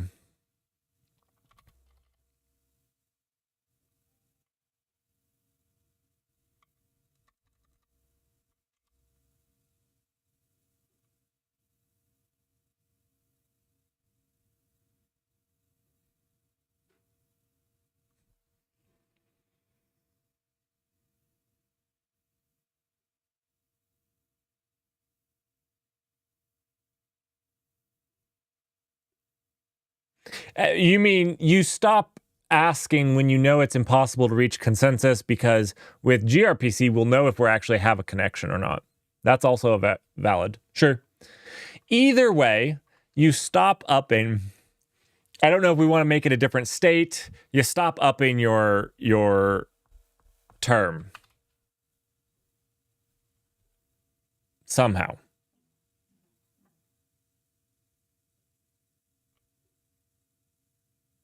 Mr. Swez, we're having a discussion about Raft. We're learning about consensus. We're doing a little failing at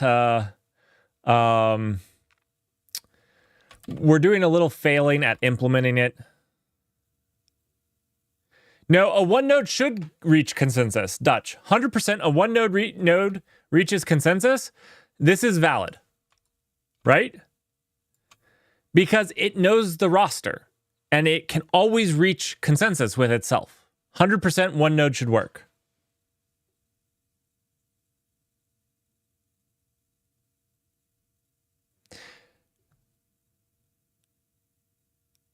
The leader knows the full roster. Right. So remember, again, this is what we talked about 2 days ago, that the Raft always knows the full roster. It's a known, the Merrickism is that it's a known a known or closed roster, whereas the Americanism for the Bitcoin type of consensus is that it's a unknown or open consensus, or you could say permissionless if you wanted to sound smart. But if you want to sound dumb like me, you can use the Americanism. So this would know the whole roster. It would know that it was the whole roster, so it could reach consensus. Because you know what quorum is. Quorum in that case is one node.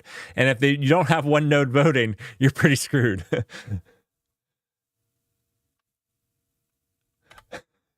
So, yeah.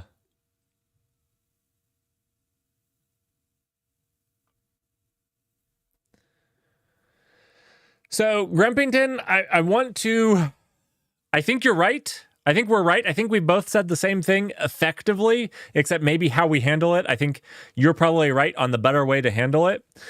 Yeah. So I think for right now, this is the dumb follower loop. We're just going to check if we've timed out. If we haven't timed out, we're going to sleep for 100 milliseconds. Yeah.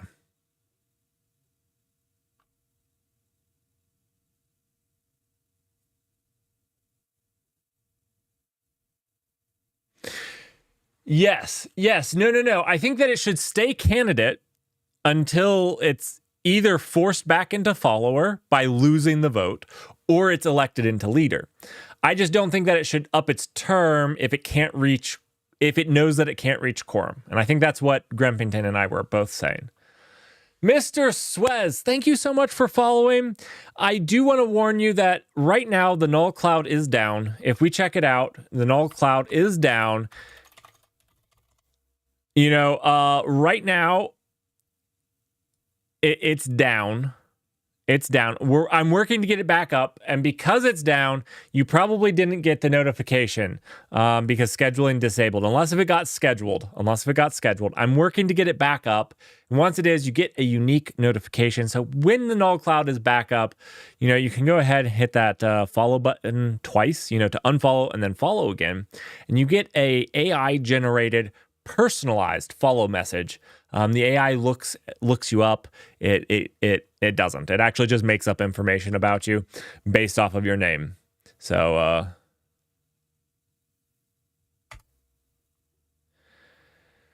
right, but this is not async, but it is asynchronous here. Which is why we want to go back to this Tokyo, and we want to do this as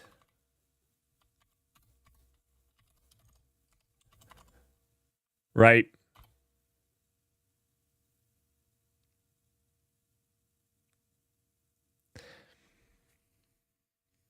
Or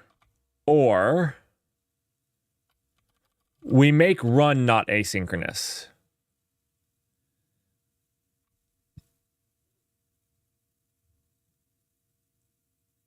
I think we want to do this, right?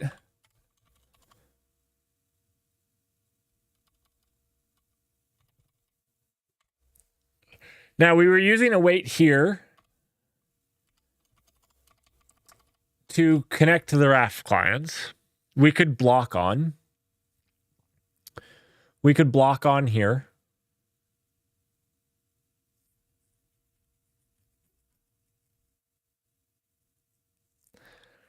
If we block on, then we could make these synchronous.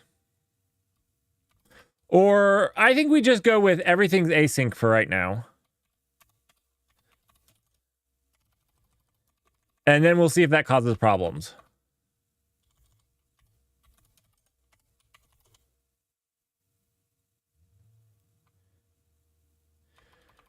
Right. I think we want to just keep it async because that's going to make it easy. And then we make these async, and then we can use Tokyo.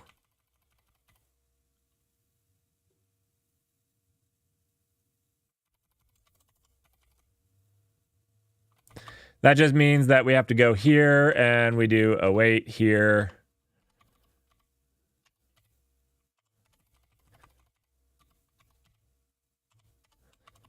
All right.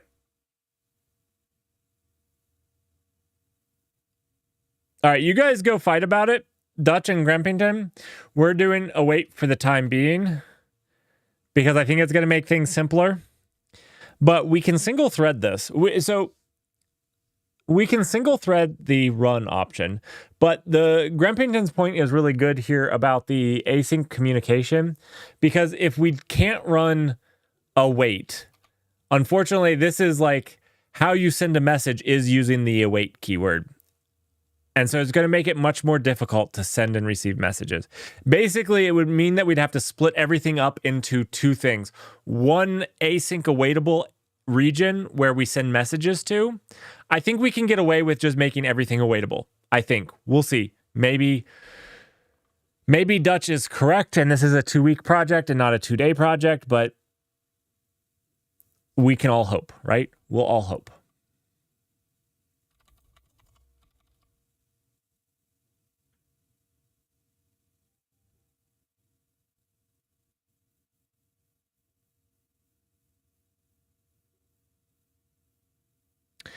Grempington, that's what I was kind of thinking, is that we could have the state machine hold the runtime and just do like a block on. Or if we don't care about the response, just go off and run it. But I think we would care about the response. So like we could just do a block on. But I'm not concerned about that. We're just going to try going with await and then we'll see how badly it turns up. And if we can't do it with await, then we'll change and we'll update it. I think both sides. I don't have to run the heartbeat as a thread. That will be here in the leader. Basically, leader needs to send heartbeats to all the other nodes, right?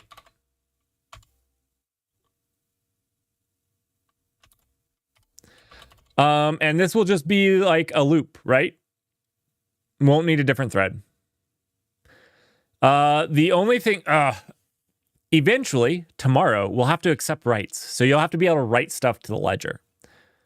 That will have to integrate with this.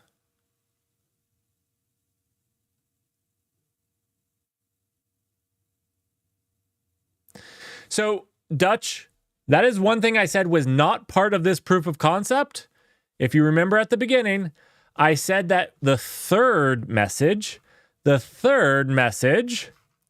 the install snapshot, was not getting implemented in this proof of concept. Right?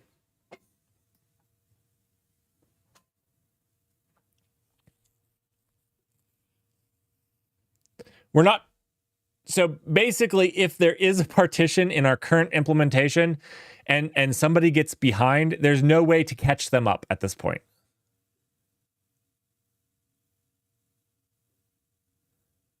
I just don't have the... We will implement it eventually, just not in the 2 days. We have 2 days. I had to make sacrifices. You guys asked for this, and I'm giving it. You got ads? All right, so everybody that doesn't have ads, Dutch is single-handedly, penny by penny, earning us an Oxide Cloud computer. Penny by penny. He can't hear this because he has ads right now.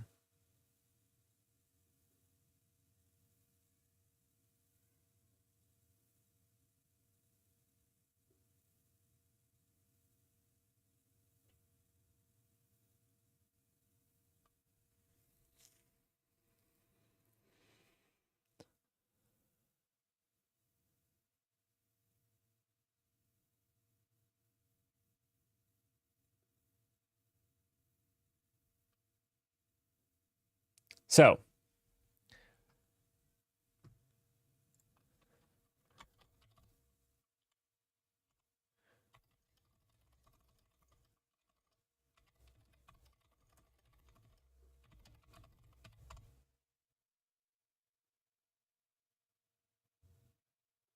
ignore the pass there after you.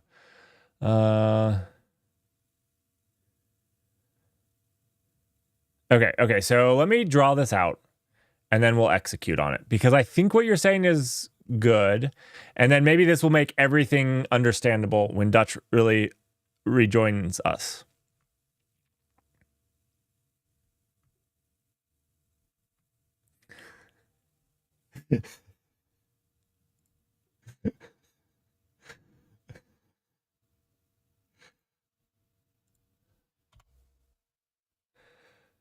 All right. So we're basically going to have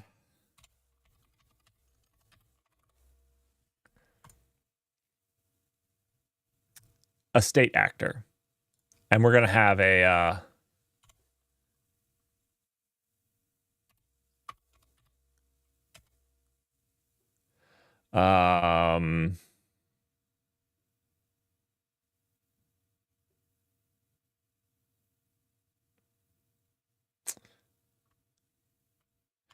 I'm going to say, actually, instead of this, executor.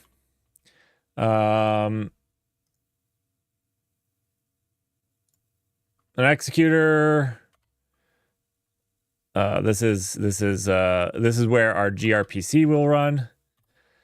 And basically, we're just going to do some channels here.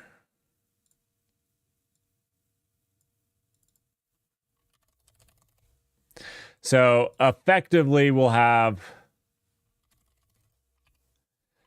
and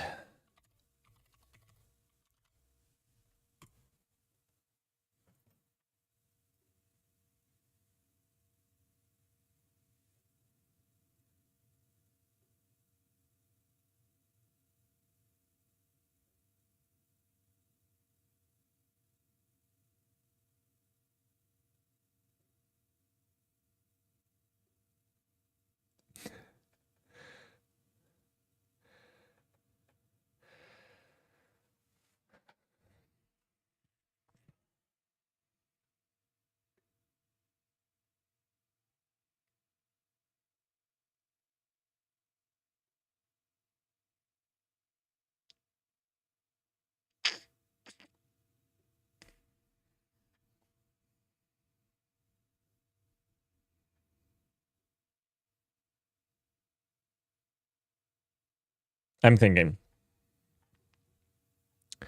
Every gRPC request is a new Tokyo task state actor and will always just be one task state actor will hold the...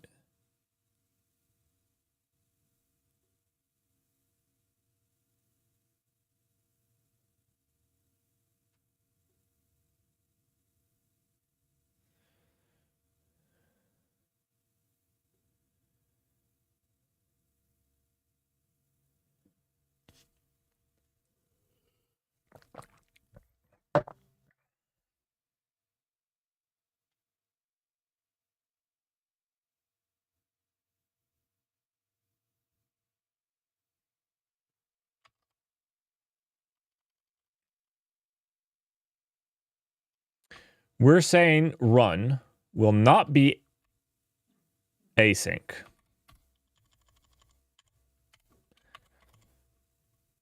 Now, to do these things, we will create a new Tokyo. We will submit something to a Tokyo runtime. And we will give it a channel to send back to us. So let's implement that. Let's implement that. I don't understand what you guys are saying. Okay.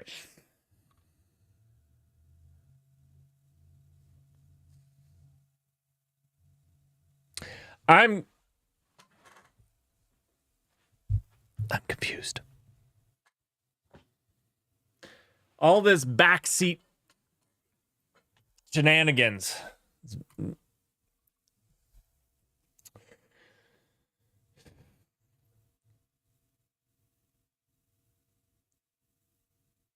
No. I think too many cooks, too little kitchen. If my keyboard is the all right. I got to think about it. Give me 1 second. I'm just going to stare off into the distance. I don't have any coffee to sip. Let me give you guys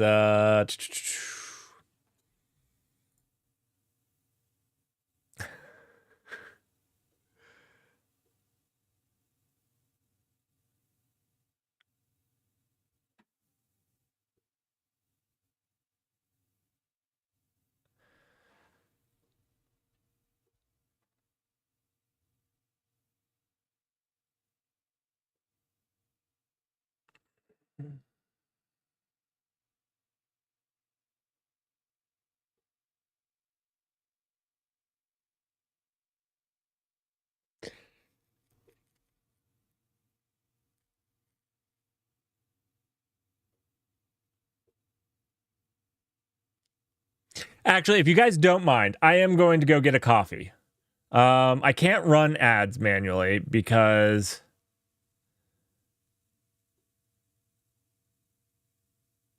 it doesn't allow me, which is dumb. Usually it does. There's a button for it. It's just grayed out.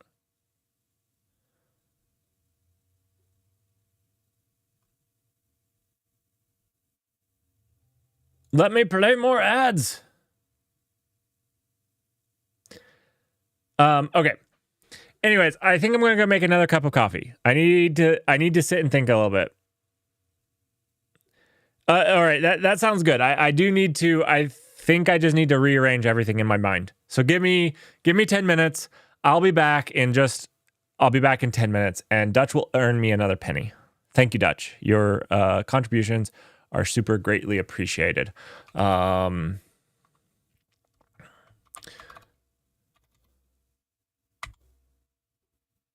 We appreciate your donations.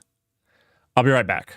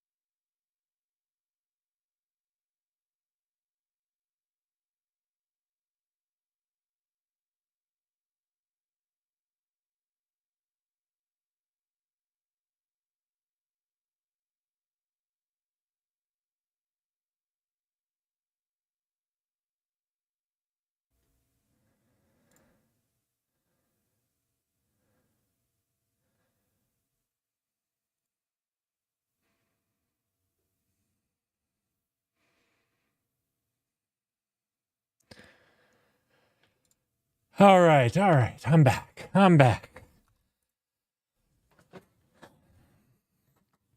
I think this makes sense to me now. So what we have is effectively two things.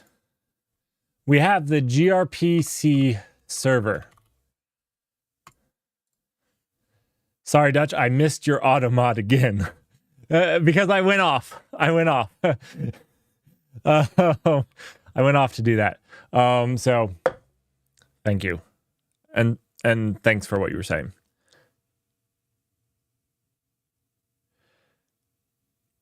Soccer7, you asked if you were able to donate on YouTube. I can't accept donations on YouTube because the channel's too small. If you go to my main YouTube, you're more than welcome to donate through YouTube. It allows you to do thanks, I believe. If you can't, let me know. There's no pressure to donate, but if you enjoy the content and want to donate, absolutely. Grampington, it's good to see you back. All right, so we have the gRPC server. Let me think this through. Don't say anything, Grampington. Don't say anything. Let me think it through. You tell me if this is roughly what you were saying. And this is receives messages. I hate you, Grampington. All right. I meant that in a friendly way. Not actually. Because I know that you're trying to press my button. You said anything specifically. It was a joke. Because you were joking, I assume. Okay. Good. I was going to say, I say that and then like, I'm online. I'm not actually hating on anybody. Just so we're all clear. Okay, so we have our state and we have our gRPC. This is receiving messages from other people, and we need a way to get these back. These are the messages. Basically, these are going to be votes, requests to vote, as well as pending entries. So these are the messages we're going to get back. We also need to send messages, but we don't need to send them to this because those will go out on gRPC and we can just await them. So if we're here, we can just await them. gRPC client will work just fine as long as we're able to await inside this actor. I'm not going to say thread here, but we're going to say system 2 and system 1.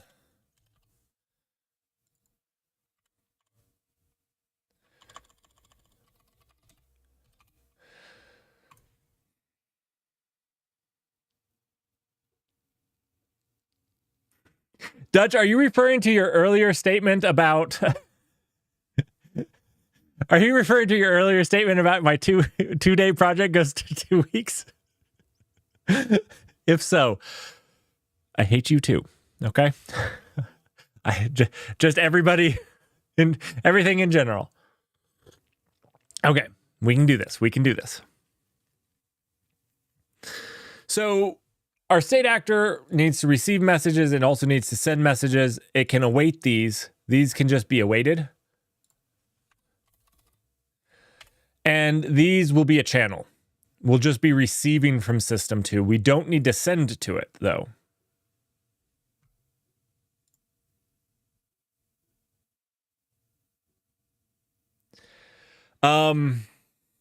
Okay. So no sending from this.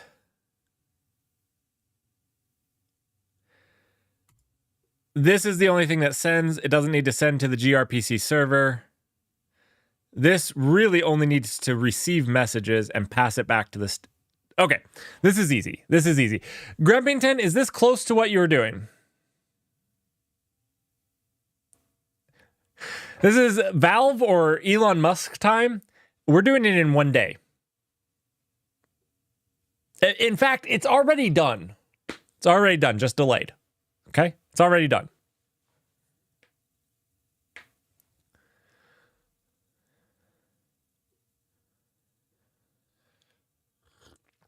Okay, this makes sense. I had to go upstairs and just think about it. This makes sense to me because really we want to be able to send messages and we want to receive. And this is what I was originally talking about when I was creating the channels, and then we got off of it for some unknown reason. We can update this pretty easily. The only thing that we need to change is basically not make the Raft node, basically undo this. We don't want this. We do not want the Raft node to implement the Raft server. We need another construct. We need another construct, which is, we are going to call it the Raft gRPC server. So what we'll do is we'll do struct Raft gRPC server. And it's going to need to hold a channel. So we're just going to call it sender because I'm super good at names. And it's going to be a sender for a vote request. When we add more, we'll have to add more. This is good. Okay.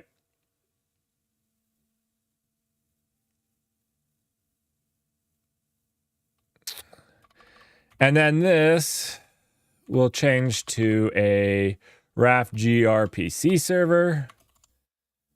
Okay. And basically in here, this needs to just call self sender and send it. So we're not going to actually have the state here anymore. There is no such thing as state in here. We're just going to pass it on. So we can delete this all, and then we can just do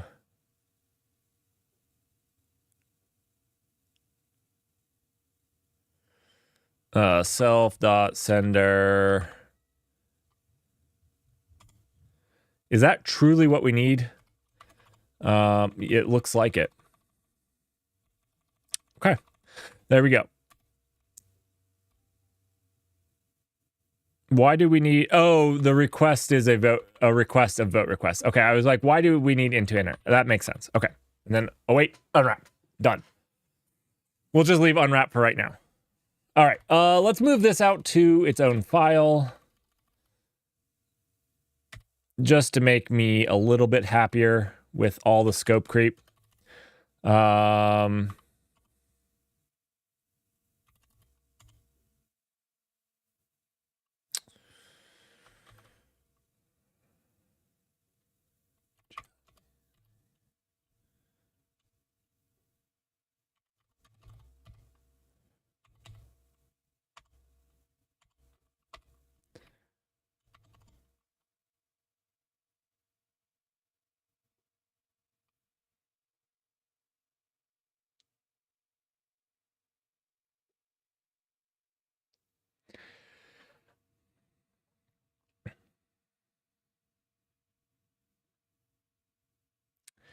Grempington, you're correct. Right now, today, we're only handling vote, right? So right now, it's okay, that's just a vote. You're correct, though, that it needs to... The sender needs to be a wrapper type. Eventually, yes. Probably just an enum, right? With the different things. That's what I would probably do. Yeah, I'd probably just do it as a... You know, like I would probably do like a enum of message type or something, you know, something like this. And it's like, yeah. And then this would be like vote request. And this would be, you know, well, we don't need a vote reply, but we only have one right now is the thing. Okay, yeah. So we can actually do this. We can actually do this as a, you know, we'll do Raft here. And what we'll do is we'll put this as a Message type is dumb. Dumb name. gRPC message. That's what we're going to call it. That's what we're going to call it. And you're going to like it.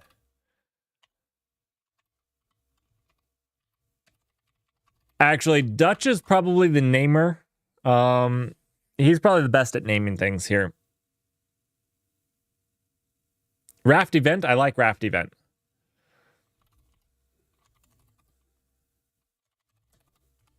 I like Raft event.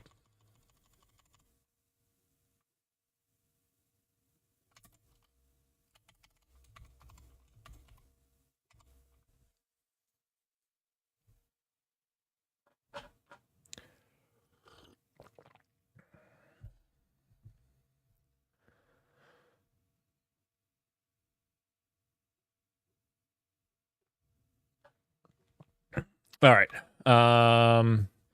You know what we haven't done is actually import this. Actually, we can just do the GG. What did we call that? We called that gRPC server. Do we want to rename that to like, whatever. Whatever. Mod gRPC server.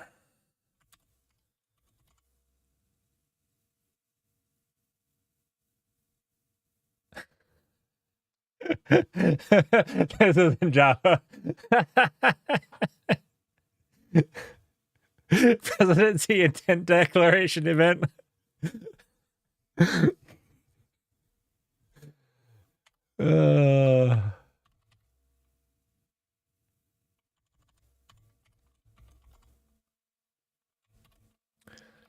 Let's see.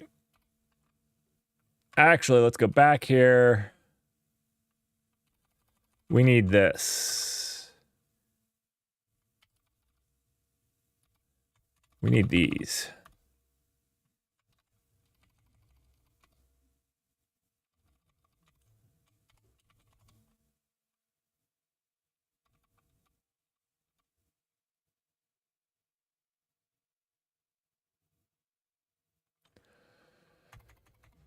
We'll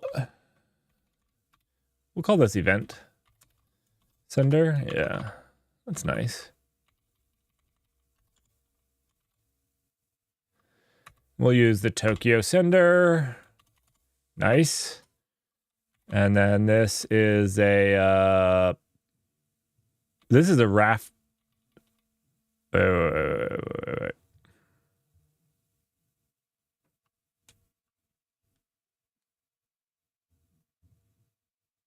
Oh, this just needs to be actually used. This is a tonic request. This is a tonic response. Cool. And what is status? What was status?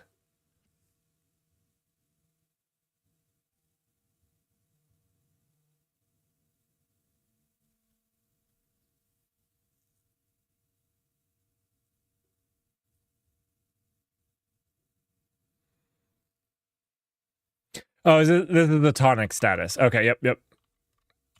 Thank you. All right. Okay. Cool. Expected.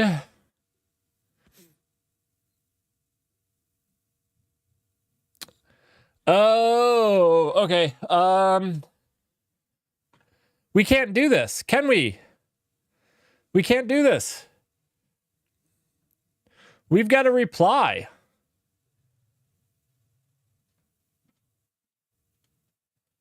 And we actually have to reply with whether we accept it or not.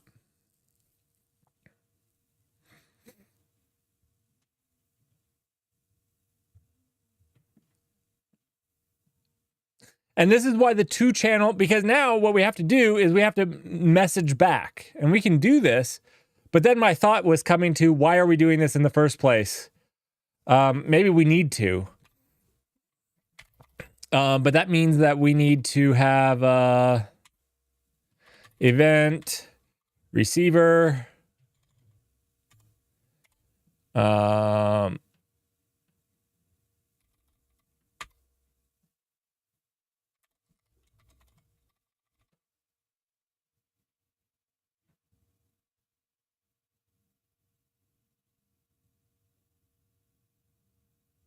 Oh, Tokyo Sync once. I've never used them. Let me look them up.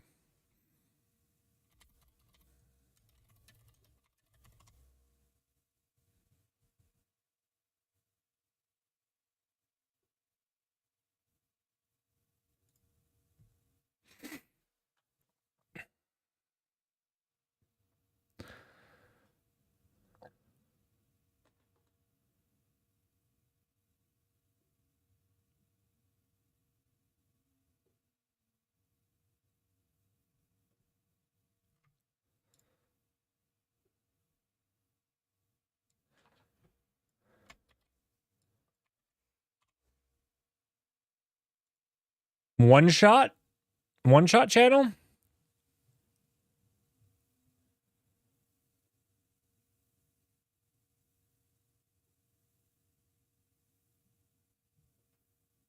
One shot. Okay.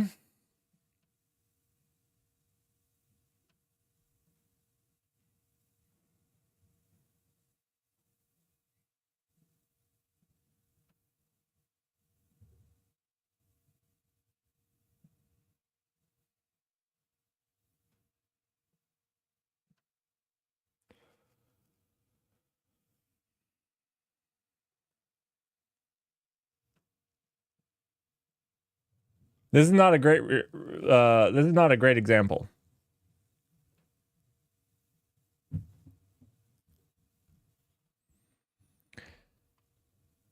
Okay,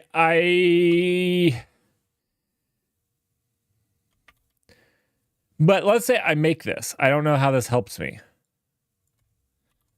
Because, like, okay, I make this here.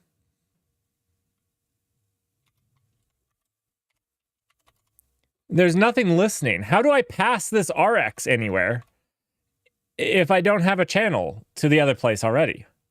And so then I could send this RX over the channel to then send my channel to.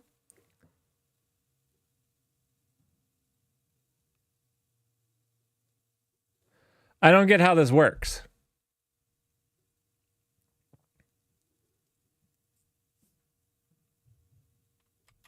Because I can't get this back.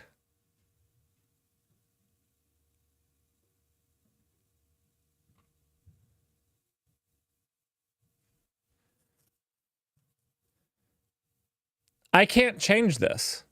This is generated. This is the implementation. So you're saying the sender sends a channel, a one-shot channel.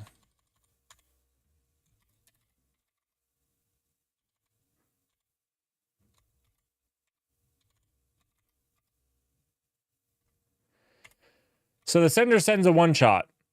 So now I...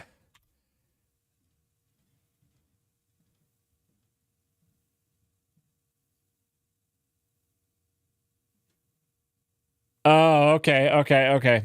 I see.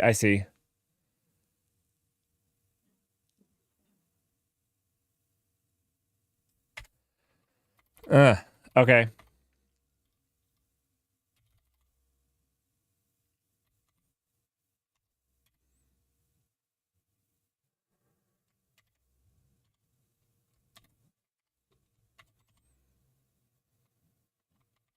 What is this import? Let me...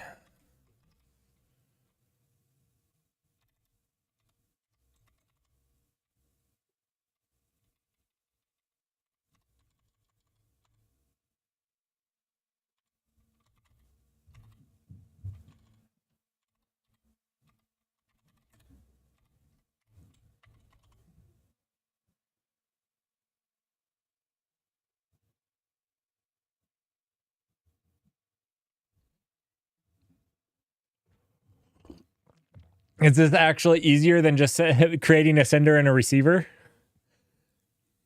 I don't know.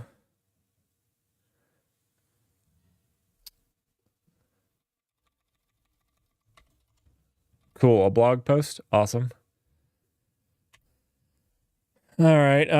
So then we do...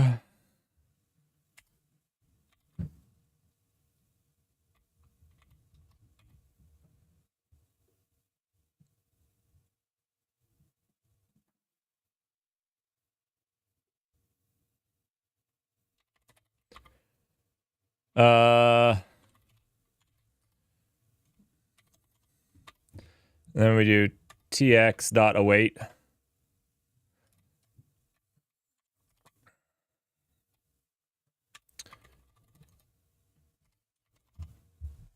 Something like that.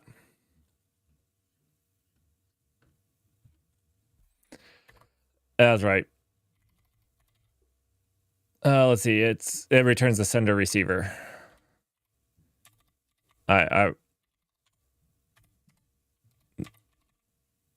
These are like this. Yeah, sender and receiver is better. I generally too as well.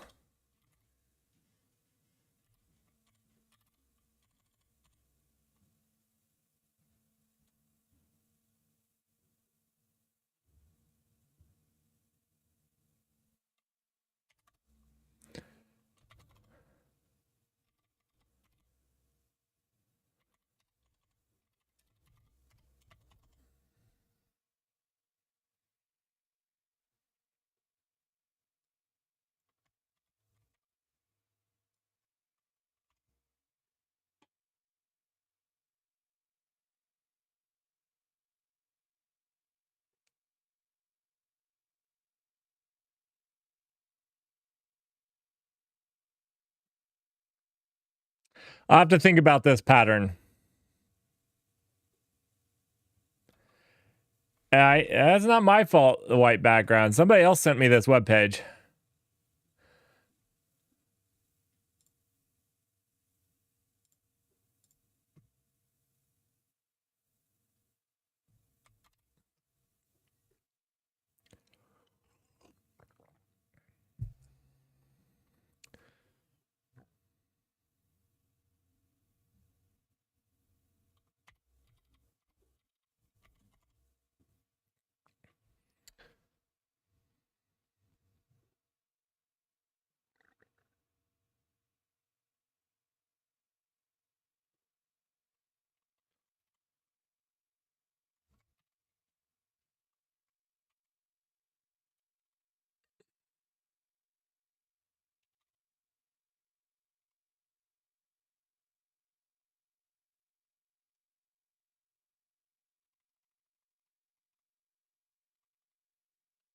Ugh, gross. It should be, though.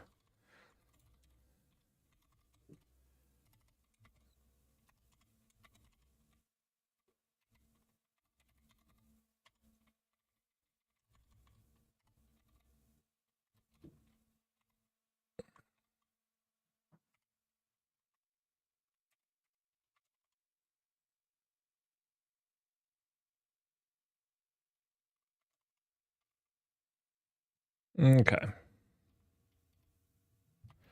We will worry about this.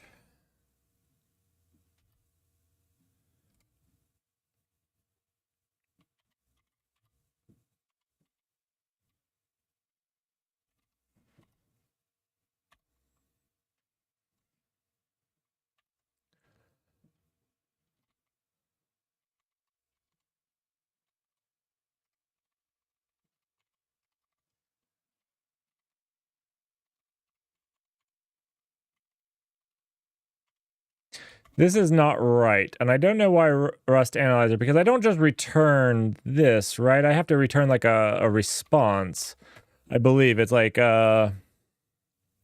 actually, we should be able to see over here, right? I believe it's like a response.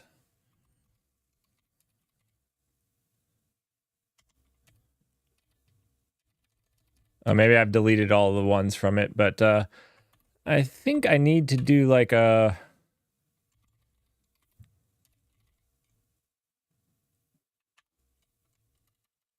something like this.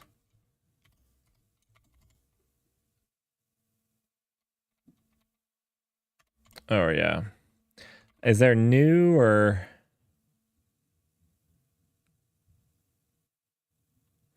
I believe there's new. Yeah.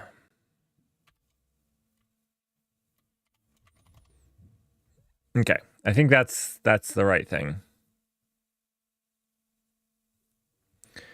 Do we need to wrap this in an okay? I think so.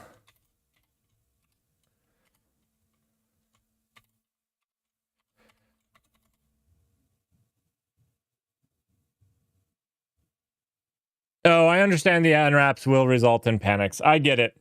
We're working on getting something functional. Proof of concept level. I get it. Actually, these shouldn't be that hard because we just do... there's actually no reason, right? These unwraps are lazy. We should just be able to do these. Right? Those unwraps were lazy.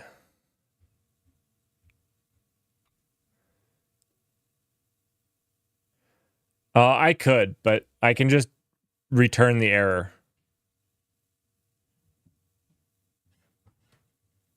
I don't need to map error right now, I don't think. We'll map error later if we need to. Right? Because this is just returning a result. Oh, why isn't... You know what? Okay. 1 second. Let's get out of this. I feel like something is not working there. I know that there is a key command to restart the language server. I don't remember what it is. I have no idea. To restart Rust Analyzer? There is. I don't know what it is. Now, the other thing is this could be... Oh, you know what? I know why. I know why it's not erroring now. Did I not import this? Let's see. No, I did. I did. So it should have...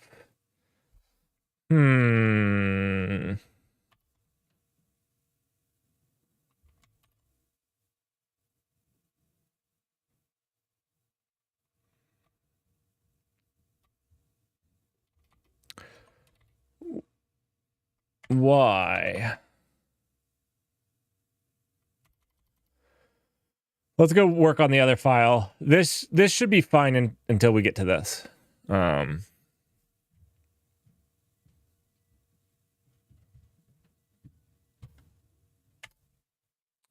I have include proto twice?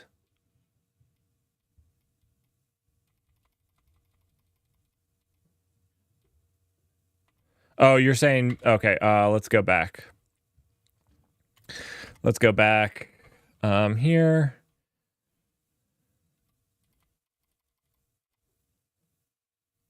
You know what? Let's actually get out of this, and then let's just do cargo format.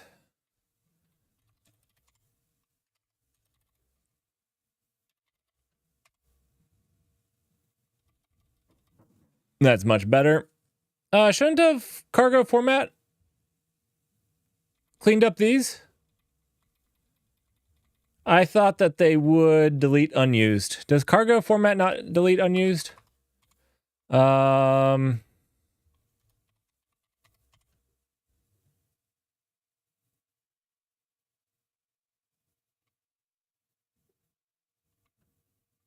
Cargo lint, that's what it is.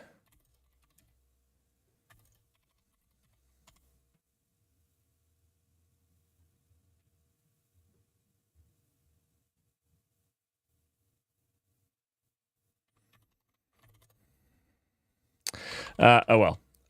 We can install it. It's not cargo lint, it's cargo... What is it? Do you have to use Clippy?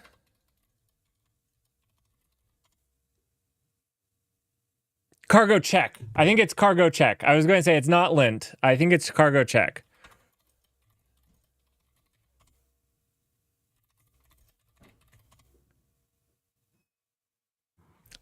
Checking is going to check. I don't know. Whatever. Whatever. I think we'll see.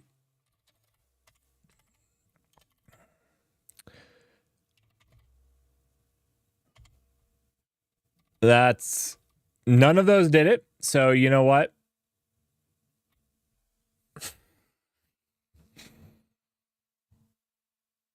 There is a command to do this. I know there is. Rust clean up imports.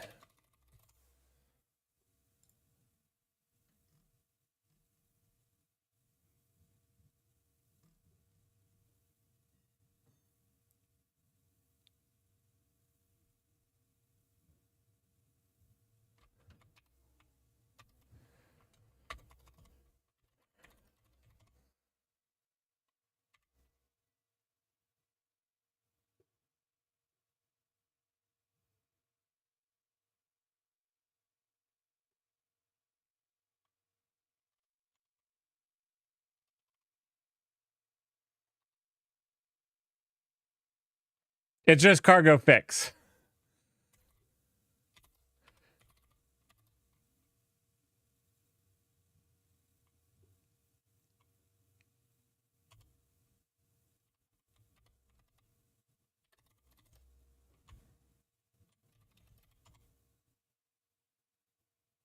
Let's see if it destroyed stuff. It didn't really.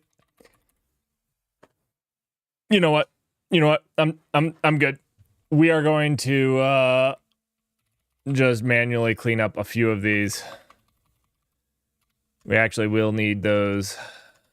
Actually, we'll need these too. I don't know why I'm deleting them. Okay. We'll need them in just a second. All right. Whatever.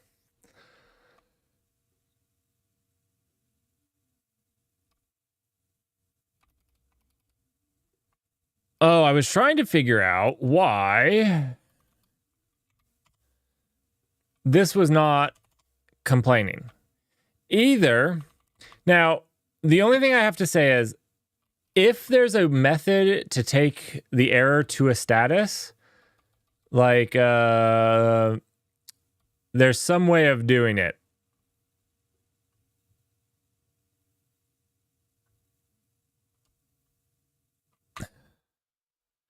I can't buy Rust Rover. I can't.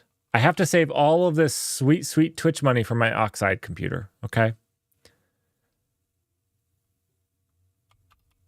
That's sweet, sweet pennies. I won't let you distract me from it.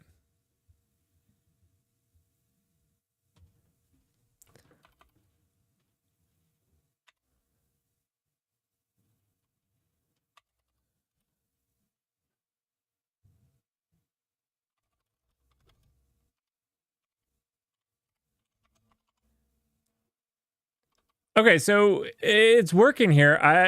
I think there has to be some way that it's taking this and mutating it. Right, Dutch doesn't watch these ads for nothing. He's working towards an Oxide computer.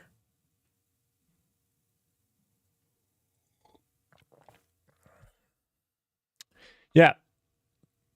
You know what, Dutch? If you get me to an Oxide computer, you get me to this, I will let you spend a whole day with the rack mining as much crypto as you can for one day. That's my guarantee. You get me there, it's yours for a day.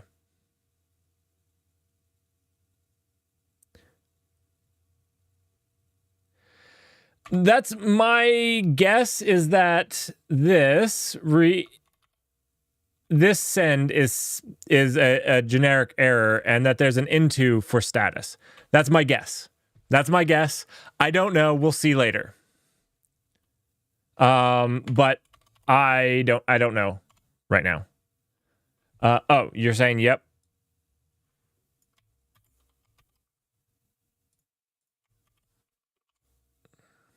Yeah. From error for status. Okay. Yeah. That makes sense. And that's nice. That's nice, especially if it's meant to be returned like this. It makes this type of thing very nice and clean. All right, so now we need to create one of these gRPC servers.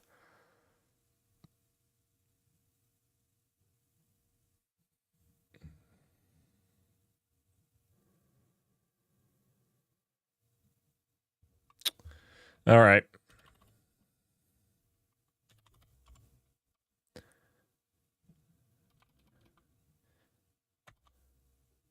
So instead of this,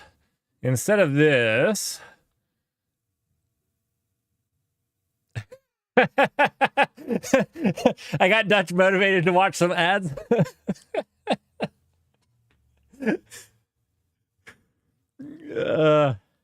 It's like that rack comes with quite a bit.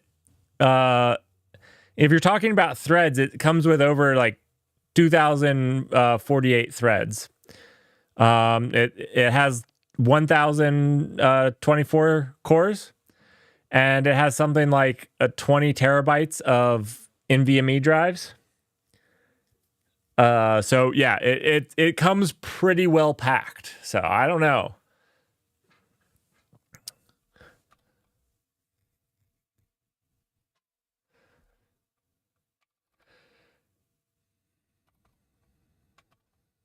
All right, so this is a Raft gRPC server.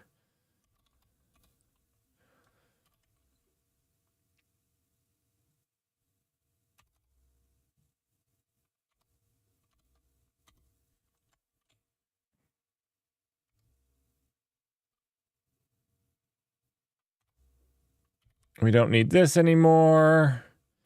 Let server equals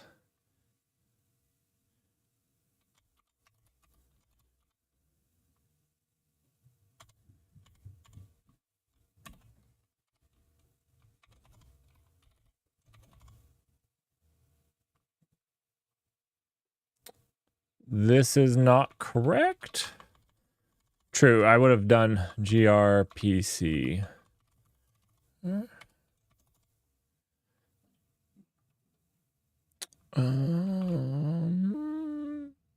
I don't have a new, do I?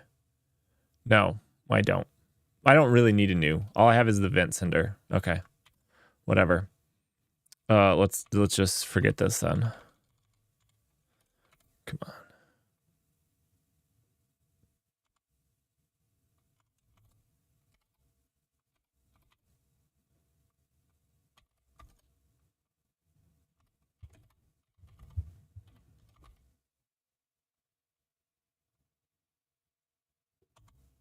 Do you know what? We're gonna pass these in. This is just a helper function.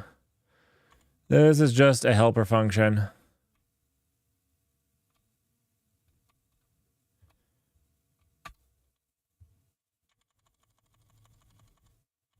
I think we can return nothing from here. And then we're gonna pass in. Really, we just need the sender.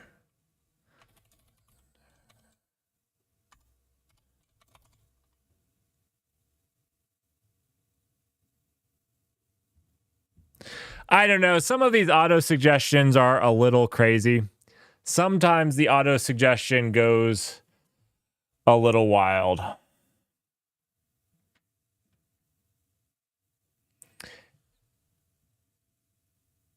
Sometimes I don't think it knows what it's talking about.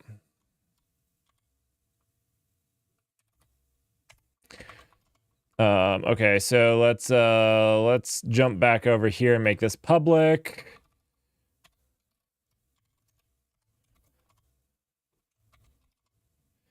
Oh, this is not public either. Okay.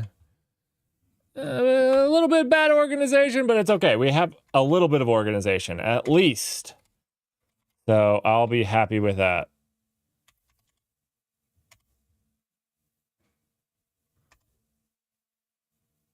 Beautiful. All right.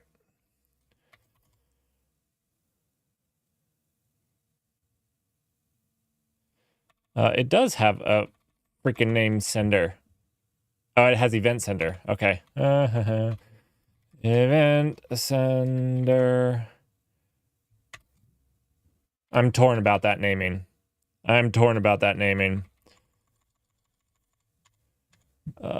Server. We don't need from Arc. We need new. All right.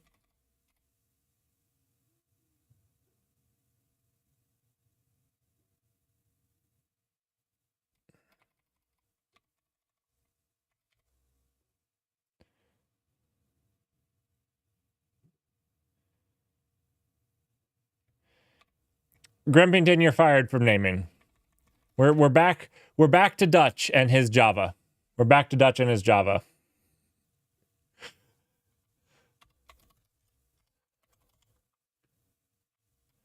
We're back to the Java namer. Nice. Okay.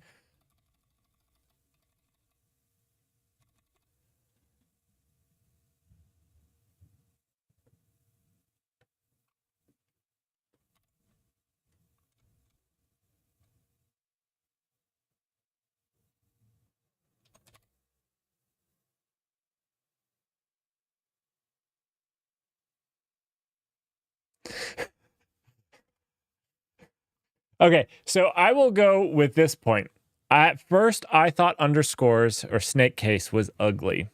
But then I found that as a person who struggles to read, underscores are way easier to read than anything else. I actually have a much less difficult time. Now, I would have been the person that argued that like underscore is an extra character and I hate it when things force me. But camel case or Pascal case is actually very difficult for me to read comparatively to snake case. So that's my argument and why I'm actually really good with snake case.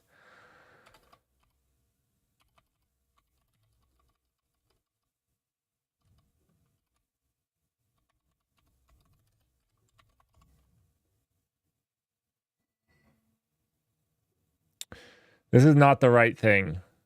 I don't understand what I did wrong.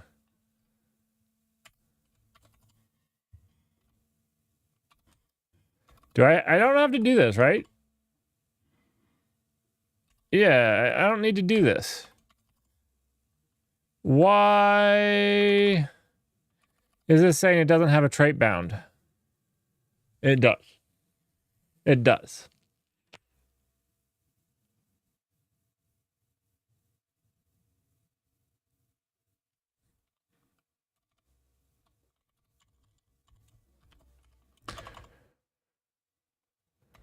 Oh, I'm overriding server here, so let's do this. Raft server. Raft server. I see. I'm sorry. I think I see it. This is Raft server. My goodness. Okay.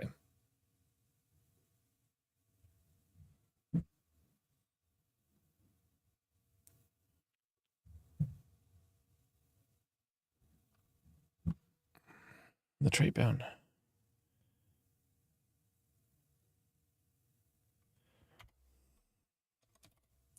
The trait bound Raft gRPC server, Raft is not satisfied. The trait.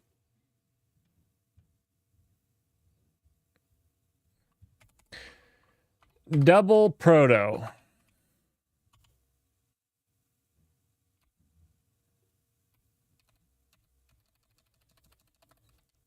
I think we're back to the. Oh, I see. Here.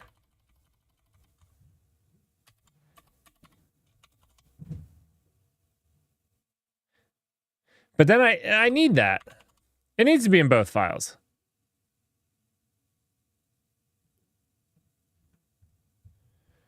Oh. This hurts me. Yeah, I just need super here. Instead of self. I got it.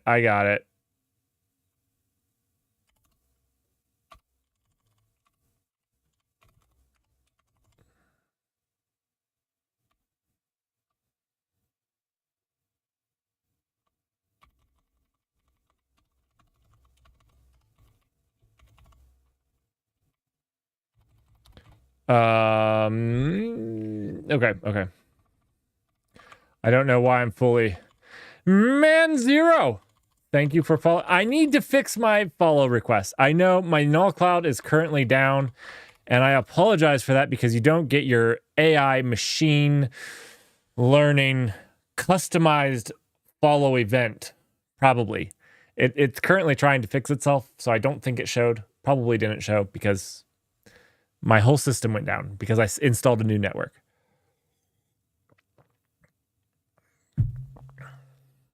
But thanks for the follow. And welcome. When my Twitch alerts are back up, do unfollow and follow again because it auto-generates it, it saves it to a database, and eventually your name will be on your story, your custom story will be on my website.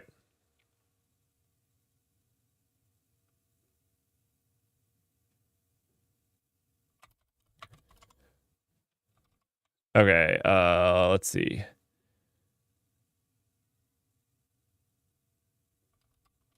We need super here.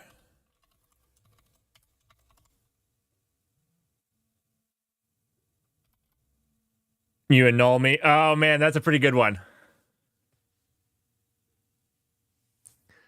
That's a pretty good one. All right.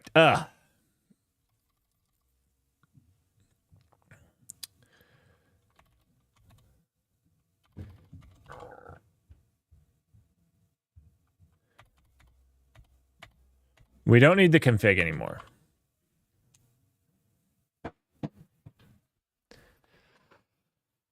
Ooh, okay.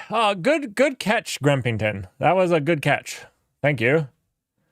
Thank you for your catch. I appreciate it.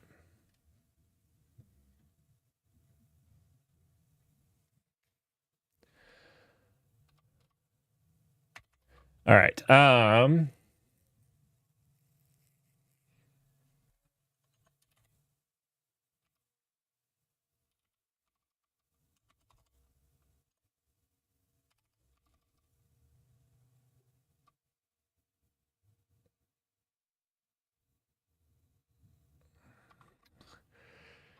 All right. So this looks almost good.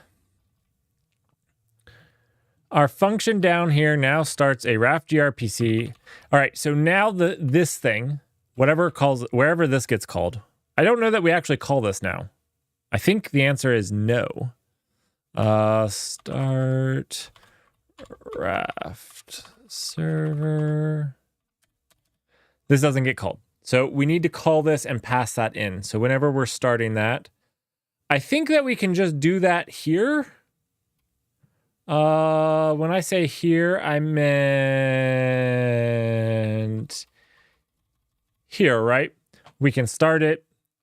I think we can start the gRPC server.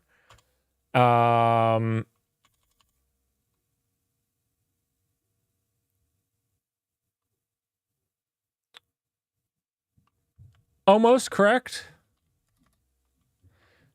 I'm just going to do that. Wait. Do we want a regular channel or an unbounded channel? Actually, we want, this is the wrong channel. This is the wrong channel. We want a Tokyo. We want a Tokyo channel. Right? I thought we already imported those.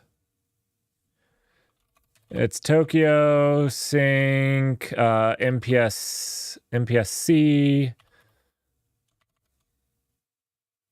channel. Done. I was thinking of unbounded. Unbounded. No back pressure. I guess that's unbounded receivers and senders then too. Maybe we'll just do a regular channel. We'll just do a regular channel. We'll just do 100. That's fine. Also, this got a little excited.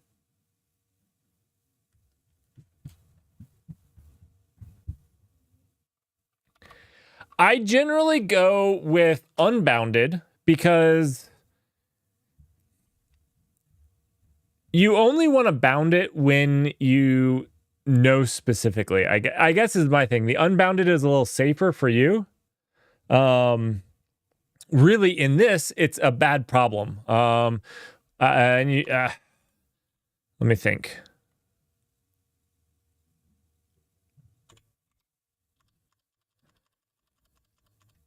I guess it depends on what you want your behavior. Unbounded isn't going to fail. The other one's going to give you back pressure. Do you want back pressure or do you not? I don't know. We'll just do with some back pressure if we get over 100. It's fine. Whatever.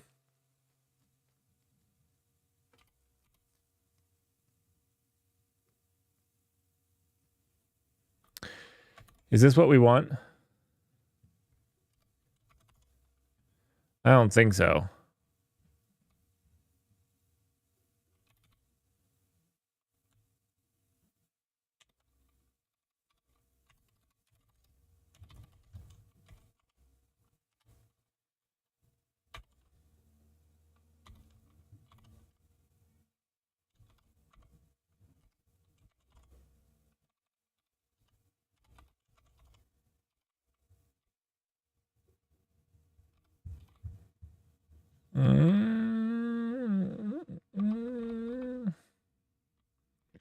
We are one too many there.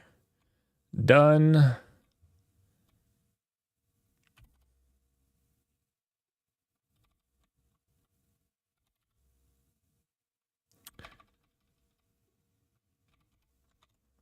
Right. So we need...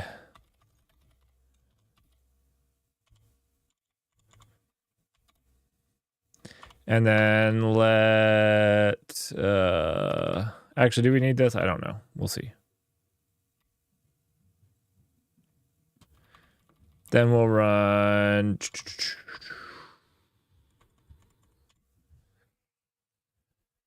Node ID. And the sender is going to be the sender. And it will take ownership. Cool. This is not that anymore. This is our candidate ID. Beautiful.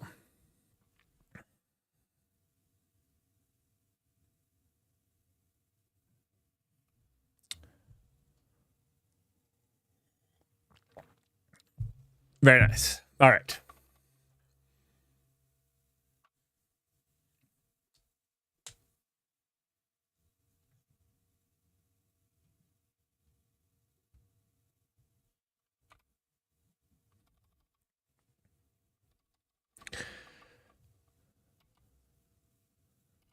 This is, in this case, honestly, I'm just going to change this to port because that's what it's using here. It's taking its node ID as a port. I know, horrible, terrible, but this is a prototype of the Raft protocol. So horrible, terrible, also exactly what I'm doing for right now because it means I only have to pass one thing in. It's the node ID and the port it uses.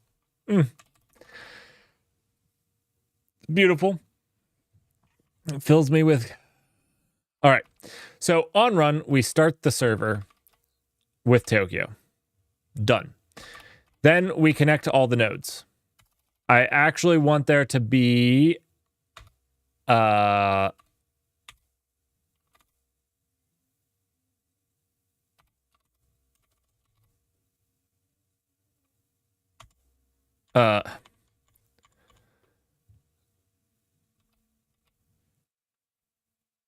something like this. What in tarnations? All right.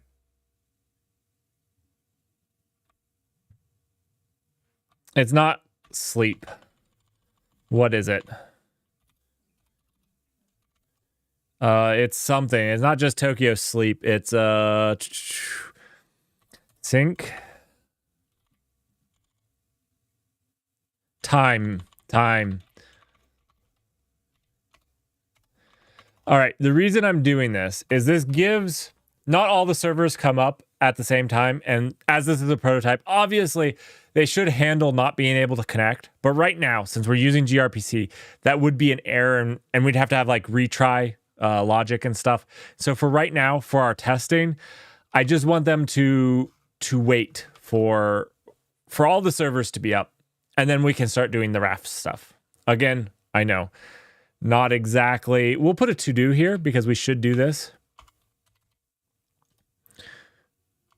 We'll actually do this and then to do fix. So there are retries if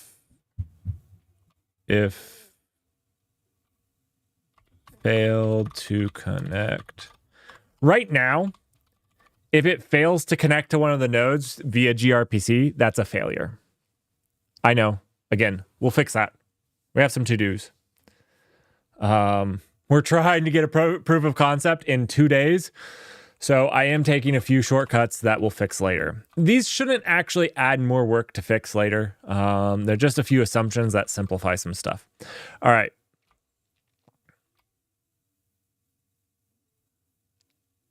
I am telling you that gRPC, if you just go with this, it will. Now, because this is going to unwrap an error. Again, we could handle that and sit there and retry.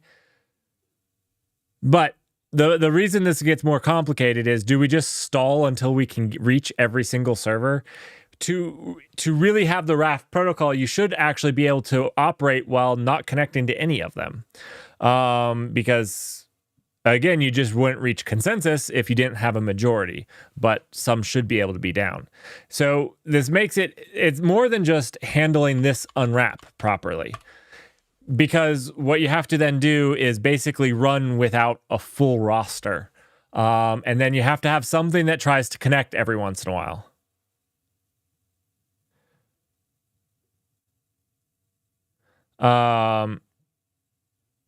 Right, Greppington. And this is why I was saying I'll do it later, because like it just adds a bunch of work.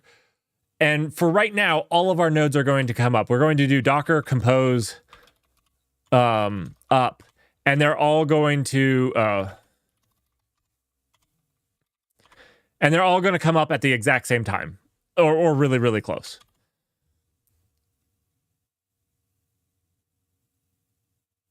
Scott B, I am trying to test my mental fortitude. 6 hours. You know, I didn't even get up to get a coffee break. Not even twice. Okay, I lied. How are you doing, Scott B? So anyways, Grumpington, this is where like this was a simplifying thing, because like there needs to be effectively another thread that tries to do reconnections. And that's another thing.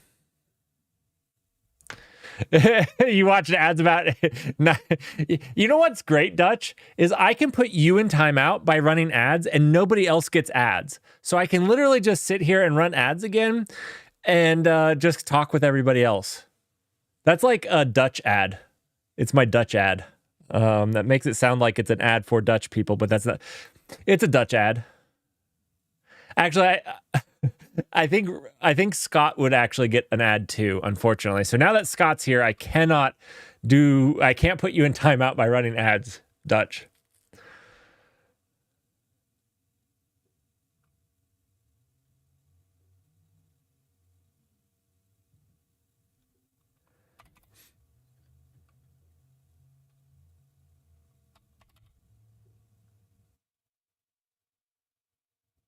I don't know, Greppington, I don't know that it does that. I call connect, and it fails. It doesn't keep retrying.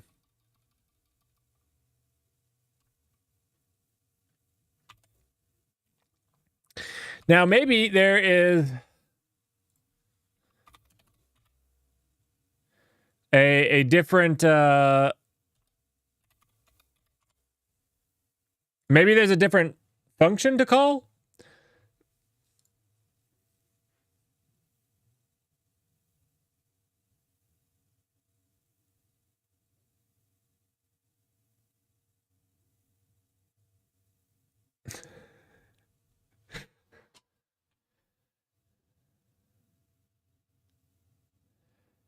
All right. Well, okay, well, so I have to implement that at some point.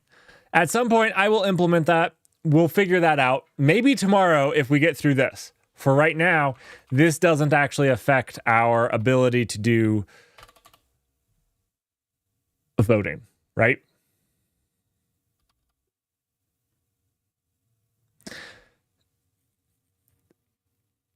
Yeah, I think Dutch, you and Scott are the polar opposites, probably. Yeah.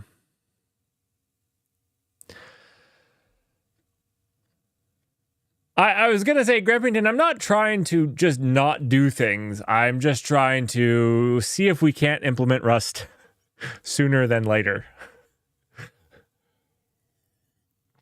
That's all, you know. We'll come back. We'll come back to this. I have a to-do. And next week, we're going to just hang out. We're probably going to work on the null cloud, which is going to be a little bit of Go. But we might also work on wrapping some things up like this on this as well. Or finishing it if we haven't finished it. All right. When we start in follower, we're going to start in follower. And when we enter the following state, we'll get the instance. We'll run until we our timeout hits. When our timeout hits, we'll return the candidate state. Now we need to implement the candidate state, which needs to send heartbeats to everybody. Or needs to vote, needs to request voting.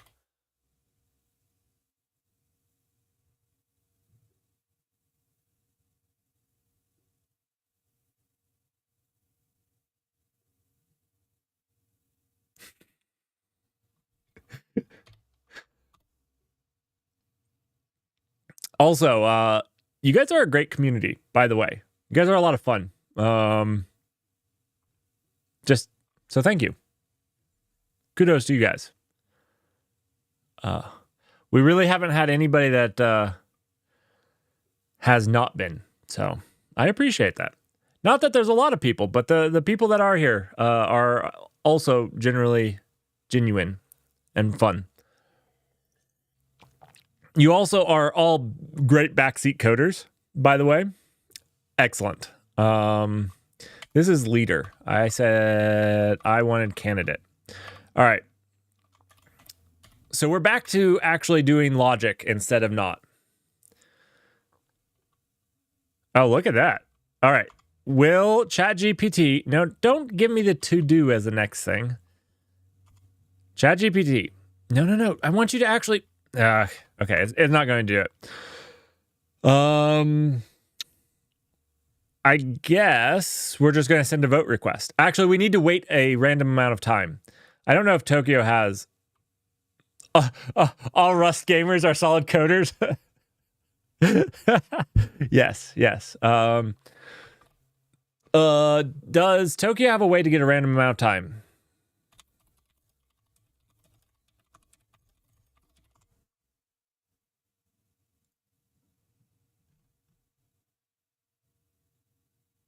No, it just used rand. Okay.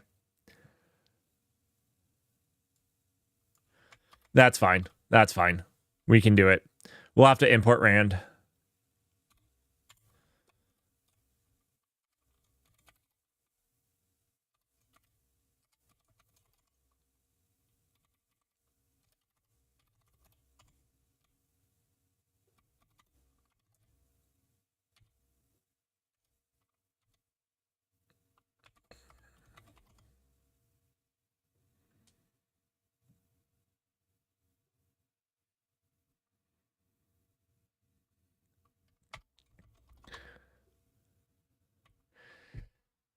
Grimpington, I don't know if I'm the only person that doesn't.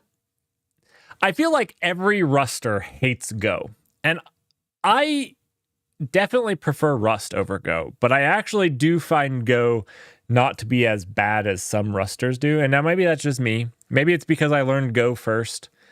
And I definitely think it's less good.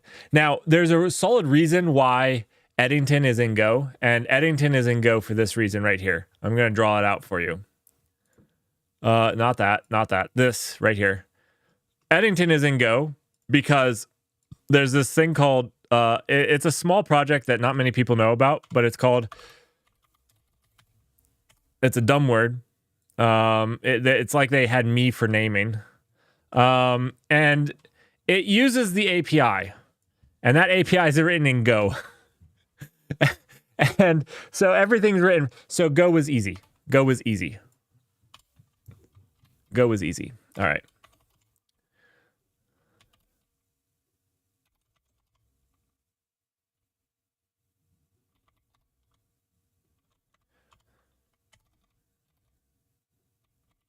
We do not want this big of a range. Is this in milliseconds? If this is in milliseconds, we'll do 100 to...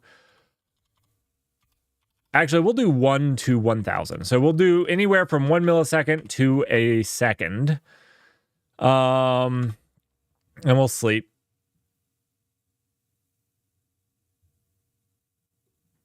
I was going to say, the thing, I think Go has like two things that I love. One, it's really easy to build a team around because you can have a team that didn't even know Go at the start and very quickly have a team that is at least proficient in it, which is hard to do with Rust. I'm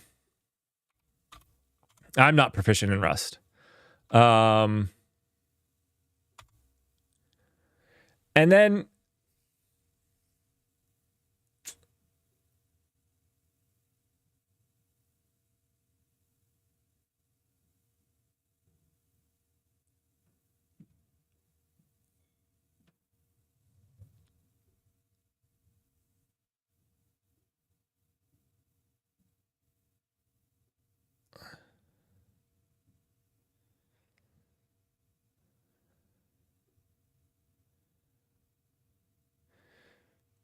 Right.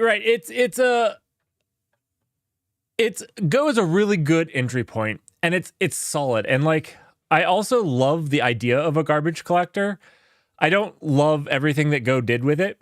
I feel like it's cool. So, anyways, yeah, I don't hate Go. I do prefer Rust, but I don't hate Go. I don't mind writing in Go. All right, we're gonna sleep for some random amount of time. I was not articulate about that. I have been programming for 6 hours now, so articulate is not my specialty at this point. I'm mind mushed. Mind mushed? My mind is mush. I don't know that makes any sense. Anything I say at this point is probably not going to make any sense anyways. So now we want to... No. Okay, now we want to, for nodes, Yep. This looks good. No, it doesn't look good. I don't know what this is doing. What the crap is that doing? I don't understand what this is doing.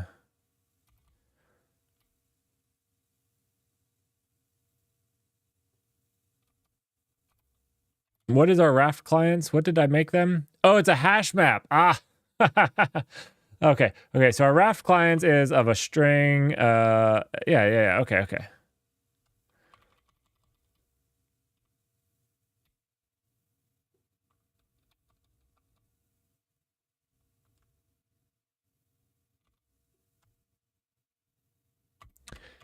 It's values. I wanted values. That's what I was like. I don't understand what this is. All right.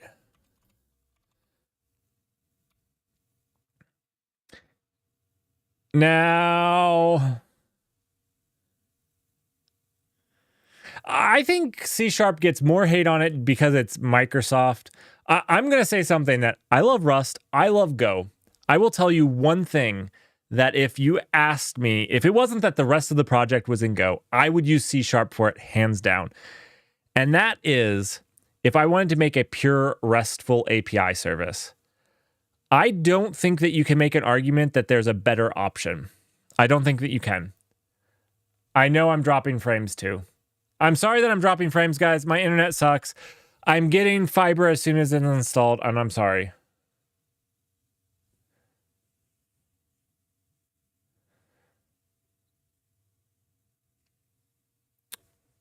As soon as that is available for me to purchase, I will purchase it. I will have 2 gigs upload, and I'm really sorry about my internet.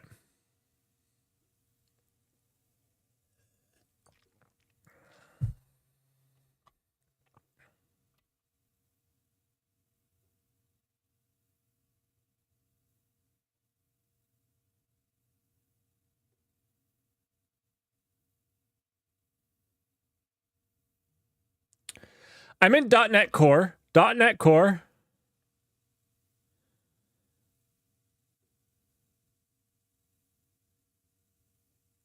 Absolutely. We like to hate on Java, but you know, if you need a job and you have a job writing Java, that's awesome.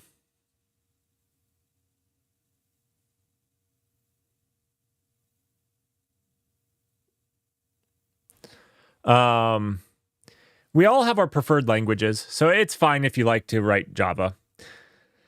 Maybe not if you like to write Java. I don't think those people exist, let's be honest, but see, people that write Java have jobs. People that write Rust don't. That's like the real difference. I think that's why Rust developers hate Java developers. Right.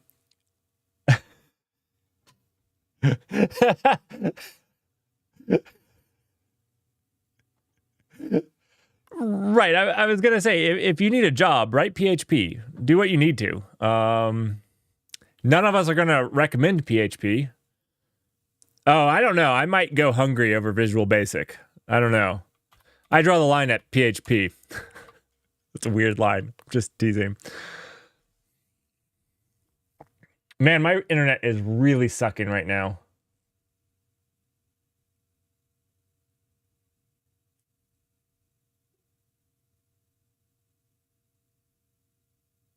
I'm sorry.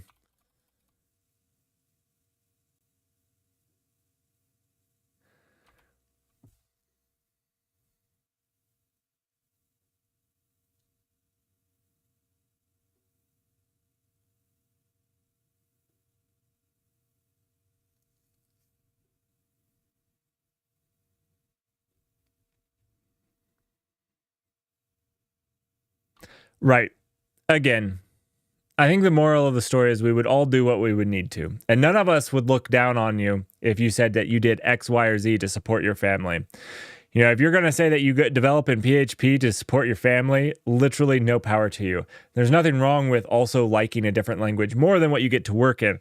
Most of my career, I have actually worked in a language that I haven't loved. That's been most of my career.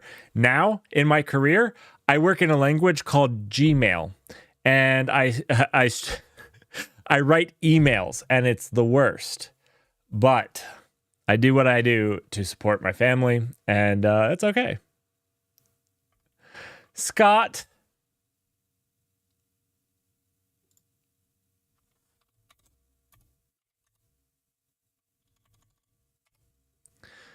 Scott B, thank you for using that emoji. I love the nope emoji.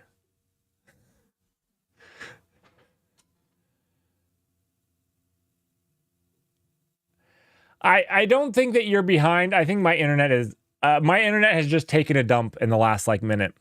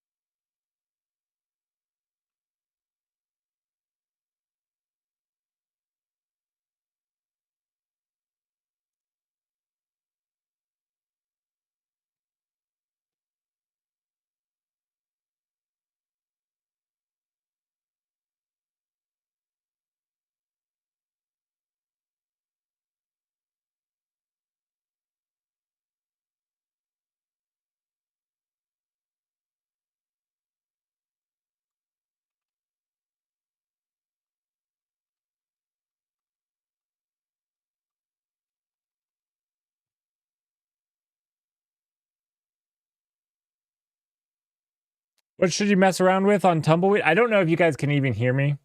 I don't know if it's killing the audio or not. I'm losing about half my frames.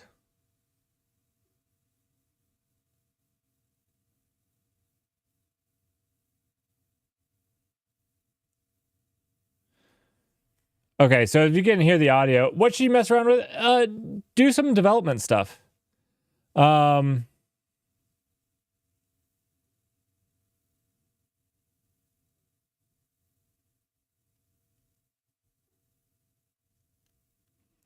Try to do some Go and whatnot.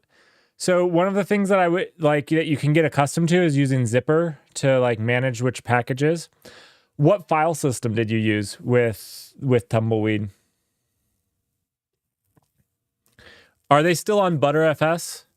They were one of the longer holdouts. So that can be trippy for people that aren't used to Btrfs to get accustomed to. Can be a little trippy.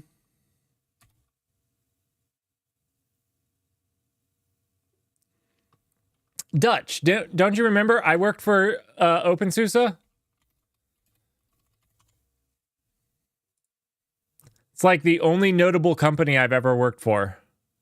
Tumbleweed is one of their distributions.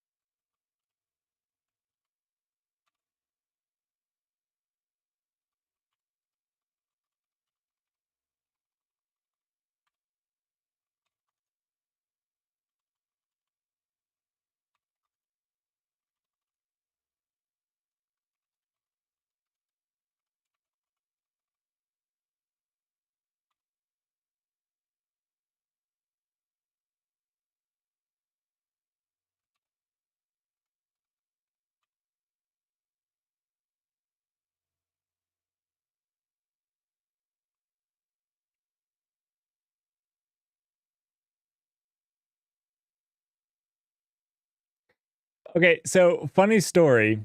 It got the nickname of Troubleweed internally from me because I was having trouble with it, but you know I'm bad at spelling, and I accidentally mistyped it as Troubleweed, like legitimately Troubleweed, and sent that an email, and people thought that I actually meant to mistype it like that. Anyways, that was a funny story.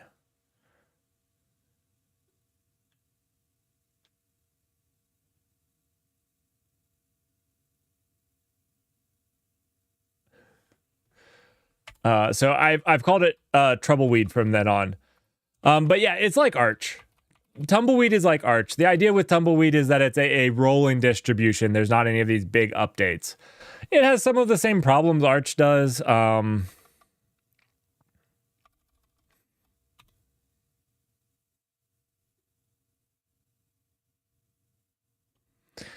just played the email off because it had reached too many people at that point. There are people that were in my team that knew that I misspelled it. I mistyped it because I was pretty embarrassed. I did not mean to.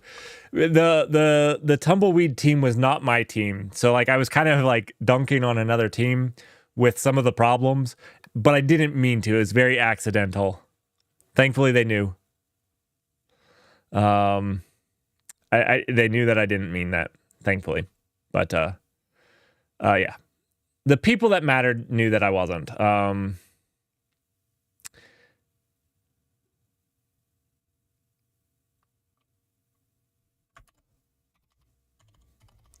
So I think then we just want to like, I don't know if what I'm doing is, I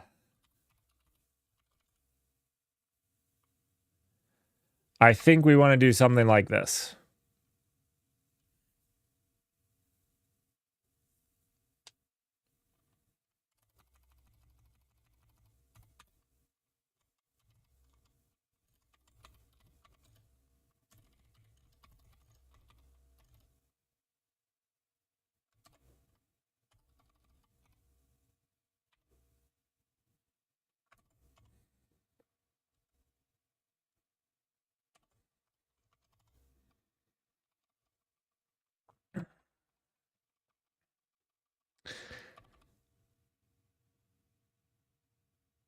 So this is going to spawn it, but we're not going to sit here and await on it, and then we're going to join the votes here.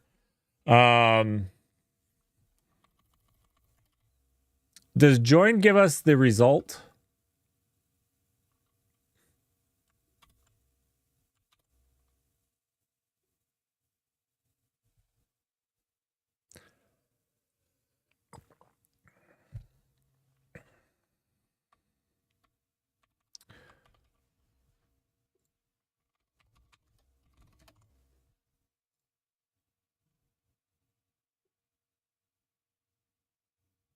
Yeah. Okay. So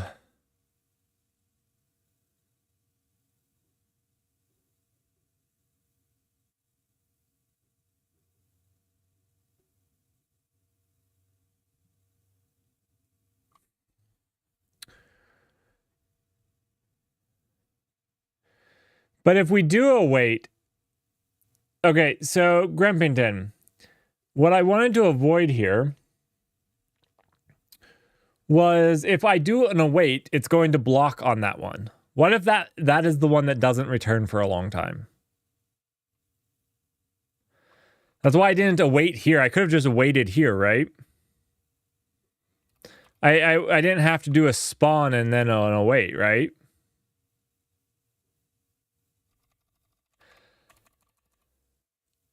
I almost need a channel.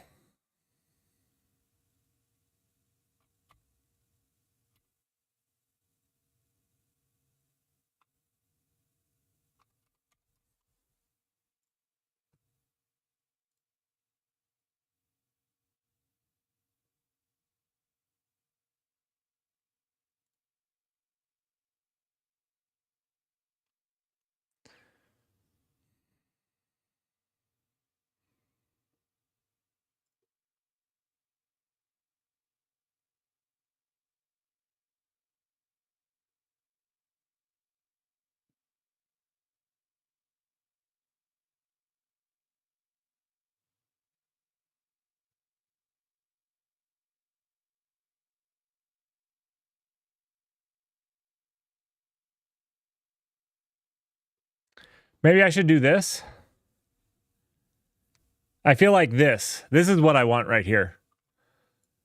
This is. Right? It will give me the first one to complete. I'm not just picking a random one to complete.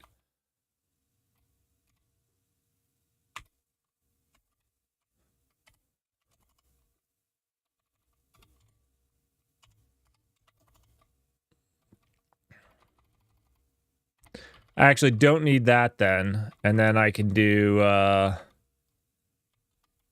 set.spawn here.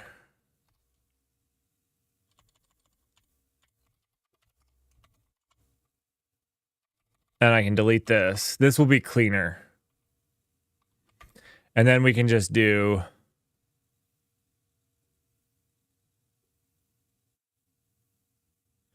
Oh, no. No, Dutch. You said that was rose nice. And I'm going to assume in Dutchland that rose nice is like perfection. Like perfecto. That's how I'm going to see it.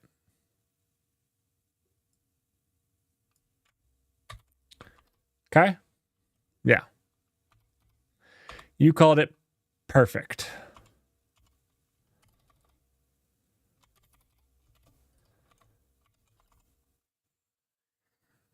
Yeah, I couldn't remember the name that we came up with for the Netherlands, so I just said Dutchland because I'm an idiot. Oh.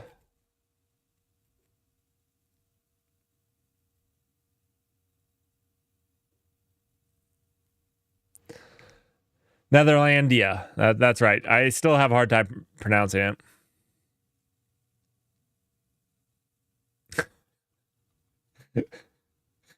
All right.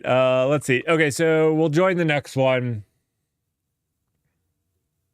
This is dumb. Let's not do this. These are our results. So we'll just say like vote. I don't know what I'm doing here. I don't know that any of this makes sense.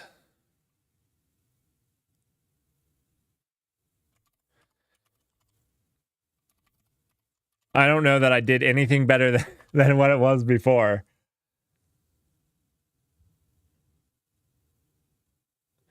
Although, honestly, once we hit the majority here, we can do some logic to break out of this. We don't actually have to wait for all of them. As soon as we hit the majority, or a majority have said no, we can be done.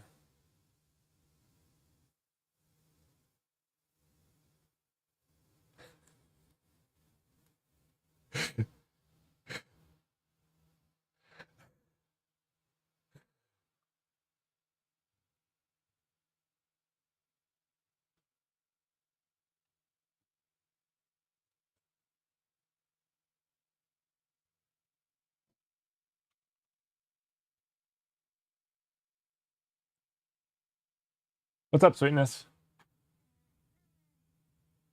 Mama's not down here.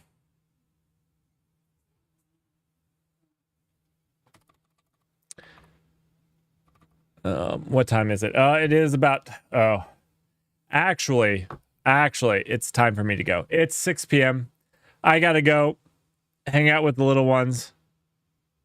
Yeah. We didn't quite get voting down. We didn't quite, but we've gotten a good framework set up, I think. That's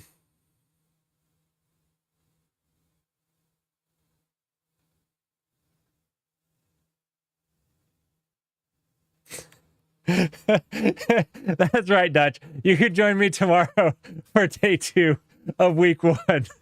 I'm putting Dutch in an ad right now. Dutch just got an ad. There you go, Dutch. That ad's for you.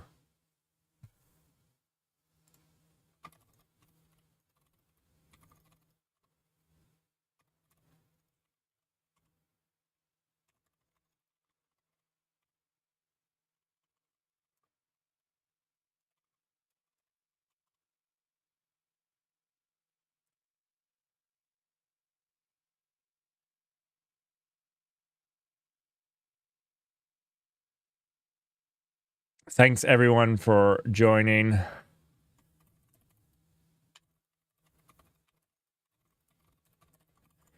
And have yourselves a good evening. And hopefully my internet works better tomorrow.